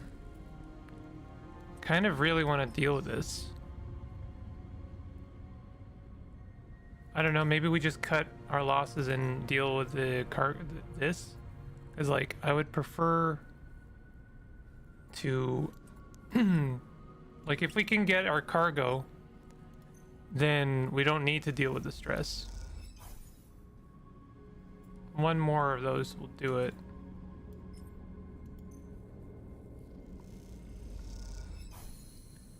New location discovered. The bridge of the derelict lies silent. The pale beams of your suit lamps catch rows of terminals and clouds of glittering dust. Wires wave like seaweed, and the whole scene appears as if underwater. Chaotic, but still. Junie glides past you, disturbing the dust and taking you by surprise as she does. She has been a stoic presence so far, but in this moment she seems drawn forward by some force of curiosity. You watch as she bats away debris and begins checking terminals. Let her work. She is already prying an access panel off one of the more intact-looking terminals, and as she does, puffs of rust color the vacuum around her red. Approach her. She turns back to the terminal and finishes prying off the plate. Then quickly she reaches inside, fishing around for something. Her hand comes back out with a waving cable topped with a thick connector. As soon as she sees it, she slips a keyboard-sized deck out from somewhere on her person. She runs her hand across the back until she finds the right port and slots in the connector. All of this happens in a few seconds, the routine practiced and precise. It is hard not to be impressed. Not your first Solheim ship. She glances at you, a nervous look on her face. Does she think you are accusing her of something? She shakes her head and goes back to work. Junie's fingers dance across the deck's keyboard and a burst of static lights up the Solheim terminal screen. The sudden burst of light and color takes you by surprise. Junie's fingers tap away, the terminal's screen flashing with blocks of color and lines of code. It buzzes and vibrates, its long dead systems forced back into chaotic life. Then all at once it goes dark. The terminal is dead. Shit. Junie hisses beneath her breath. Useless. You cannot tell if the insult is directed at the terminal or herself. There are plenty more. She looks up at you, a confused expression on her face, and then scans around the bridge. I suppose, she pauses, but even from here, I can see most of them are less than scrap. The cradle with the data core can't be far. She pushes off from the terminal, gliding away from you. I'll start looking, she calls back and heads to the other side of the bridge. Seraphine glides up beside you. Everything all right? All good. Good. Seraphine claps you on the shoulder. Seraphine stretches in his suit. I have to admit, it's nice to be back working, especially now that we are the ones who will reap the benefits. He claps you on the shoulder. Feels good to be taking our fate into our own hands. I know it's pretty rough there, back on export, and out here we're just as likely to get shredded by debris as finds the damn data core, but aren't you glad we made a break for it? He pauses and looks down, having asked the question almost by accident. I mean, I am. I just don't want to speak for you. I'm glad too. Seraphine smiles. You better be. I didn't give up that little dark side cupboard I was living in for nothing. Cupboard, sorry. He laughs at his own joke. Look, Seraphine checks his suit's wrist seals. Once we've got a bit of space behind us, once we've gone the distance, if we even manage to get that far, he furrows his brow. Don't feel you owe me. I'm no charity case. You want us to go our separate ways? Fine, by me. He meets your eyes. Just do me the favor of telling me to my face. That won't happen. Seraphine nods but doesn't respond. After a moment, he shines his torch out into the dark, checking the rows of terminals all across the bridge. You watch the glittering dust as it eddies in the beam. Let's get to it. You watch as he crosses the bridge, his torch probing the dark corners. You feel a chill run through your body as you imagine the people that once ran the ship. The Solheim crew, surely long dead. What was it like here before the collapse, when the system was the jewel in Solheim's crown? It's impossible to know. That history is lost to you now. All you can do is pick what you can from the ruins. Two crises active. We should probably deal with that. Oh, shoot. Two different ones. Okay. Well, fortunately, I can actually contribute to this, and so can Junie. So let's deal with these problems one at a time. Calculating the outcome.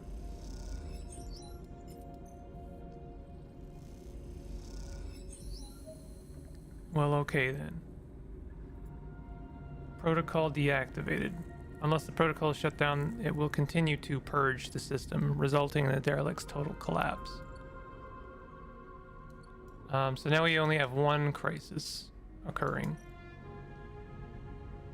However, if we do not deal with this one as well, then we will be reaching another milestone crisis. Unfortunately, I don't think I can do anything. This is more of a Seraphim job. So I think we're done for the day. I just realized we don't have enough fuel to get back. So we're gonna need the cargo. Unless I'm wrong about that. Let's deal with that crisis first of all. Might have to throw a 6 at it. 50-50. 50-50 we deal with it. Although, if honestly, a neutral one will probably not deal with it, so... And I am not the person for that. Junie is not the person for that. Damn, that sucks.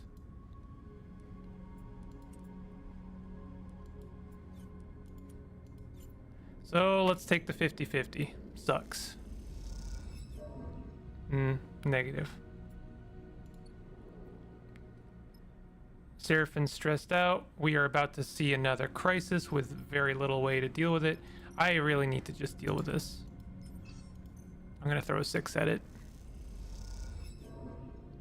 Great. Can we see a positive outcome? Neutral. That didn't deal with it, as I feared.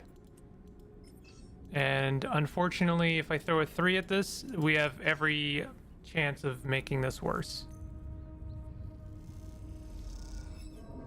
Negative outcome. Negative outcome. I gotta deal with it. I really do not want an extra crisis. There we go. That really sucked, but I think it was the move, to be honest. So now we have 3 cycles left to try and get the core and maybe some cargo as well. We can make a little bit of progress, fortunately. The bridge and data core must be connected, but in a wreck as big as this, tracing that connection is a challenge.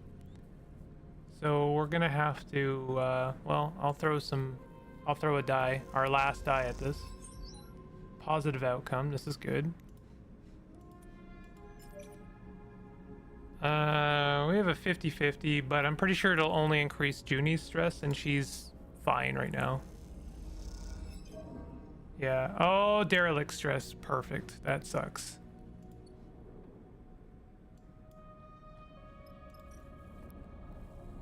I've done like everything wrong here. Also, we don't have a mechanic, so I don't know how we're going to deal with this. Fuel cleanup. The derelict's last surviving fuel reserve has burst and is leaking propellant throughout the ship. If it isn't cleaned up fast, things will get dangerous. It might be time to cut and run. By cut and run, I mean I try and get the core as quickly as I can. We have maybe 3 cycles left. Probably only 2, actually, when I think about it.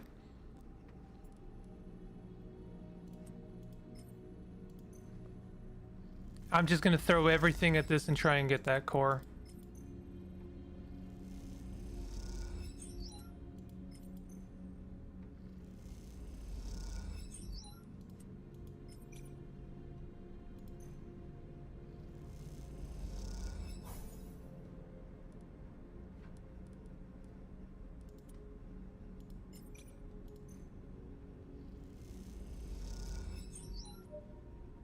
One more.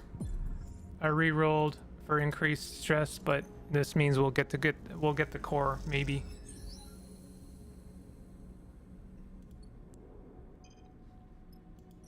Last one.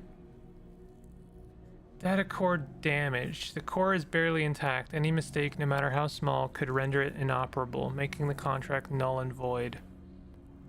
So we still have a little bit left to do here. Core is fragile, but by rerouting the data connections to it from its cradle, it could be lifted free without damage, at least in theory. We really needed a mechanic for this job. Let's chance using Junie's last little bit of die there. Nice. I'm in control. Now, unfortunately, I don't think there's anything else we can do here. I don't think there's anything I can do over here either.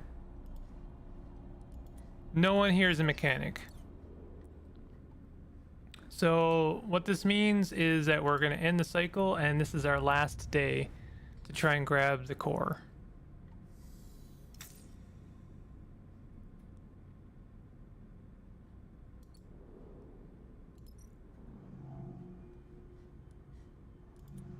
Fortunately, I think we do have the dice to do it.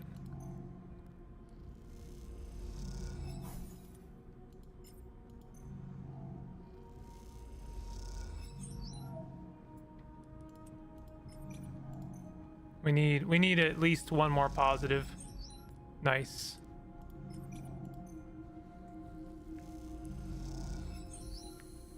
Excellent. You watch nervously as Junie guides the core out of the cradle, a large ball, almost half your height in diameter. It glides up out of the framework that held it, connections waving loose and cut. Her breathing comes through the suit's comms, loud enough to be picked up, and it fills you with tense energy as you watch. Over the course of this job, you have seen Junie both focused and distracted, nervous and precise, but you have not seen her any more confident than in this moment now. She floats beside the data core, handling it with care and skill, as if it was the vast egg of some endangered bird. She glances up and sees you watching her, and you notice something unfamiliar in her eyes. Something that you have perhaps seen in a passing moment before, only now it is no momentary lapse or change. It is set in place. You see determination. She guides the core a little way away from you with one hand, and at the same time comes forward, almost placing herself between you and her prize. And it does not seem to be hers in the way she handles it, the possessive way she screens it with her body. We need to talk. The statement comes flat and deadpan, any nervous tremble gone right now. Okay. Sleeper, she takes a deep breath. I want to be honest with you, but I need to know you won't take this from me. Junie glances around the cradle defensively, but Seraphine is already heading back to the ship to prepare the cargo bay for the core storage. You two are alone.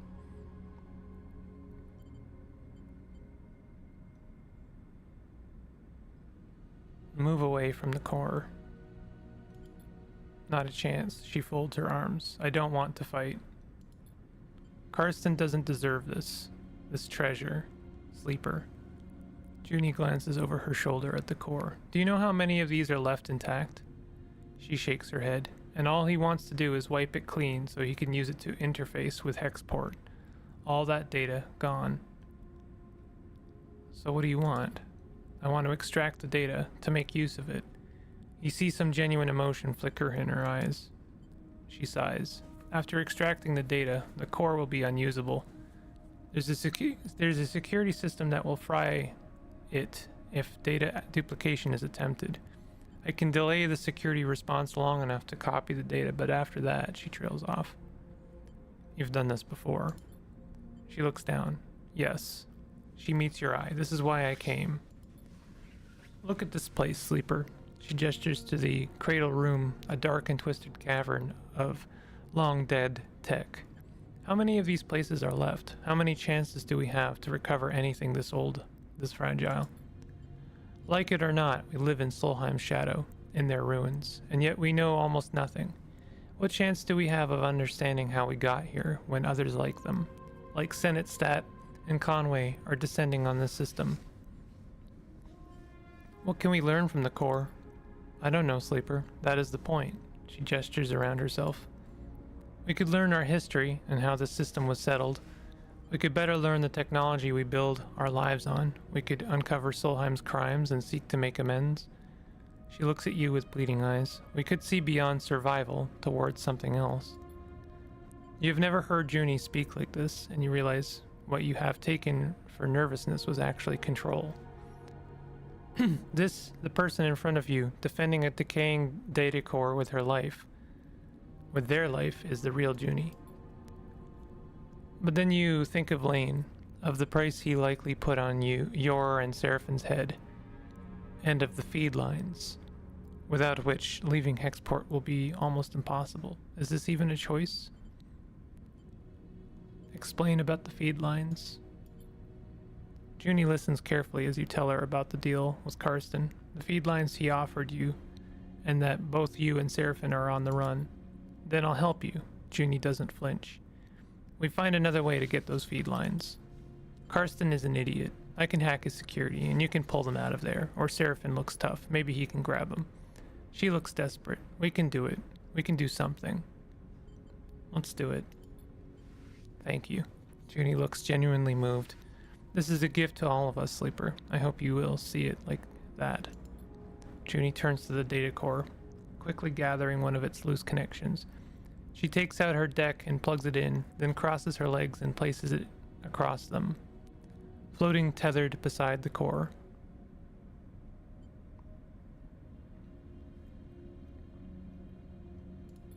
Her fingers begin tapping at the keyboard, teasing out the core's data and whatever Solheim's secrets it might contain. As she does, Seraphine enters. He braces himself in the entryway. What's she doing? Junie doesn't seem to notice. Emptying the data. She's doing what? Seraphine jumps to attention, but you put a hand on his shoulder. He eyes you suspiciously. I hope you know what you're doing, Sleeper. He nods towards the core. That's our ticket out of Hexport. Junie will help us. If you say so. You both turn to watch Junie stripping the core of its secrets. A little while later, once the core has been emptied out and its defense mechanisms has scorched its seams black, you watch the metallic sphere spinning gently in the room and wonder if you have just made a terrible mistake. Contract failed. It is what it is. Can we get anything from the cargo? Probably not. Do we have enough time? Maybe. If we are extremely lucky.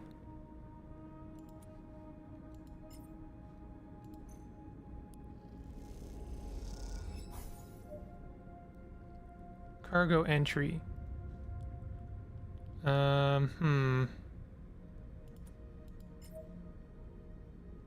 We may be able to push our luck here.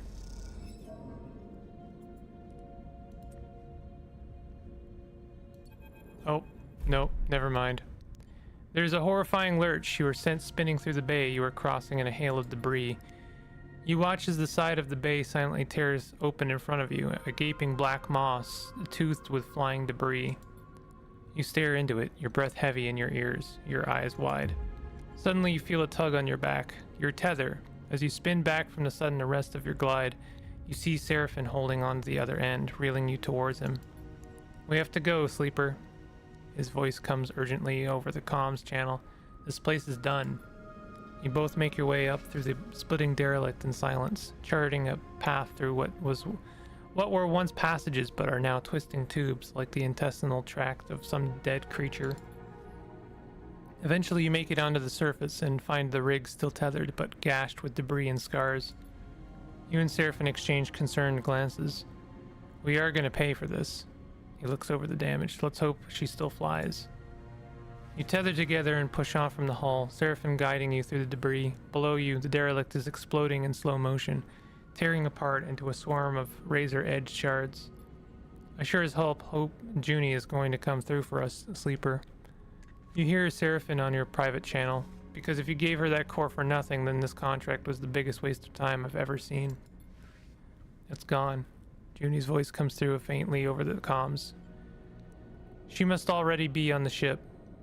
Thankfully, we got the core. No shit, Seraphim answers back. Contract's a bust. What a waste, Junie says quietly, and then the channels click off. You arrive at the rig's airlock and bundle yourself inside, noticing the exterior damage. It looks mostly superficial, but will no doubt take its toll on the ship. Once you are back in the cockpit, you look out at the derelict's shattered form. It seems you will be its last visitors. Dang.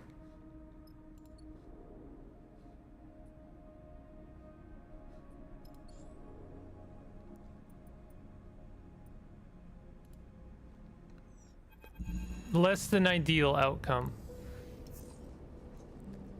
Ugh, all of my dice are damaged. As you arrive in the hexport, Junie speaks up from the back of the cockpit. We're going to have to act fast if we want to take those feed lines. You and Seraphim exchange glances. You are both still getting used to this new Junie.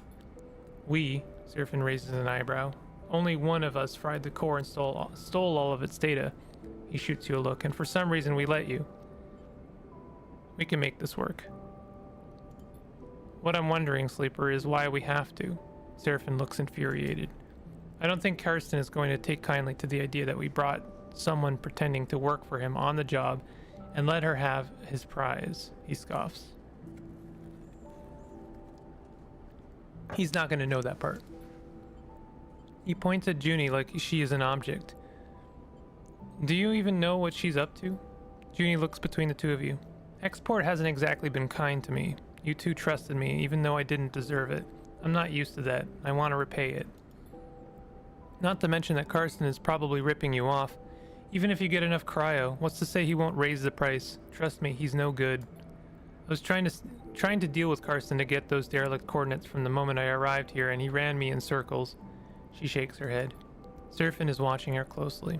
Even if I do take you at your word, which, given everything, seems a little tough, how do we even do this? He raises an eyebrow. You were telling me we just drift in there and take the feed lines? Look, I get it. You don't trust me. She pauses. But what if I have a vested interest in this working out? There's nothing left for me here, and I don't much feel like hanging around waiting for Karsten to figure out my involvement in all of this. I need safe passage. You need the feed lines to grant it. She allows herself a smile. See where I'm going with this? Seraphim sighs. I don't like it. He pauses. But it makes sense. What do you think, Sleeper? We all get something. Exactly, Junie smiles. Let me prepare. I'll head to Factory Row, scope the place out. Meet me there and we can work out a plan. She glances between the two of you. Trust me, we can find a way. We'll keep it simple, clean. Simple is good. Agreed, Seraphim cuts in. His dark look betrays his concern. I'll go scope out the bay we need in Factory Row. We should split up. Less likely for Karsten to suspect us. Meet me there in a few and we can finish setting up. Junie unclips from her seat, floating. I want to show you it can be trusted, that we can do this. She looks between the two of you. Believe that, please. And with that, she slips away down the passage towards the airlock and hexport beyond. You look at Seraphim. I'm saying nothing, Sleeper. He unclips from his seat too. Either this is the kind of mess you have to go through to get out the other side, or it's the kind that you never escape. Either way, we are in it now. He leaves the cockpit. You stare at the chaotic lights of Hexport and wonder if anything in the starward belt ever runs smoothly. Seraphim wakes you gently. We're out of time. He checks the doors to the bunks, and you hear a faint banging in the corridor beyond. He turns back and meets your eye. They're here. We have to go. Quiet. Seraphim holds up a finger. Why do you think I'm waking you up? I was kind of worried about that. It looks like cycles progress even if you're not at the station, which of course makes sense. But they seem to progress rapidly because you have less to do. They've locked the ship into the station, Seraphim grimaces. We can't release the docking bridge. Our credentials are being refused. We're trapped. A sudden banging echoes through the ship. Seraphim looks away towards the source of the sound. I don't know if they know we're here, but they certainly want to get in. He shakes his head. I reckon we have minutes before they get out the cutting torch. What do we do? The feed lines are a bust. They aren't going to happen now. Shoot.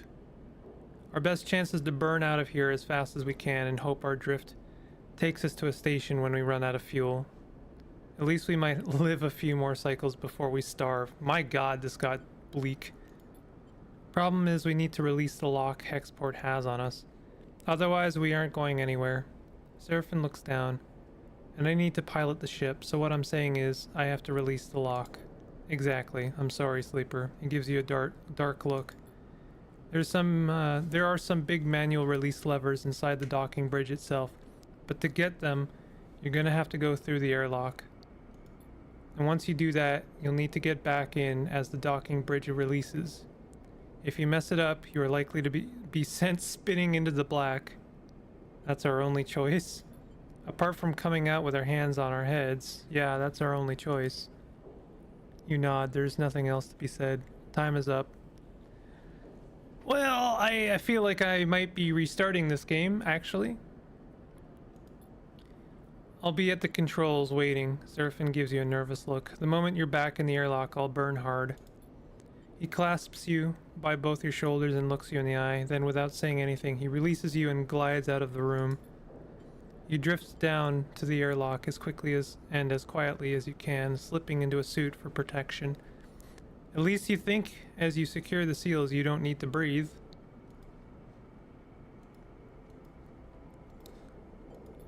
The banging subsides and you hope the hunters have left, even though you know this is only the quiet before the storm. You take a moment, waiting inside the airlock as it cycles. The second the exterior door begins to open up, you go. As you dash out of the airlock, the scene in front of you appears as if in slow motion. You see two figures a little way down the docking bridge. I'm gonna see how this goes, but I think the major mistake I made was taking on that other contract. I should have just done the core if I wanted to do the core, and that's the lesson learned. But I'll see if this actually goes somewhere interesting before maybe restarting the game. You see two figures a little way down the docking bridge wearing dark spacesuits, a canister being carried between them. Meanwhile, floating between you and them is a heavy-duty cutting torch, knocked spinning by the opening airlock door. You see the release levers in yellow hazard stripe just beyond the hunters. You know you are lucky, and you know you only have a moment to make your move. Rush for the levers. Neutral outcome. You shift your position, trying to aim for one lever before kicking off hard and stretching out, making yourself as small a target as possible. The two hunters try to grab you as you pass, but you spin away from them, struggling through their reaching arms. As you do, you reach out to the lever, stretching your fingertips to wrap around its end. You clasp the head of the lever, and the momentum wrenches it out of its housing, the whole bridge rumbling and twisting as one side comes loose. As you kick off to the other side and use all your force to pull the other lever open, you feel the fizz of projectiles slicing through the air around you. The hunters are firing. A scream blocks out all sound. You feel an urgent pull tugging you away from the ship. The tunnel bends sickeningly and then comes apart. You are close enough to the ship that you manage to kick back, away from the twisting storm of debris that the tunnel becomes. You see the dark suits of the hunters among it, retreating towards the station-side airlock. But as they do, a hail of projectiles slices across the void from their direction. You have no time to react. You are carried backward. One of your dice is broken. Due to losing all its dice health, broken dice can be repaired at the rig for a cost once the workshop is available. You're carried backward by the hunter's stun rounds, their impacts shutting off whole sections of your frame. You spin towards the open airlock. Your vision flashes with warning sigils, and you feel a distant throbbing pain. The final faint things you feel before you lose consciousness are the impact of your body against the interior wall of the airlock, the hiss of the cycling system, and the heavy weight of the ship in full burn.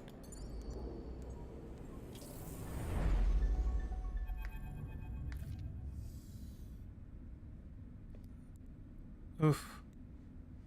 What the? Seraphine's quiet question wakes you from your haze as the rig cuts across the belt. Try to move and feel a wave of flickering pain pass through your body. You flinch and steady your nerves. You find yourself strapped into a seat in the cockpit. Seraphine doesn't seem to have noticed you are awake. You open your mouth to speak, but no words come out. There's a crackle of noise that echoes through the ship's comms. Seraphine is glancing nervously at his console. Something has him spooked. Sleeper. The voice, as distorted as it is, cuts through you. Lane. I know you are there. A hissing pause. You are slipping away. A squawk of noise, but we can't have that. You don't understand why Seraphine isn't reacting to the sound of Lane's voice. Then you realize he can't hear it. The voice is in your head. I take this personally, Sleeper. A sharp intake of breath. After all my investment, all my care expended upon you, this is how you repay me. I see a little something glinting out there, Lane continues. Could that be you? You don't move. You don't breathe. All you hear is Lane's voice. Something shifts in you, a sudden impetus, a will to move that is not your own. You unclip from your restraint, drifting forward towards Seraphine. Seraphine looks over his shoulder and sees you. You're up. He looks surprised. Take it slow, all right? There's a transmission coming out of Hexport, some kind of evac order. He turns back to his console. Let me check this. You keep moving forward. Something isn't right. You don't feel right. A numbness grows in your body, your fingers flexing without your input. You reach out towards Seraphine. No, not you. Something reaches out to Seraphine through you. He turns again to see you reaching for him, grasping at his neck. A tension flickers in his eyes. Fear. A hissing silence, then a rumbling blast. All at once the rig screams, systems seizing in electromagnetic paralysis. All at once the rig shifts, carried on some shockwave of light. Pain, then darkness.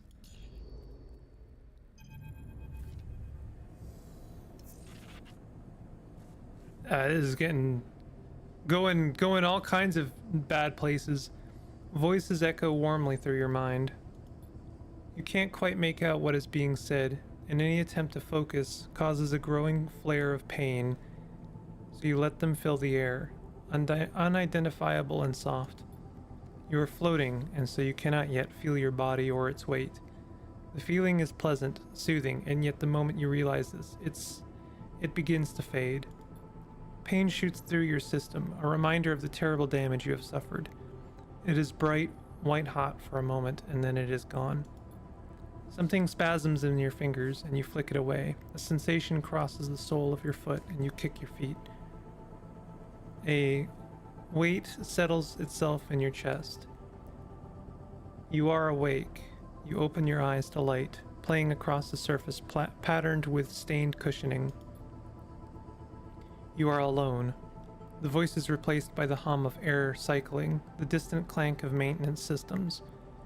You are alone, and this is not your ship. You jerk upwards against the straps that hold you loosely to the berth, suddenly confronted with the last things you remember. An overwhelming numbness, and below it, an insipid and animating force creeping through your mind. You pull at the straps and free yourself, floating up into the small habitation room. Cushioned and worn, your mind racing. What happened? You search back and remember only Seraphine's shouts, the sudden acceleration of the rig, and then darkness. A chill runs through you. Cold light fills the room and you float over to the dark square of the window. You see stars and the bright pinpricks of drive trails and skeletal docking bridges. This is the station. A sudden hiss draws your attention to the door, which slides open with a puff of equalizing pressure. The entering figure jumps as they see you are awake. You're up. They hesitate in the doorway. Who are you? They laugh nervously. Right, we didn't meet. They glance back out of the doorway, as if looking for help. I'm Bliss. They shrug, not sure of what to add. Your friend Seraphin is out. Sorry, he brought you here. Here? Right, they nod slowly. This is my room. They glance around. Not much, I know. We are in my repair bay on the far spindle. Spindle, huh? If you know where that is. In the belt? Yeah. They smile sympathetically. In the belt. They look around at the room again. Come on. Let's go somewhere a little more comfortable. They hold out a hand. You're safe, don't worry. You follow them out into the corridor, gliding behind them. They move with the ease of someone who was either born in zero-G or has spent most of their life in it. They guide you to an enclosed balcony, where heavily scratched, thick acrylic windows look out into a chaotic-looking wet dock. At the center of the dock is the rig, scratched and worn, but still your ship. It's a reassuring sight. Is she okay? She will be when I'm done with her. Bliss sees you staring at the rig. Took some damage, but she's hardly she's a hardy old thing. Your ship. Bliss pauses. You were lucky. I heard your distress signal. You sense they are holding something back. I guess that expensive long-range array I was tricked into buying finally paid off. They laugh to themselves. Well, at least for someone. You were out cold when I got there, and have been for all the cycles since. Your friend wasn't in great shape either, but he bounced back fast. Different Seraphin art. I make a habit of doing that. Seraphin's voice makes you spin around. Good to see you are up. He can't suppress his smile. Are you okay? He smiles. Don't start fussing over me, Sleeper. I'm good. Your eyes fall to Seraphin's bandaged abdomen. He notices and pulls his jacket over the wound. Certainly looks better than when you came in. You should have seen. Bliss abruptly stops after Seraphin glares in their direction. Here. Seraphin pulls a few chits out of his pocket. Catch. He slings them over to Bliss. That's all I could get for now. What are you paying them for? Seraphin laughs. Who do you think put the rig back together? Bliss looks at you apologetically. I know what it looks like, but I'm sorry, I can't work for free. Keeping this place going is bad enough. I get it. Seraphin nods. We're just thankful you towed us in. We aren't freeloaders. Bliss looks between the two of you. I'll let you two catch up. They turn to you. I'm glad you're awake. We were worried. They pat you on the shoulder and glide back down the corridor. With Bliss gone, silence descends on you and Seraphin, both of you, unsure what to say. What happened? What do you remember? Lane. Seraphin grimaces at the mention of his name. Lane, he shakes his head. Seraphin looks out at the rig. He takes a breath, steeling himself for what he has to say. Hexport is... He clears his throat. It's gone. What do you mean, gone? It's gone. Seraphin catches your eye. Dropped off the map. No signals, apart from one sent from fleeing ships. He frowns. I don't know what happened. No one does. Your mind skips, unable to focus on the information you have just been told. You think of the constant activity of the bends, the rumble of Factory Row, Karsten, gone. By the time Bliss reached us, we had drifted out of range. They couldn't have seen it go up. But I saw, Sleeper. Something exploded, white hot. He rubs his arms, suppressing a shiver. A moment later, the shockwave was on us. The rig was crippled. Engine kept firing, but guidance went on offline, sending us arcing out across the belt. He drops a hand inside his jacket, pressing against the bandage on his side. I managed to get her under control, but not before we started spinning. My restraints came loose and you weren't even strapped in, so we both got scrambled. He smiles a weak smile. Felt like being trapped in an auto wash. He turns back to you. I'm impressed you made it, to be honest. A flesh and blood human would have been smashed to pieces. He goes silent. The image a little too raw for him to continue. Could it be to do with us? Seraphin shrugs. Your guess is as good as mine. He squints. Would Lane do something like that? Doesn't make any sense. Utsubo is a gang. They run dark side. They don't go around blowing up stations. All anyone is seeing is debris and radiation. I picked up a lot of ship transponders before the rig went offline. Maybe some people got out. He stops, unable to add anything more. You both float in silence for a moment. So we lost our tail? Seems like it. He looks away. At least that shockwave would have burned our trail out of the belt for now. We already owe Bliss for the work they did on the rig, and it isn't finished yet. A few more cycles, I've been told. Bliss won't hold us hostage, but I don't like to skip out without paying, even if we could get the rig started up. He rubs his necklace between his fingers. Bad karma. Beyond that, we need work, fuel, supplies, and we need to make sure you are okay. He counts off the issues on his fingers. After that, he shrugs. I haven't heard of anyone coming after us, and if they did, they'd have to come through Hexport, or what's left of it. He looks away. The far spindle is our way out of Lane's territory anyway. They call this bit of the belt the Wash, and the stations here run differently to Darkside, so for now we have some freedom. Seraphin sighs. Freedom to go broke, starve, and get into even more trouble, that is. In all honesty, I was hoping you might have some ideas. He pats you on the shoulder. So let's look for a contract. You won't hear any complaints from me, he smiles. We won't be able to fly out for a few cycles, but it won't hurt us to have something lined up.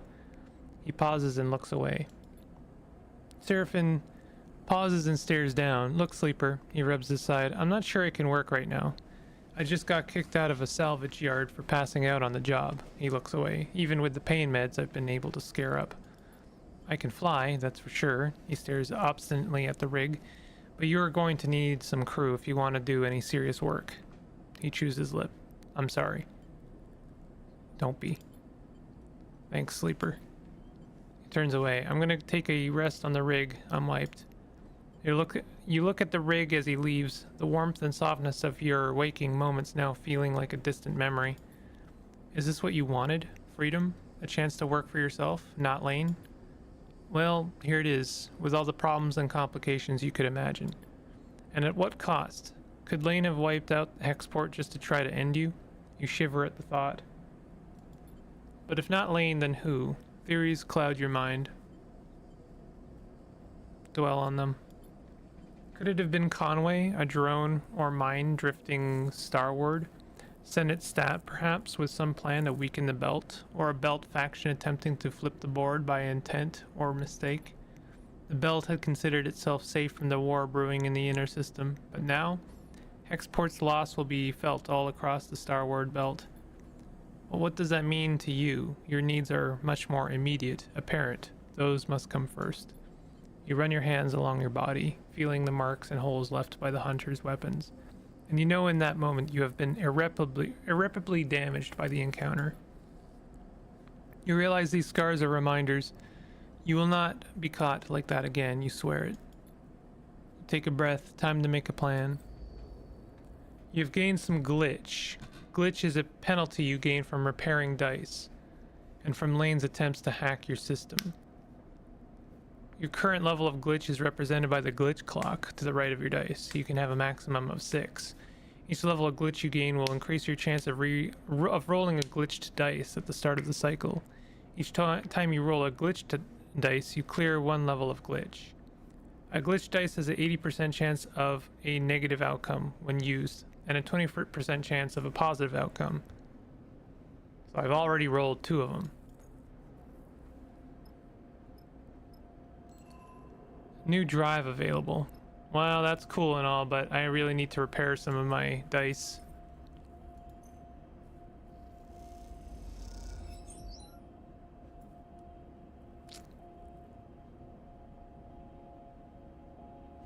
I thought that was going to repair the die.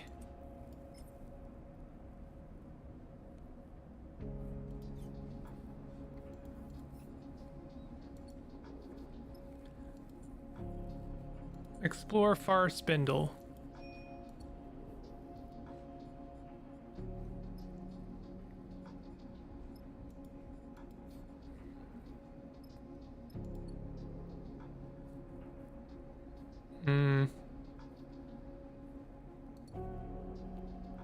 Wait, what's our clock here? Brief respite.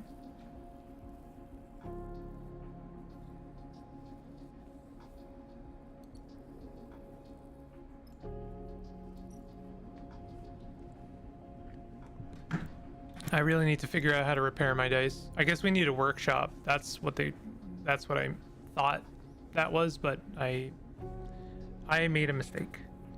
Many residents of the far spindle live in the ramshackle underhang. It's not an easy place to learn to navigate.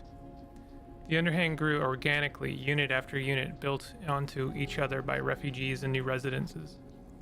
This makes it a tough place to explore. This would be an awesome subject for a city builder. The idea of like building something like an underhang on a space station sounds so cool. Well, we can do a little bit of work here,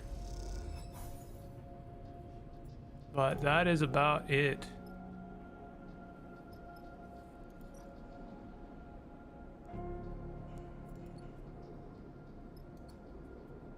Truly horrendous. I'm glad the game's not over though. Okay, so that's the last glitch that we're going to roll. One of our dice is broken.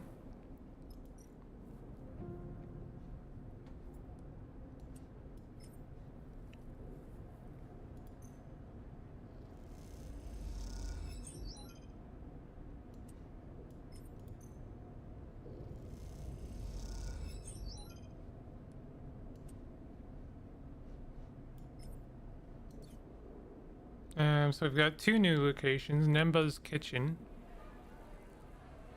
Nemba's Kitchen serves those that can't work in the underhang, but able-bodied visitors like you have to work a kitchen shift to get to eat. We have money, so we shouldn't need to work. It's the only asset we really have right now. Sealing shift. Most of the fire spindle workers don't like going out to seal up the new units, so they leave that tiring and dangerous work for outsiders. This is not a job for me. Do we have points to spend? No. Surprising.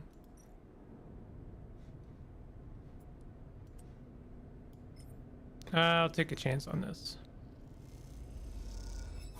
Nice. New location. Scrapper ship. Buy scrap component. Scrap components are bundled up in nets, most of them corroded beyond use, but with a careful eye, some good ones can be picked out. So we can process scrap. Scrappers will process your scrap in bulk, pay you for the offcuts, return you the processed plates. It's not a bad deal. I'm not sure why I would want to have processed plates, but I'm sure we'll find out soon enough. And so then we want to probably explore this tomorrow for some potential new crew members.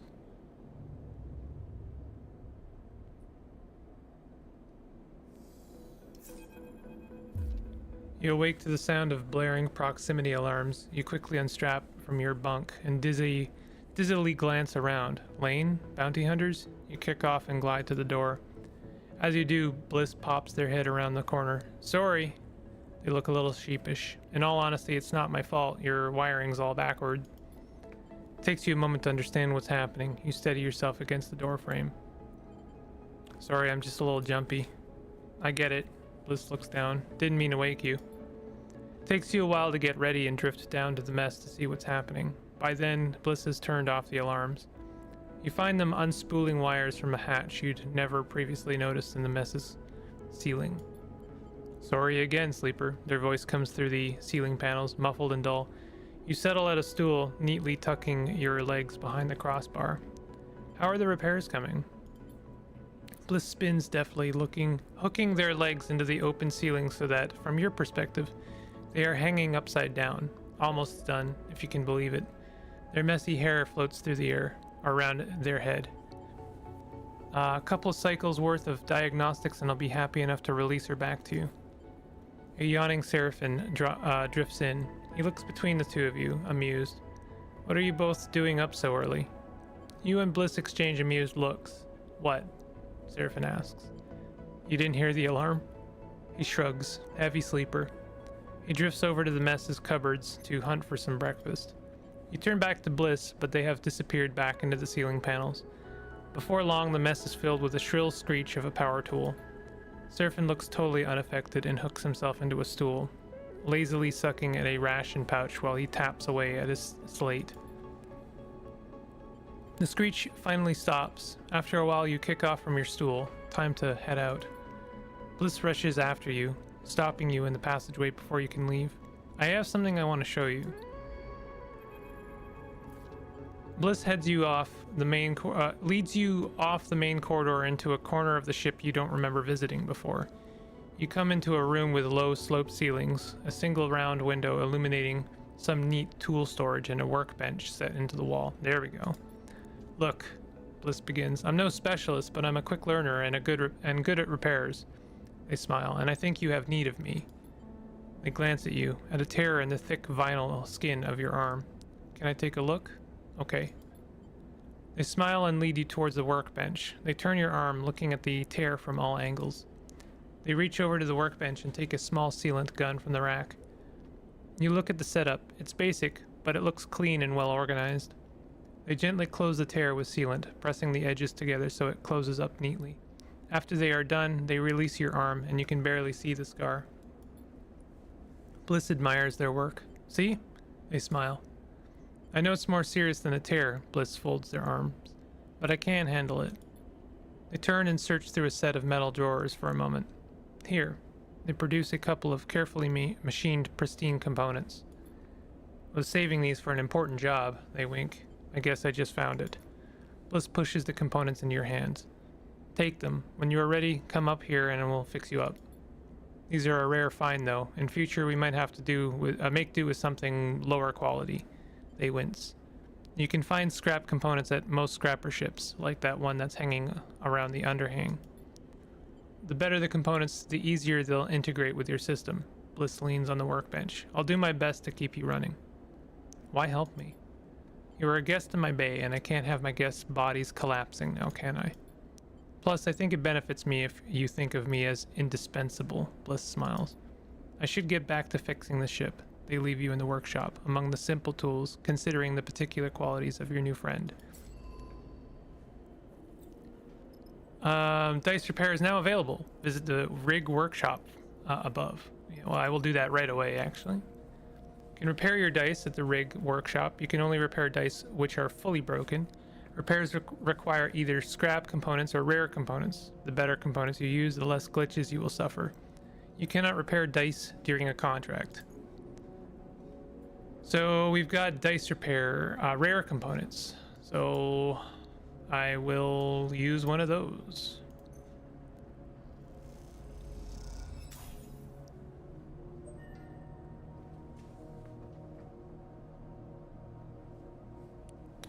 All right, well, I guess we don't get to roll it, but that's fine.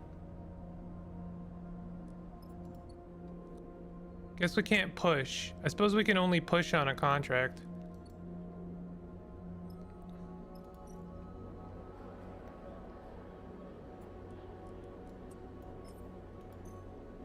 Explore the core. You find quieter quarters to glide through, shortcuts that connect key bays and common spaces.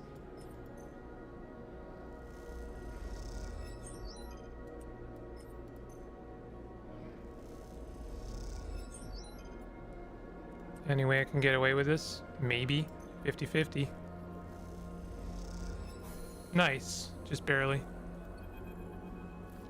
The far spindle lives up to its name. Its tall stature, making it a real effort to travel from end to end. The local solution to this problem are the transit tunnels, massive tubes bolted onto the outside of the spindle that allows for rapid passage from top to bottom.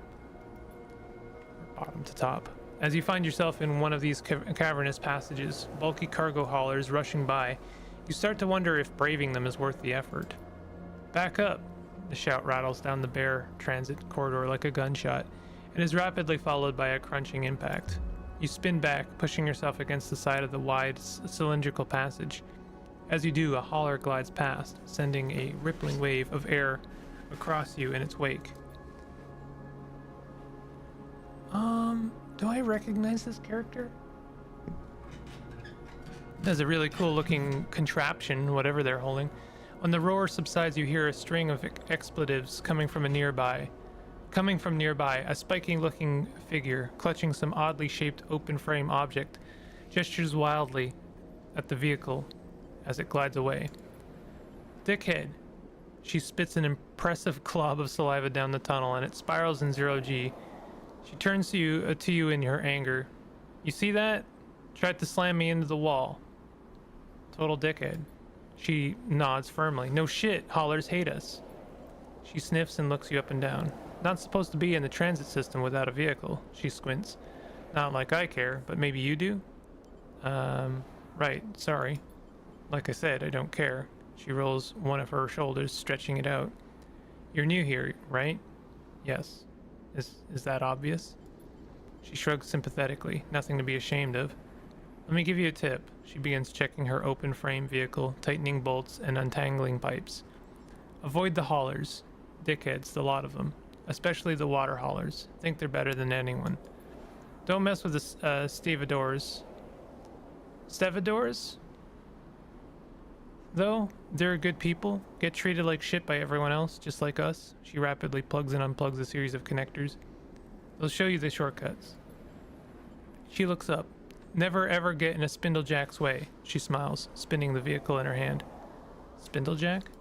She thumps her chest. You're looking at one. She pauses, considering something. Then suddenly she reaches into one of her many pockets and pulls out a small transparent rectangle punched with holes. Text glints within it, reading Cadet Stripline Express. You take it. Cadet. She flexes proudly. That's me. Stripline is my outfit. Kamal's the dispatcher. Small outfit, but we punch above our weight.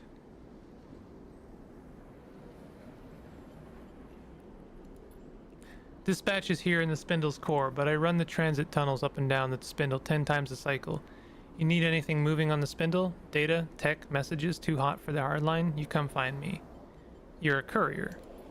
Got it in one. She kicks off the wall and mounts her bike, triggering a small burst of compressed air to keep herself steady in the transit passage. You hear a buzz of distorted speech from what you assume is her dispatcher. Cadet angles her head to her communicator and mutters back into it. Gotta hop, sleeper. She looks over at you, and something flickers in her eyes.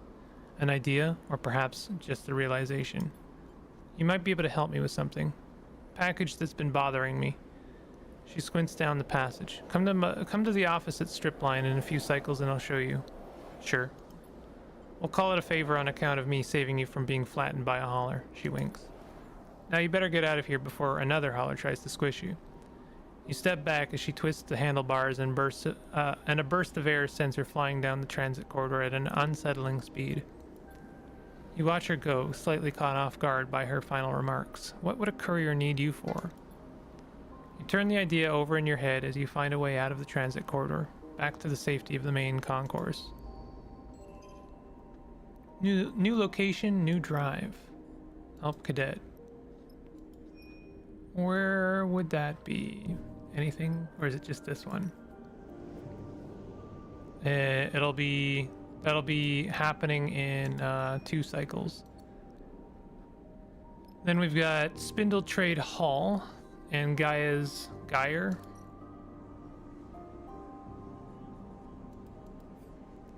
Buy fuel, fill fuel. We could probably do that. Fill supplies, may as well.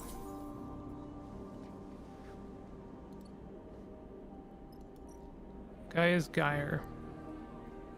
Rack is a seaweed-based liquor with a powerful saline taste. Geyer has a reputation for serving it neat and strong. What does that do for us? Getting racked. The freelancers of the Far Spindle seem cagey, but spend enough time at the local bar and they'll warm to you. Okay, so we're doing this to find people. I probably should have done this when I needed to do it and not just arbitrarily. The Far Spindle is an exhausting place to find freelancers. There's no shortage of spacers here. The corridors and bays through the crew, inbound and outbound, on or between contracts, trading stories, contacts, and materials. The Corridors and bays throng with crew, inbound and outbound, on or between contracts, trading stories, contacts, and materials. Whatever language, appearance, or code identifies someone as worth signing on with, you don't seem to have it. Perhaps it is because you are a new face, or are noticeably unsure, or perhaps it is just because you are a sleeper. You push the thought to the back of your mind, and instead focus on what's in front of you, the vast cylindrical tank at the center of Gaia's Gyre. The first time you entered the bar, he floated open-mouthed, much like all the new arrivals do, at the sight of the huge kelp stack, the biggest you have ever seen. Even now, your eyes fixed on the fronds of seaweed that wave in the circulating water beyond the curve of dirty glass, you find it impressive. You take a sip of the harsh, saline-scented rack from its magnetic vessel, secured to the bar. As you suck on the straw, your eyes following the shifting fronds, you hear someone clearing their throat beside you at the bar. Hypnotic, isn't it? The voice is low and rumbling, and comes from the large figure on the stool next to you. The fluorescent lights beyond the bar, or behind the bar, glint in his eyes, shining up into his wide, rough face. I've heard talk you're hiring. The figure turns to face you. You don't recognize him, but in the shifting light of Gaia's Gaia, that isn't surprising. Is it Gaia's Gaia or Gaia's Gaia? That's right. He smiles. Well, today is your lucky day, my friend. He clicks his drink to the magnetic bar with a swift clink. Yu Jin, currently freelance. He turns on his stool and leans back a little. The effect is clearly meant to impress on you his size, and you have to admit it works. Served on a whole slate of crews out of the spindle. Cutters, mercs, extractors. He smiles and places a broad hand on his chest. Broad skill set. Good work ethic, sense of humor, the full package. Any references? He raises an eyebrow. You running a crew or a corp? He laughs. Ask anyone. They know Yu Jin is an honest worker. He taps twice, above his heart, with 2 fingers. A sign you don't know. I'll run anything out of the far spindle. I'm tough and quiet, and you won't need to worry about me. He folds his arms across his chest. What kind of work are we talking about? Before you can answer, a voice echoes out from behind you. Yu Jin. You look over your shoulder for the source of the shout. Busy as ever, I see. A group of 3 spacers drift up behind you, one of them placing a heavy hand on your shoulder. She is fitted with matte metal optical implants, and you cannot see her eyes. The caustic light from the tank plays across her face. Too busy to keep in touch, she sighs. I really don't like it when I have to come and find you. Vesna. Yu Jin nods politely at her, not betraying any strong reaction. Do I look like I'm socializing? He shakes his head. This is a meeting. Oh, a meeting. Vesna squeezes your shoulder. Is that what this is? Yes, Vesna. We were talking about your delivery, in fact. Yu Jin smiles widely. My friend here is being very helpful. He shoots you a knowing glance. That's right.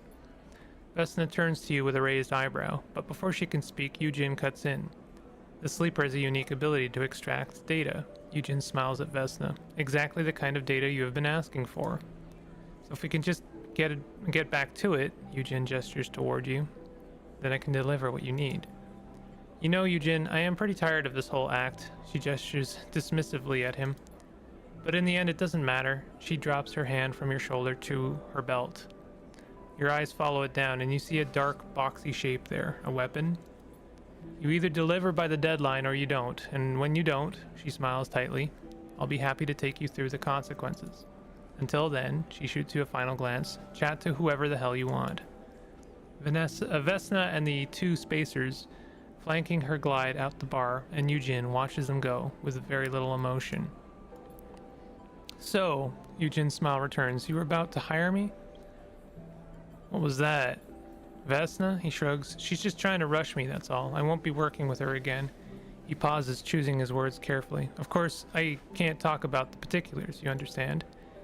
Vesna just wants to scare you off. She likes to cause me trouble. Yu Jin looks away out of the door of the bar. Let's not let her. He pauses in silence for a moment, still looking away. You try to get a read on him, but his face is blank. Only his glittering eyes hint at some rapid internal activity. He turns back to you and meets your eye, a sudden shift in his manner obvious, If you need crew, you need to work. If you need to work, you need cryo. Is that right? He doesn't stop for your answer. I can offer both, hard work and a good contract with a good payout. You take me with you on this job of mine, and we split the take. He looks down, thinking, hell if you do, I'll consider signing on long term. He smiles. Think of that. No more recruiting. What's the job? Salvage. He leans in. I know of a wreck untouched by the local crews, which recently turned up in the wash. It's just a little sunward from here, but its disabled transponder makes it invisible to anyone who doesn't know it's there. Had to squeeze the location out of a contact, but I'll share it with you for a straight split. Take me and your crew, and we'll claim it all. It's going to be a good payout, he winks. A really good one. What's the catch? Eugen frowns. No catch. He leans back and looks around the bar. Happy to take the offer elsewhere. I just felt like you were the right captain for this one. I'll be ready to go whenever you like. Eugen pauses. As a show of good faith, I'll also fly out with you on any job from the far spindle. But I'm not leaving the station with you yet. Not till we get my job done first. After that, we can talk flying together. No need to rush into it.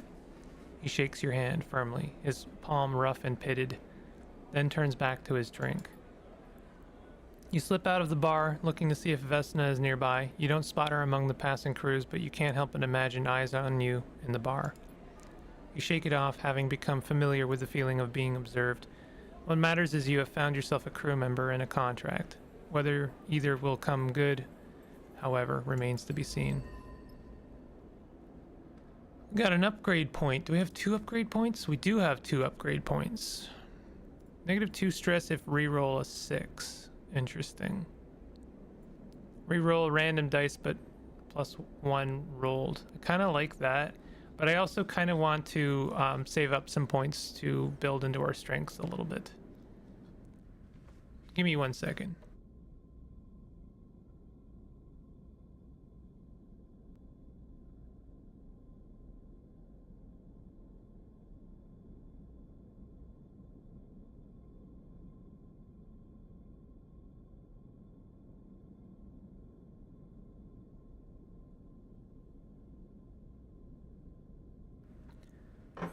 Okay. So we're pretty much done for the day. Yeah, I mean, that was extremely productive.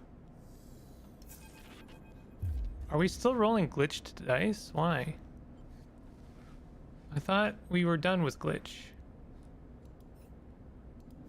You jerk suddenly awake. A fragment is lodged in your mind, a shard of sound, a signal, a tone. It resonates like tinnitus, obviously internal and inescapable. You look down to see your hands blurred, your fingers dancing as if they were typing. Your fingers flap like caught birds. It takes all your focus to settle them. You force yourself back into them, a sensation like squeezing on a tight pair of gloves. You flex your hands a little to feel them, test them. What was that? You take a deep breath to calm yourself, but as you do, you are reminded that you don't need to breathe. It is a claustrophobic sensation that you cannot shake. You get up, push off the wall, pull on your clothes, anything to escape the dreams that hover there at the back of your mind. Seraphin drifts in casually, heading to his bunk to grab something. You can't shake the sensation that he has just drifted into your mind. He shoots you a glance. I said, "Are you okay?" He gives you a concerned look. You look terrible. Not really. You mumble a response. You need to talk to me, Sleeper. Seraphin gives you a look. He sighs. I know something happened back when we were leaving Hexport. What do you mean? I saw it, Sleeper. Saw something change in your eyes. He pauses, looking for the right way to explain. They were cold, fixed. I've never seen that before. He looks away. Back when we first met, I knew at once you were human. I knew because of your eyes. I'd never met a sleeper before, but I knew immediately that you were no machine. It was obvious. But then on the rig, he shivers, I couldn't see that anymore.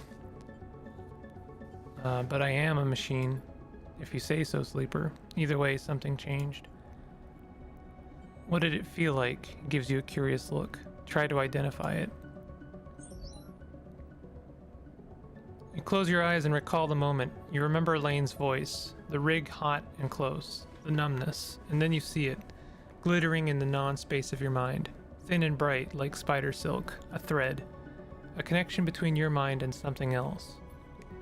You open your eyes to Seraphine's expectant face. You try to think of how to describe what you just felt, but words fail you. Still, you know you felt it, the invisible hand of a signal linked to your mind, and the thought makes you shiver. We need to get you checked up. We need to know what's happening. Seraphine gives you a stubborn stare. This isn't just about you. But where? I've been asking around. Seraphine's face is set with determination now. There's another station near this one, Flotsam. It's a mess, an accumulation of wrecks and docked ships, but it also houses some of the best artificers in the wash. We should go there, as soon as the rig is ready. Okay, I'll go. Look, he pauses. I know I don't know what it is like to be a sleeper. I understand there are things you can't tell me, can't show me. But I do know fear can keep you from doing what you need to do. I'm not going to nag you about it, he sighs, but it needs to be done. He passes by you as he leaves the bunks, squeezing your shoulders as he does, leaving you to your thoughts. You finish getting dressed, feeling your body, its strangeness, even though you wish you didn't.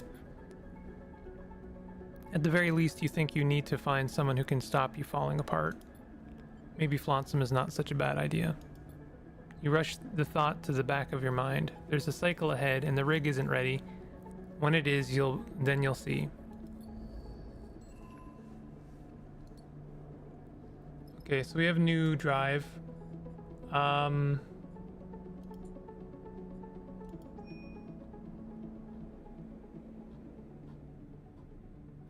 would be good to have Eugen. I guess that means doing that job, but I would like to spend my dice first. The problem is that I feel like that's going to burn out one of our other jobs.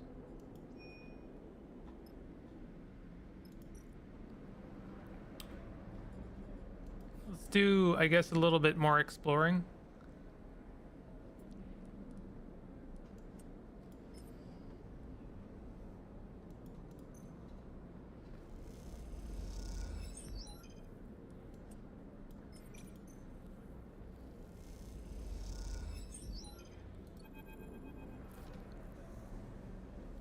As you glide through, as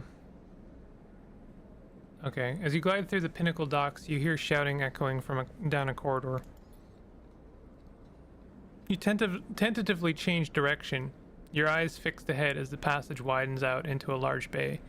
Others rush past you, heading towards the commotion.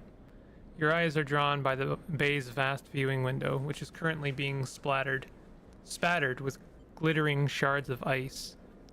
In front of it, a dock worker is shouting to anyone who will listen. Spacers, workers of the far spindle, we need your urgent assistance. The water carrier Spring Tide has suffered heavy damage in its transit from Wellspring. He takes a breath. All able hands, we need you to help secure the cargo. Without this water, Far Spindle will struggle to support you. He looks desperately at the crowd. Please, any who are able to help, please make yourself known. Behind him, a corona of ice ejects from one of the tanks, drawing a pale halo around the ship. A handful of experienced-looking spacers push through the crowd towards the front, and dock workers start to direct them to nearby bridges. You watch the scene unfold, hesitant in the face of making someone else's problem your own. New drive available, really. Secure the Spring Tide. Minor. The water hauler that has arrived at the Far Spindle needs help to secure its payload. This will require interface, which I am good at. I'm sure I have limited time on this one. Or signal station. Align arrays. The signal station makes use of the network of arrays across the Far Spindle. Synchronizing them is specialist work. What does this do for us? This makes us some money. Well, I'll spend my die and then maybe we can do that job.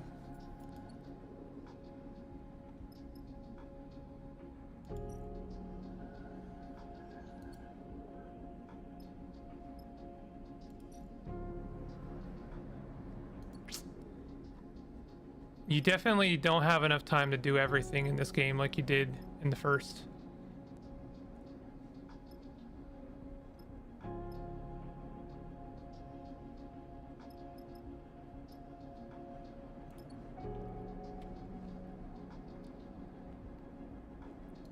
Well, I'm gonna take the chance. Rig undergoing repairs. Oh, we can't do the job yet. You cannot travel until the repair work is complete. Okay. So we really don't have an option at all. So let's end our cycle. Well, it should be repaired tomorrow, I guess.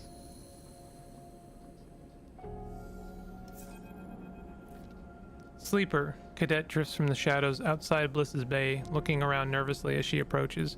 Seems like I'm gonna need to call on that favor. Her face is pale and deathly serious. Are you okay? She doesn't seem to hear you, distracted by a group of spacers gliding noisily down the passage behind her. She waits until they pass. Someone hit stripline. No idea where Kamal is. Bunch of goons tearing the place apart as we speak. She screws up her face in pain. Even tried to grab me, but those muscle heads are slow. Who'd attack a courier? No idea, she shakes her head. These were typical rent-a-thugs. Could have been anyone with shits to burn. Remember that package I asked you for your help with? The one that has, Jesus. The one that's been bothering me? I remember you mentioning it. I reckon it's got something to do with it. The job was a bust, an express run all the way to the underhang. But when I got there, no one home. She's whispering now, leaning closer. Place was smashed up, like someone got there first. Should have dumped the package and run, but I brought it back like a good girl. Stashed it in a safe spot. That stripline. Thought the sender might come to recover it, and when they didn't, well, I got curious. Popped it open. She shakes her head. Stupid thing to do. Inside was a drive encrypted to hell and back. When I ran into you, well, I heard sleepers are good with data, with tech, so I thought you might be able to take a look at it. She shrugs. Now stripline's trashed, too. Here's the thing. She glances back Back when I popped it open, I noticed the drive had a dispatch marker. Hex port. Could it be connected to hex port getting atomized? Sure. Yeah, that's where I'm at too. This thing was sent out from there just before it got cooked. She pauses, and with the kind of attention I've been getting the past couple of cycles, she slips a hand terminal from her bag, taps a couple of times, then holds it up to you. Cadet stares out at you from the screen, straight-faced and pale. Beside her picture you see in block capitals, Spindlejack KD754 in breach of far spindle codes B12 and F34. Reward for information leading to capture considered dangerous. Dickheads blasted it out on the transit channels. Every Spindlejack hauler and freight carrier is gonna be watching for me. She pulls back the hand terminal angrily, stuffing it away in her bag. Something's going on. Anyone who can help? She looks away. Spindlejacks don't make friends easily, and now all the couriers I do know are looking to turn me in for a payout. She snaps her head to the side, her eyes flashing with anger. Why do you think I'm here? It's time for that favor, Sleeper. She meets your eye. My connections are burned. Hell, my whole career is gone. I need to fight back. If I walk away, there's nothing to walk away to. She softens a little. I need your help. What can I do? I need you to get the drive.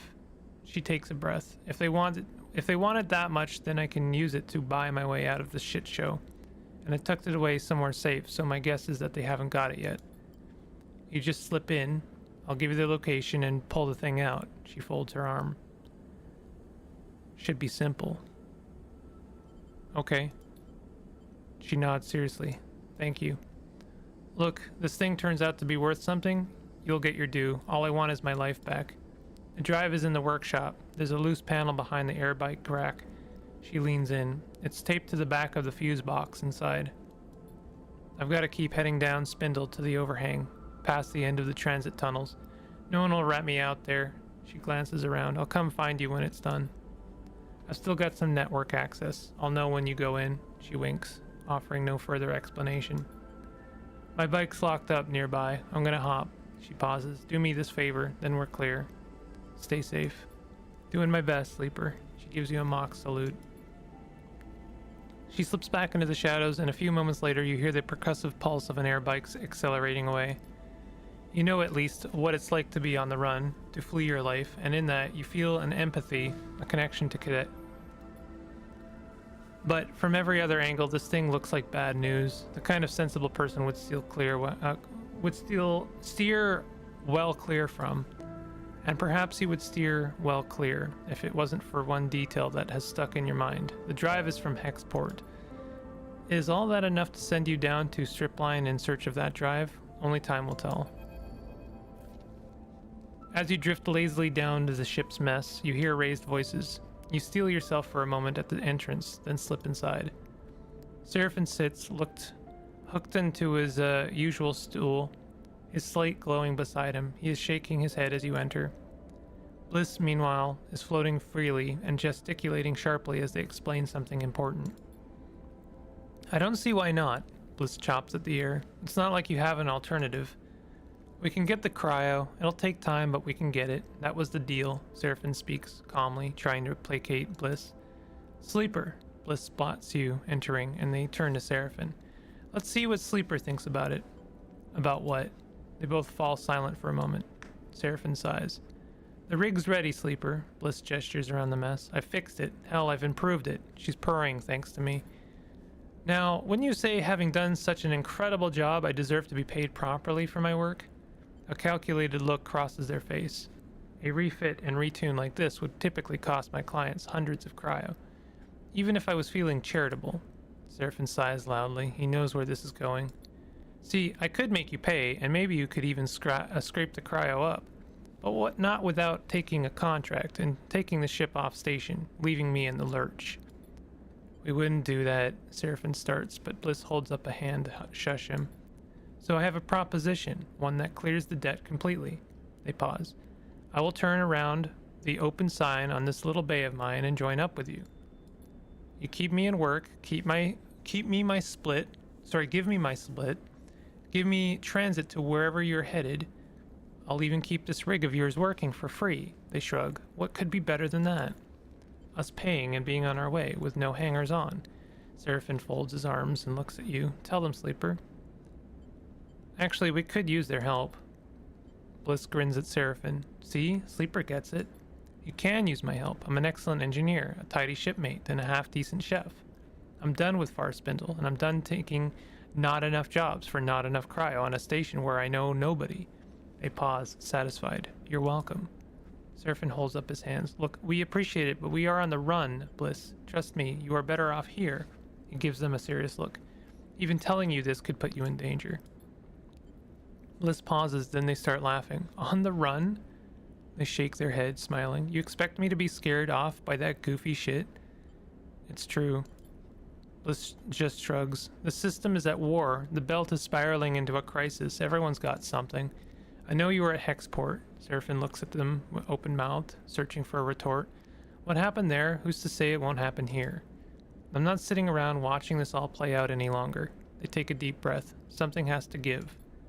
Bliss turns to Seraphin. Look, you've done your due diligence or whatever. You are on the run. I've been warned. I accept the risks. That's it. At the end of the day, your ship is clamped onto my bay. So unless you know my encryption protocols, there's not much left to discuss. Seraphin shakes his head, a small smile crossing his face. They've got us there. He looks at you and then at Bliss. Looks like we've gained a crewmate. Good lord. He unhooks from his stool, but I'm moving to the engine room, and he drifts off towards the bunks to gather his things. You and Bliss exchange a nervous look. Sleeper. Welcome aboard. Bliss smiles and gives you a half-hearted mock salute. You leave Bliss in the galley and head for the cockpit. The rig is ready to fly again, but the question is where to take her next. Seraphin mentioned Flotsam, a short starward journey from here, as a busy station where you might find an artificer to help diagnose your glitches and errors. Sunward, meanwhile, is the Hellion Gate, an abandoned and uninhabited megastructure left over from the Solheim days. Maybe good for salvage, but not an easy place to survive. And beyond that, well, as they say, the belt is wide, and at least now you know you have a functioning ship. You've unlocked the belt map. Go to the map to press the belt button to travel to other hubs and discover new parts of the Starward Belt. Right, but I wanted to do that mission, to be honest. Kind of want to do it.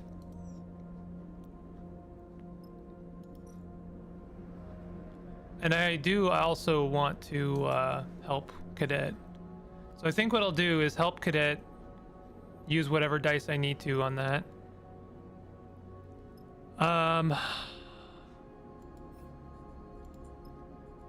And then do the job. Might be risky. I've seen what happens if you overexert. Cut your way in. Looks like this is a job that doesn't really suit me, but we'll see.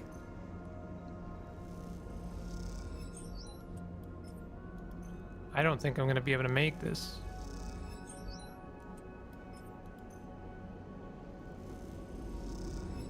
We got very lucky, but we still need to roll 2 neutrals. No, energy. Still probably not going to make it. Yeah, okay. So, is there a timeline on this? I hope not. Let's do that job. Although, if I do the job now, I might run out of time. I have a time pressure, and so I think I would prefer to do this job after I help Cadet. Starving. Let's get ourselves some food. Kelp cakes.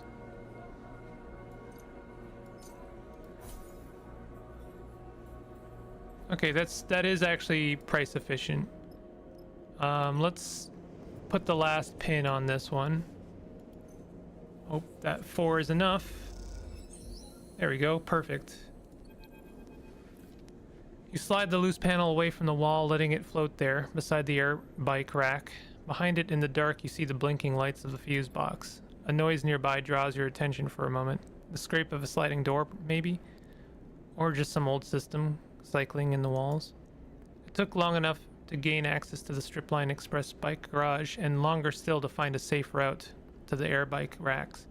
But you are almost there. You have seen and heard the hired muscles searching and guarding this place, but have been lucky enough not to come face to face with them yet. You turn back to the darkness behind the panel. If what Cadet said is right, the drive is taped to the back of the fuse box in front of you. You reach through and around, slowly, carefully, and your hand settles on something cold and metallic in the dark. It is taped firmly to the box. You pull at it, but it doesn't budge. A quiet rattle echoes from the dispatch office next door, and you freeze for a second. It seems Cadet was a little too enthusiastic with the tape. So, both of these are the same. Negative. In one violent movement, you rip the drive away from the fuse box, bringing the back of the box with it. The shattered box sparks and whines, and above you, the fluorescent light pulses and shatters. You flinch at the sound. There's no way someone didn't hear that. Time to get out of here. As you turn away from the wall, the door to the office screeches open, and you see an imposing figure silhouetted there. You don't stop to think, you just kick off from the wall, closing the distance between you and them. You bundle into the figure, both of you spinning wildly into the office, slamming into the central desk with its mess of terminals and monitors. You clutch the drive to your chest, part of the fuse box still taped to it, and kick at the figure, pushing them away into the wall. Operating on instinct, you throw yourself towards the only bright spot in the room, the transparent door leading to the passageway, outside the front of the strip line. You go through it in a haze of safety glass cubes, glinting in the tungsten light. Dazed and floating, you suddenly feel strong hands grasping you from behind, a thick arm tightening around your throat. A harsh voice splits some insults, but your ears are still ringing from the impact. You struggle against their grip, your feet kicking in open air. The arms tighten around your neck, and you feel yourself unable to breathe, your throat closing up. We can't breathe. We don't have to breathe, though. You panic, and then all of a sudden you realize you don't need to breathe, right? Something comes spinning past your head and impacts the face beside yours with a crunch. The arm immediately releases your neck, and you see a stream of blood floating in front of you, translucent and diaphanous in the bright lights of the passage. Sleeper, get up. The shout snaps you out of your daze, and you see Cadet straddling her air bike in the passage. In a moment, you are on the back of the air bike, clutching the strap of Cadet's bag as she guns it down the passage, the air resistance almost ripping you from the thin seat. You lean against her back and let out a sigh, the drive pressing into your ribs beneath your jacket. You did it. Still alive back there? Cadet's voice brings you back from the hypnotic rhythm of the tunnel lights rushing past the air bike. She slows the bike with a rapid series of hisses, and you realize she has brought you back to the passage outside Bliss's Bay. You try to understand the route she took, a long loop through the branching transit tunnels of the station, but give up. You can let go now. She straightens up, and you unhook your fingers from her bag strap, separating yourself from her back. You push off the bike gently and float in the passage beside her. Slick back there. She jerks her head down the passage. Slicker than anything I could pull off. She grins. Would have probably just taken the bike through the front door. She pushes her fringe out of her eyes. Appreciate you putting it all on the line for me. Who are those guys? Your guess is as good as mine, she shrugs. Didn't look like anyone nice, though. I wouldn't sweat it. She smiles. Go on, then. Let's see the drive. You fish the drive out of your jacket and hand it over. That's the one. She squints at it. Should have chucked it when I had the chance. You get your first good look at it, and there's not much to see. A small lump of solid-state memory with a few markers on the case. You spot a yellow hex among them. Export. We shouldn't hang around. Damn right. She slides her bag around her shoulder to the front and slots the drive neatly into a pocket. I know someone in the scatter yards who can crack anything. She'd be my first port of call to crack this thing open. She stretches her shoulders, and I should make myself scarce from the spindle anyway, before those dickheads come catch up with me. I'll meet you there. Sure, you want to follow through, I get that. She pats the pocket with a drive. Gotta be something tasty on this thing. I'd want to know what, too. Cadet leans away from her bike, squinting out of the viewing window at your ship behind. That yours? She doesn't wait for an answer. If I'm not mistaken, that old thing is going to struggle to reach the scatter yards, unless you've added a Hasnav suit. Hasnav? Yeah, belt between here and the scatter yards is drowning in debris. Worst since Hexport. You'll need hazard navigation to make the crossing safely. Low-Tick Syndicate created the tech to help their tankers cross the belt. Common knowledge. Cadet nods at your ship. Maybe if you head up to Wellspring, you can barter or steal a suit, she adds casually. Here, Cadet unties a bag lashed to her bike and holds it out to you. Not enough here for a refit, but maybe you'll find some use for them. Take the bag and something clinks inside as you do. You open it to see a couple of engine components. Was going to use them to boost her. She taps the frame of the air bike. But you deserve them. She meets your eye, then looks away. Not like I'll be doing any runs for a while anyway. Thanks. It's nothing. Like I said, you deserve them. She flexes her finger on the bike's handles, eager to be away. Cadet's air bike stutters and purrs, trembling in the air like an arrow, ready to be loosed. See you around. She winks and guns the throttle, zipping off down the passage with a pulse of the air that ripples through your clothes. Sounds like she's leaving us on the hook. With the bag, as it were. Holding the bag, not going to pay us. You stare after her as she goes, the bag of components still hanging from your hand. You realize as you look down the passage that you never asked how Cadet plans to get to the scatter yards. That question, like a score of others, will have to wait until you run into her next. Although you have a feeling she will find a way to slip away before you can ask them next time, too. You head back down towards your ship to stow the components, idly wondering if you could justify buying an air bike to Seraphin as you do so. That would be like a really cool, handy thing to have. New drive available. Secure the spring tide. No. Diagnose your frame? No, that's a major. Cadet has a drive from Hexport. Cracking it open might reveal the fate of the station and perhaps clear your conscience. This is a major, apparently.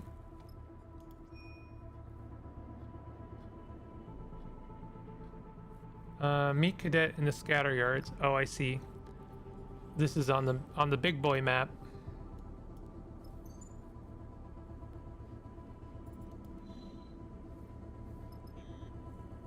Irradiated zone, impassable hazard. Ah, I see.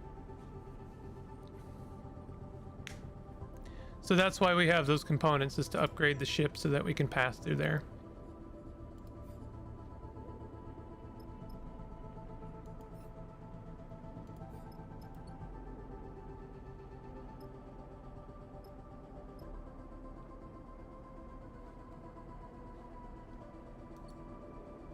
I'm not really sure how we're going to use that. Engine components, valves, lines, and pumps for increasing engine capacity and range.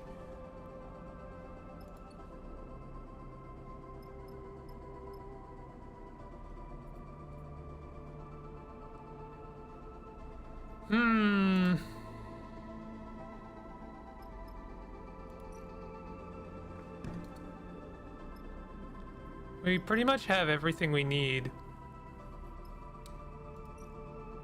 This has already progressed. I don't know if I'm going to be able to make it to this.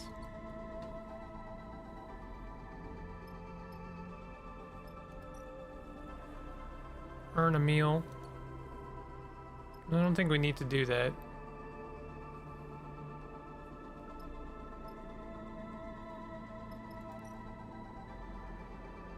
We could put a little bit more work into this.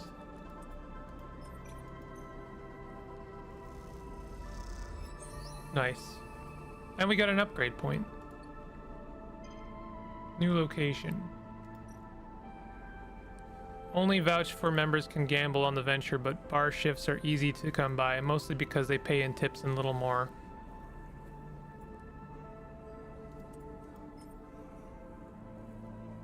If you want to gamble on the Belt-born venture, you'll need a member's backing. Perhaps after enough shifts, you'll find a sponsor. So we could become like a gambler professional, I suppose. I'm a little bit worried about what's going to happen the next day. I kind of want to just like pass the cycle and find out. I know that's not a great idea, but the alternative is we do this job, which will pass the cycles anyway.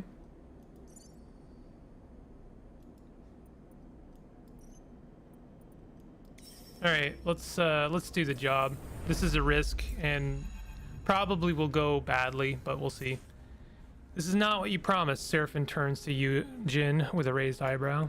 Looking out across the field of debris scattered around the small asteroid whose gravity has kept them here, you have to agree. Where do we even start looking? Eugen shrugs, unfazed. I said the wreck was hidden, transponder off, no flight records. I didn't say it was intact. If it was an easy job, I wouldn't have come with your crew. Could have just grabbed it myself. He winks. We all earn our share. Seraphin sighs. You really think there's something of value to be pulled off from that? I know there is. My tip-off is good. We just need to find the right part. He looks out at the wide field of debris of the right ship. Any clues? What I know is that a wreck with an item of great value is out here. That's it. He unstraps from his seat. Are you all afraid of some hard work? Is that it? Seraphin starts laughing. So you're telling me we don't know what we're looking for, where it is, or what it's worth? Trust me or don't. Eugen shrugs. This will be worth your while. This is a hot tip. Sleeper, please. Seraphin turns to you, exasperated. Suddenly, a percussive beep interrupts the conversation. All of you turn your attention to Seraphin's terminal. What the? He taps a few keys. We've got an incoming ship. The transponder just popped up. See? Eugen smiles. What did I say? A hot tip. We better claim it before they do. He jabs a finger at the readout. What have you got us into? Eugen looks innocent. I've given you a head start on a big haul. Don't waste it. Ready, Cap? Eugen slaps you on the shoulder and kicks off through the cockpit door. Turn to Seraphin. I do not like that guy. Seraphin shakes his head. Me neither. That is to say, I don't trust him. Then what are we doing out here, Sleeper? Look, Seraphin glances over his shoulder. Just be careful. You nod and glide through the cockpit door, already trying to map the scattered debris in your mind.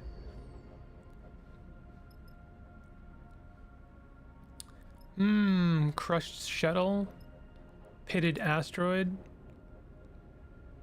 scavenger's haul. There has to be something of worth among the remains that dot the asteroid. You just have to find it. Wreck hunting. Finding Eugen's wreck means searching the debris field in the hope of uncovering if it even exists. Shuttle access. Getting into the shuttle will take some work, but you swear you see the blinking light of a terminal inside. Well, that sounds like anything. Where's Bliss? I thought they would be joining us as well.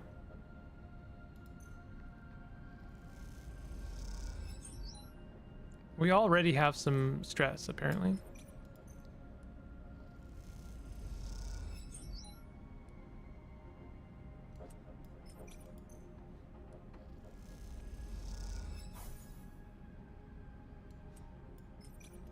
Well, that's unfortunate. We never seem to have a mechanic. It's kind of incredible, actually.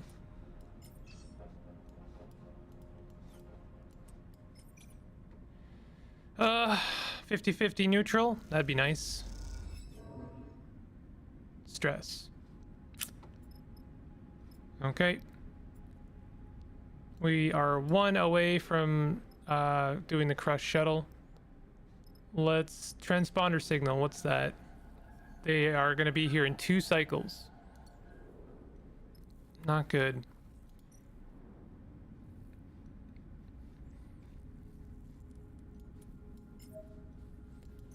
Let's have Eugen work on this debris. Neutral outcome. Wreck hunting plus stress. This is not going to be good. 2 pips of stress for that. Damn.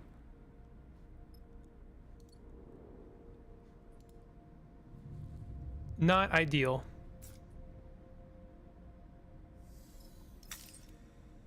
One of my dice already broken. That is pretty horrendous, but fortunately I have the workshop and I can repair it. No, I can't repair it. Action unavailable. Oh, right, I can't do that while on a contract. That's, like, actually the worst. Okay. I'm gonna take a chance on some more stress. Nice. New location discovered. Banks of terminals line the shuttle interior. Perhaps there's something useful hidden on their decaying drives.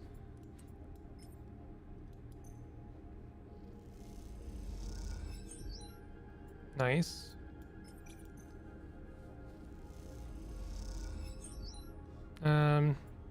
Could take a chance on a neutral outcome, I suppose, but I don't see the point. Just have Eugen continue working on this. I am going to chance some extra stress.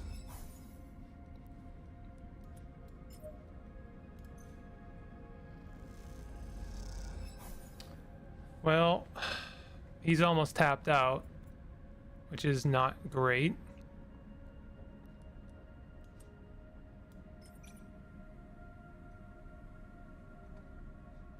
Eh. Nice.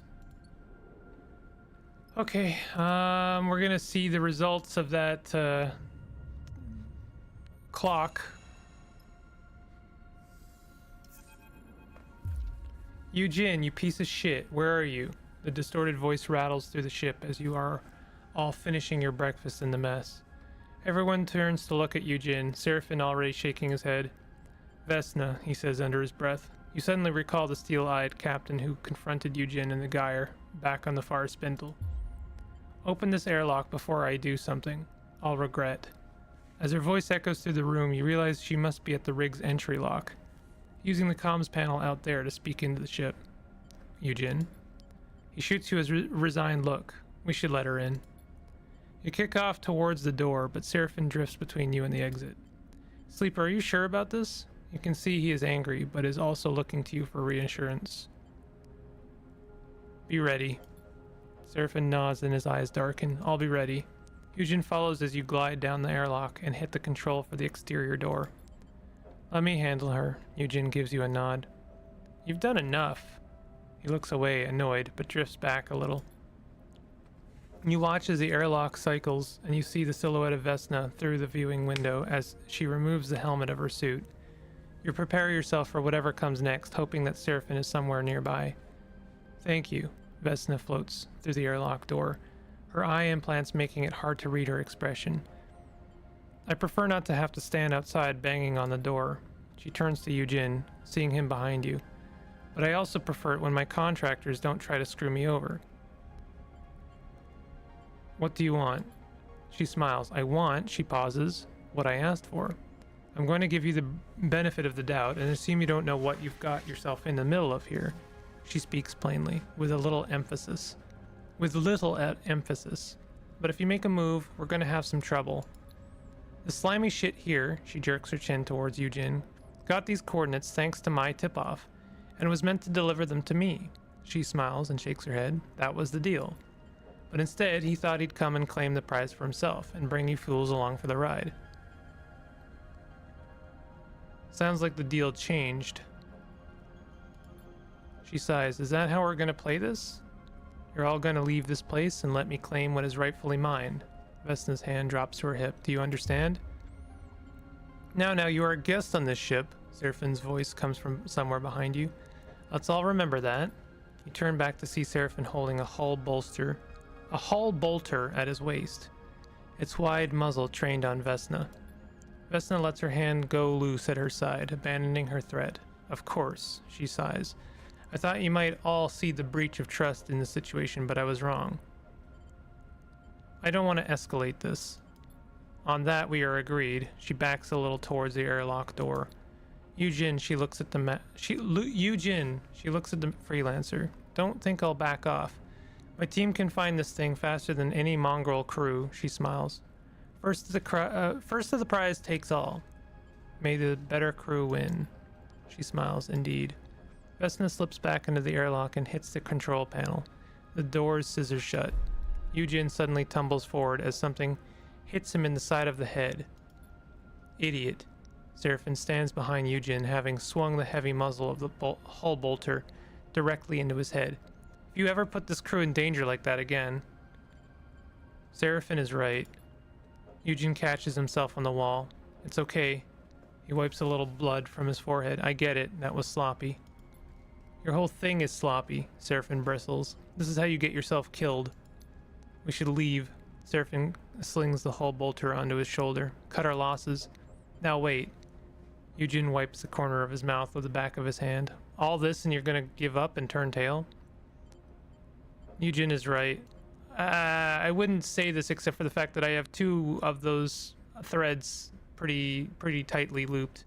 Shit, Seraphin sighs. You are right. Alright, he glides over to Eugene and pats him on the shoulder. Time for you to prove your worth. I'll be watching. That's a bit of a violent U-turn.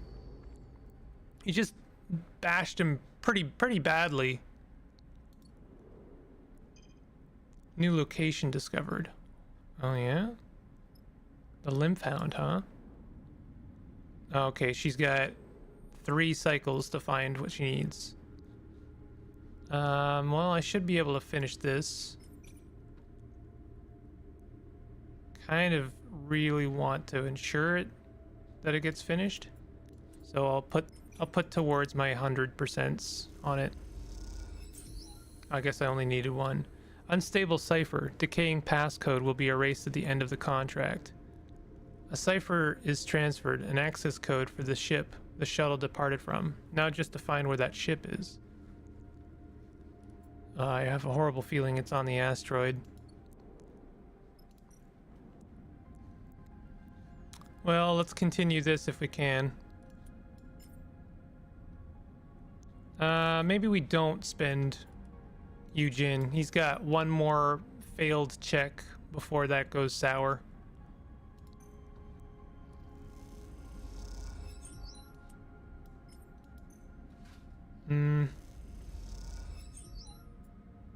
All right, we'll take a chance on this. It's a pretty good odds we'll get 1 pip. Nice. New location. The wreck's outer door is sealed and reinforced. The only way in will be with an access cipher. Perhaps there's one elsewhere. Yep, there sure was.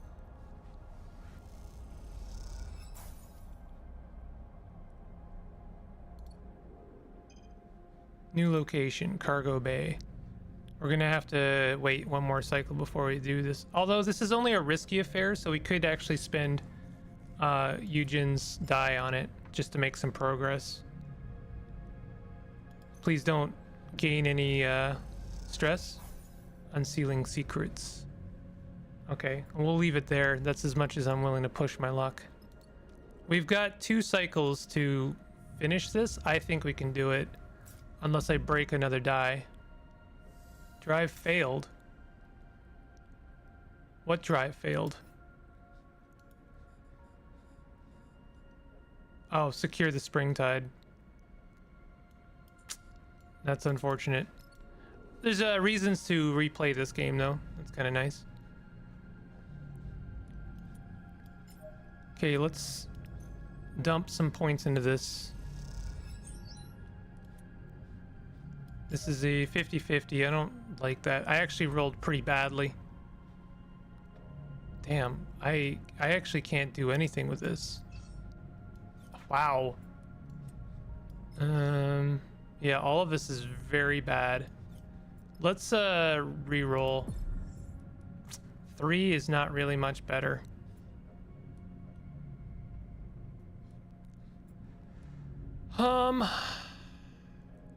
What do we do? If I re-roll, or sorry, if I screw this up and gain stress from this, and that's a danger, it would actually be better off over here.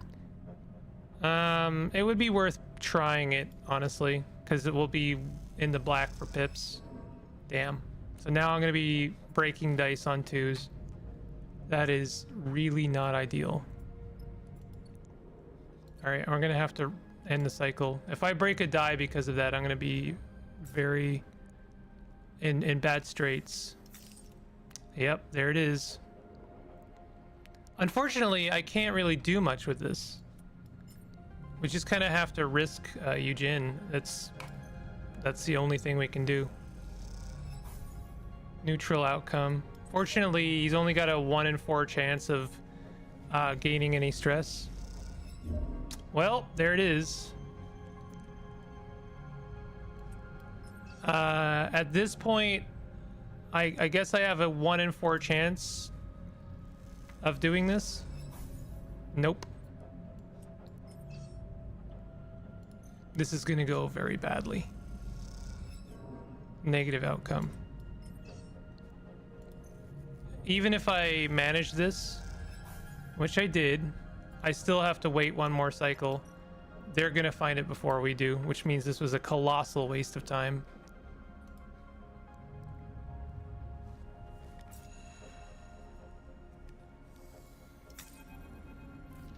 Eugene, you slimy shit, how did you do it?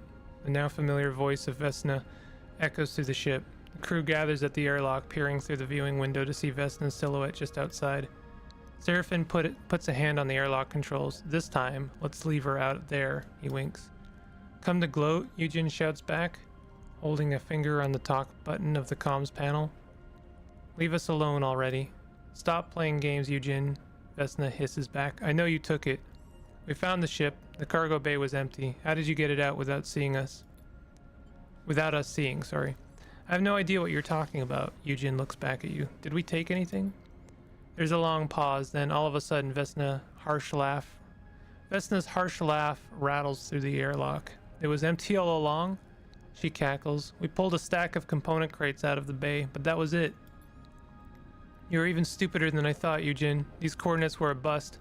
She laughs again. Enjoy the trip back. Comms click off. You see her silhouette disappear from the viewing window.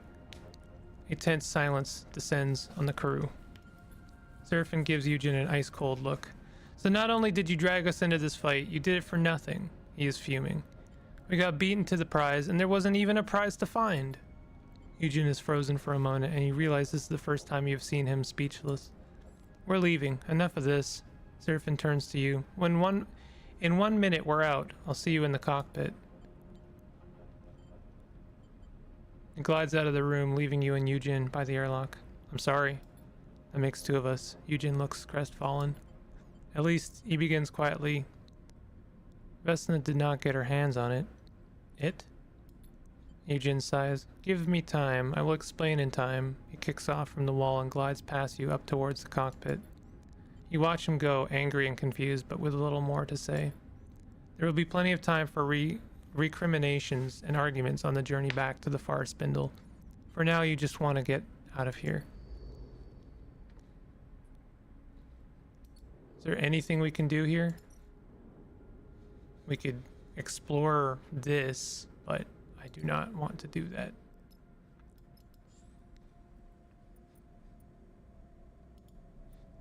Maybe on a future playthrough. Something flickers in the back of your mind. You stop. You have to stop to blink it away. It is the tightness around your left eye, an aching point that refuses to move.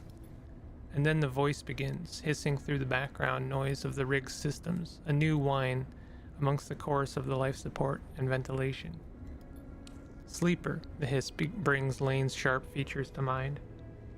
I suppose you thought you had slipped my net. Wondering if I can quit here. I'm gonna go ahead and quit here. This is gonna be, I imagine, a lengthy story beat, and I am unfortunately gonna have to go. Game is good. I'm not doing very well at the game, if I'm being honest. I haven't found my footing yet, but trying my best. Either way, if you enjoyed it, come hang out tomorrow. I'll be doing more at the latter half of the stream. And maybe hit a button if you are listening in. I'll see you later. Thanks for joining. Take it easy.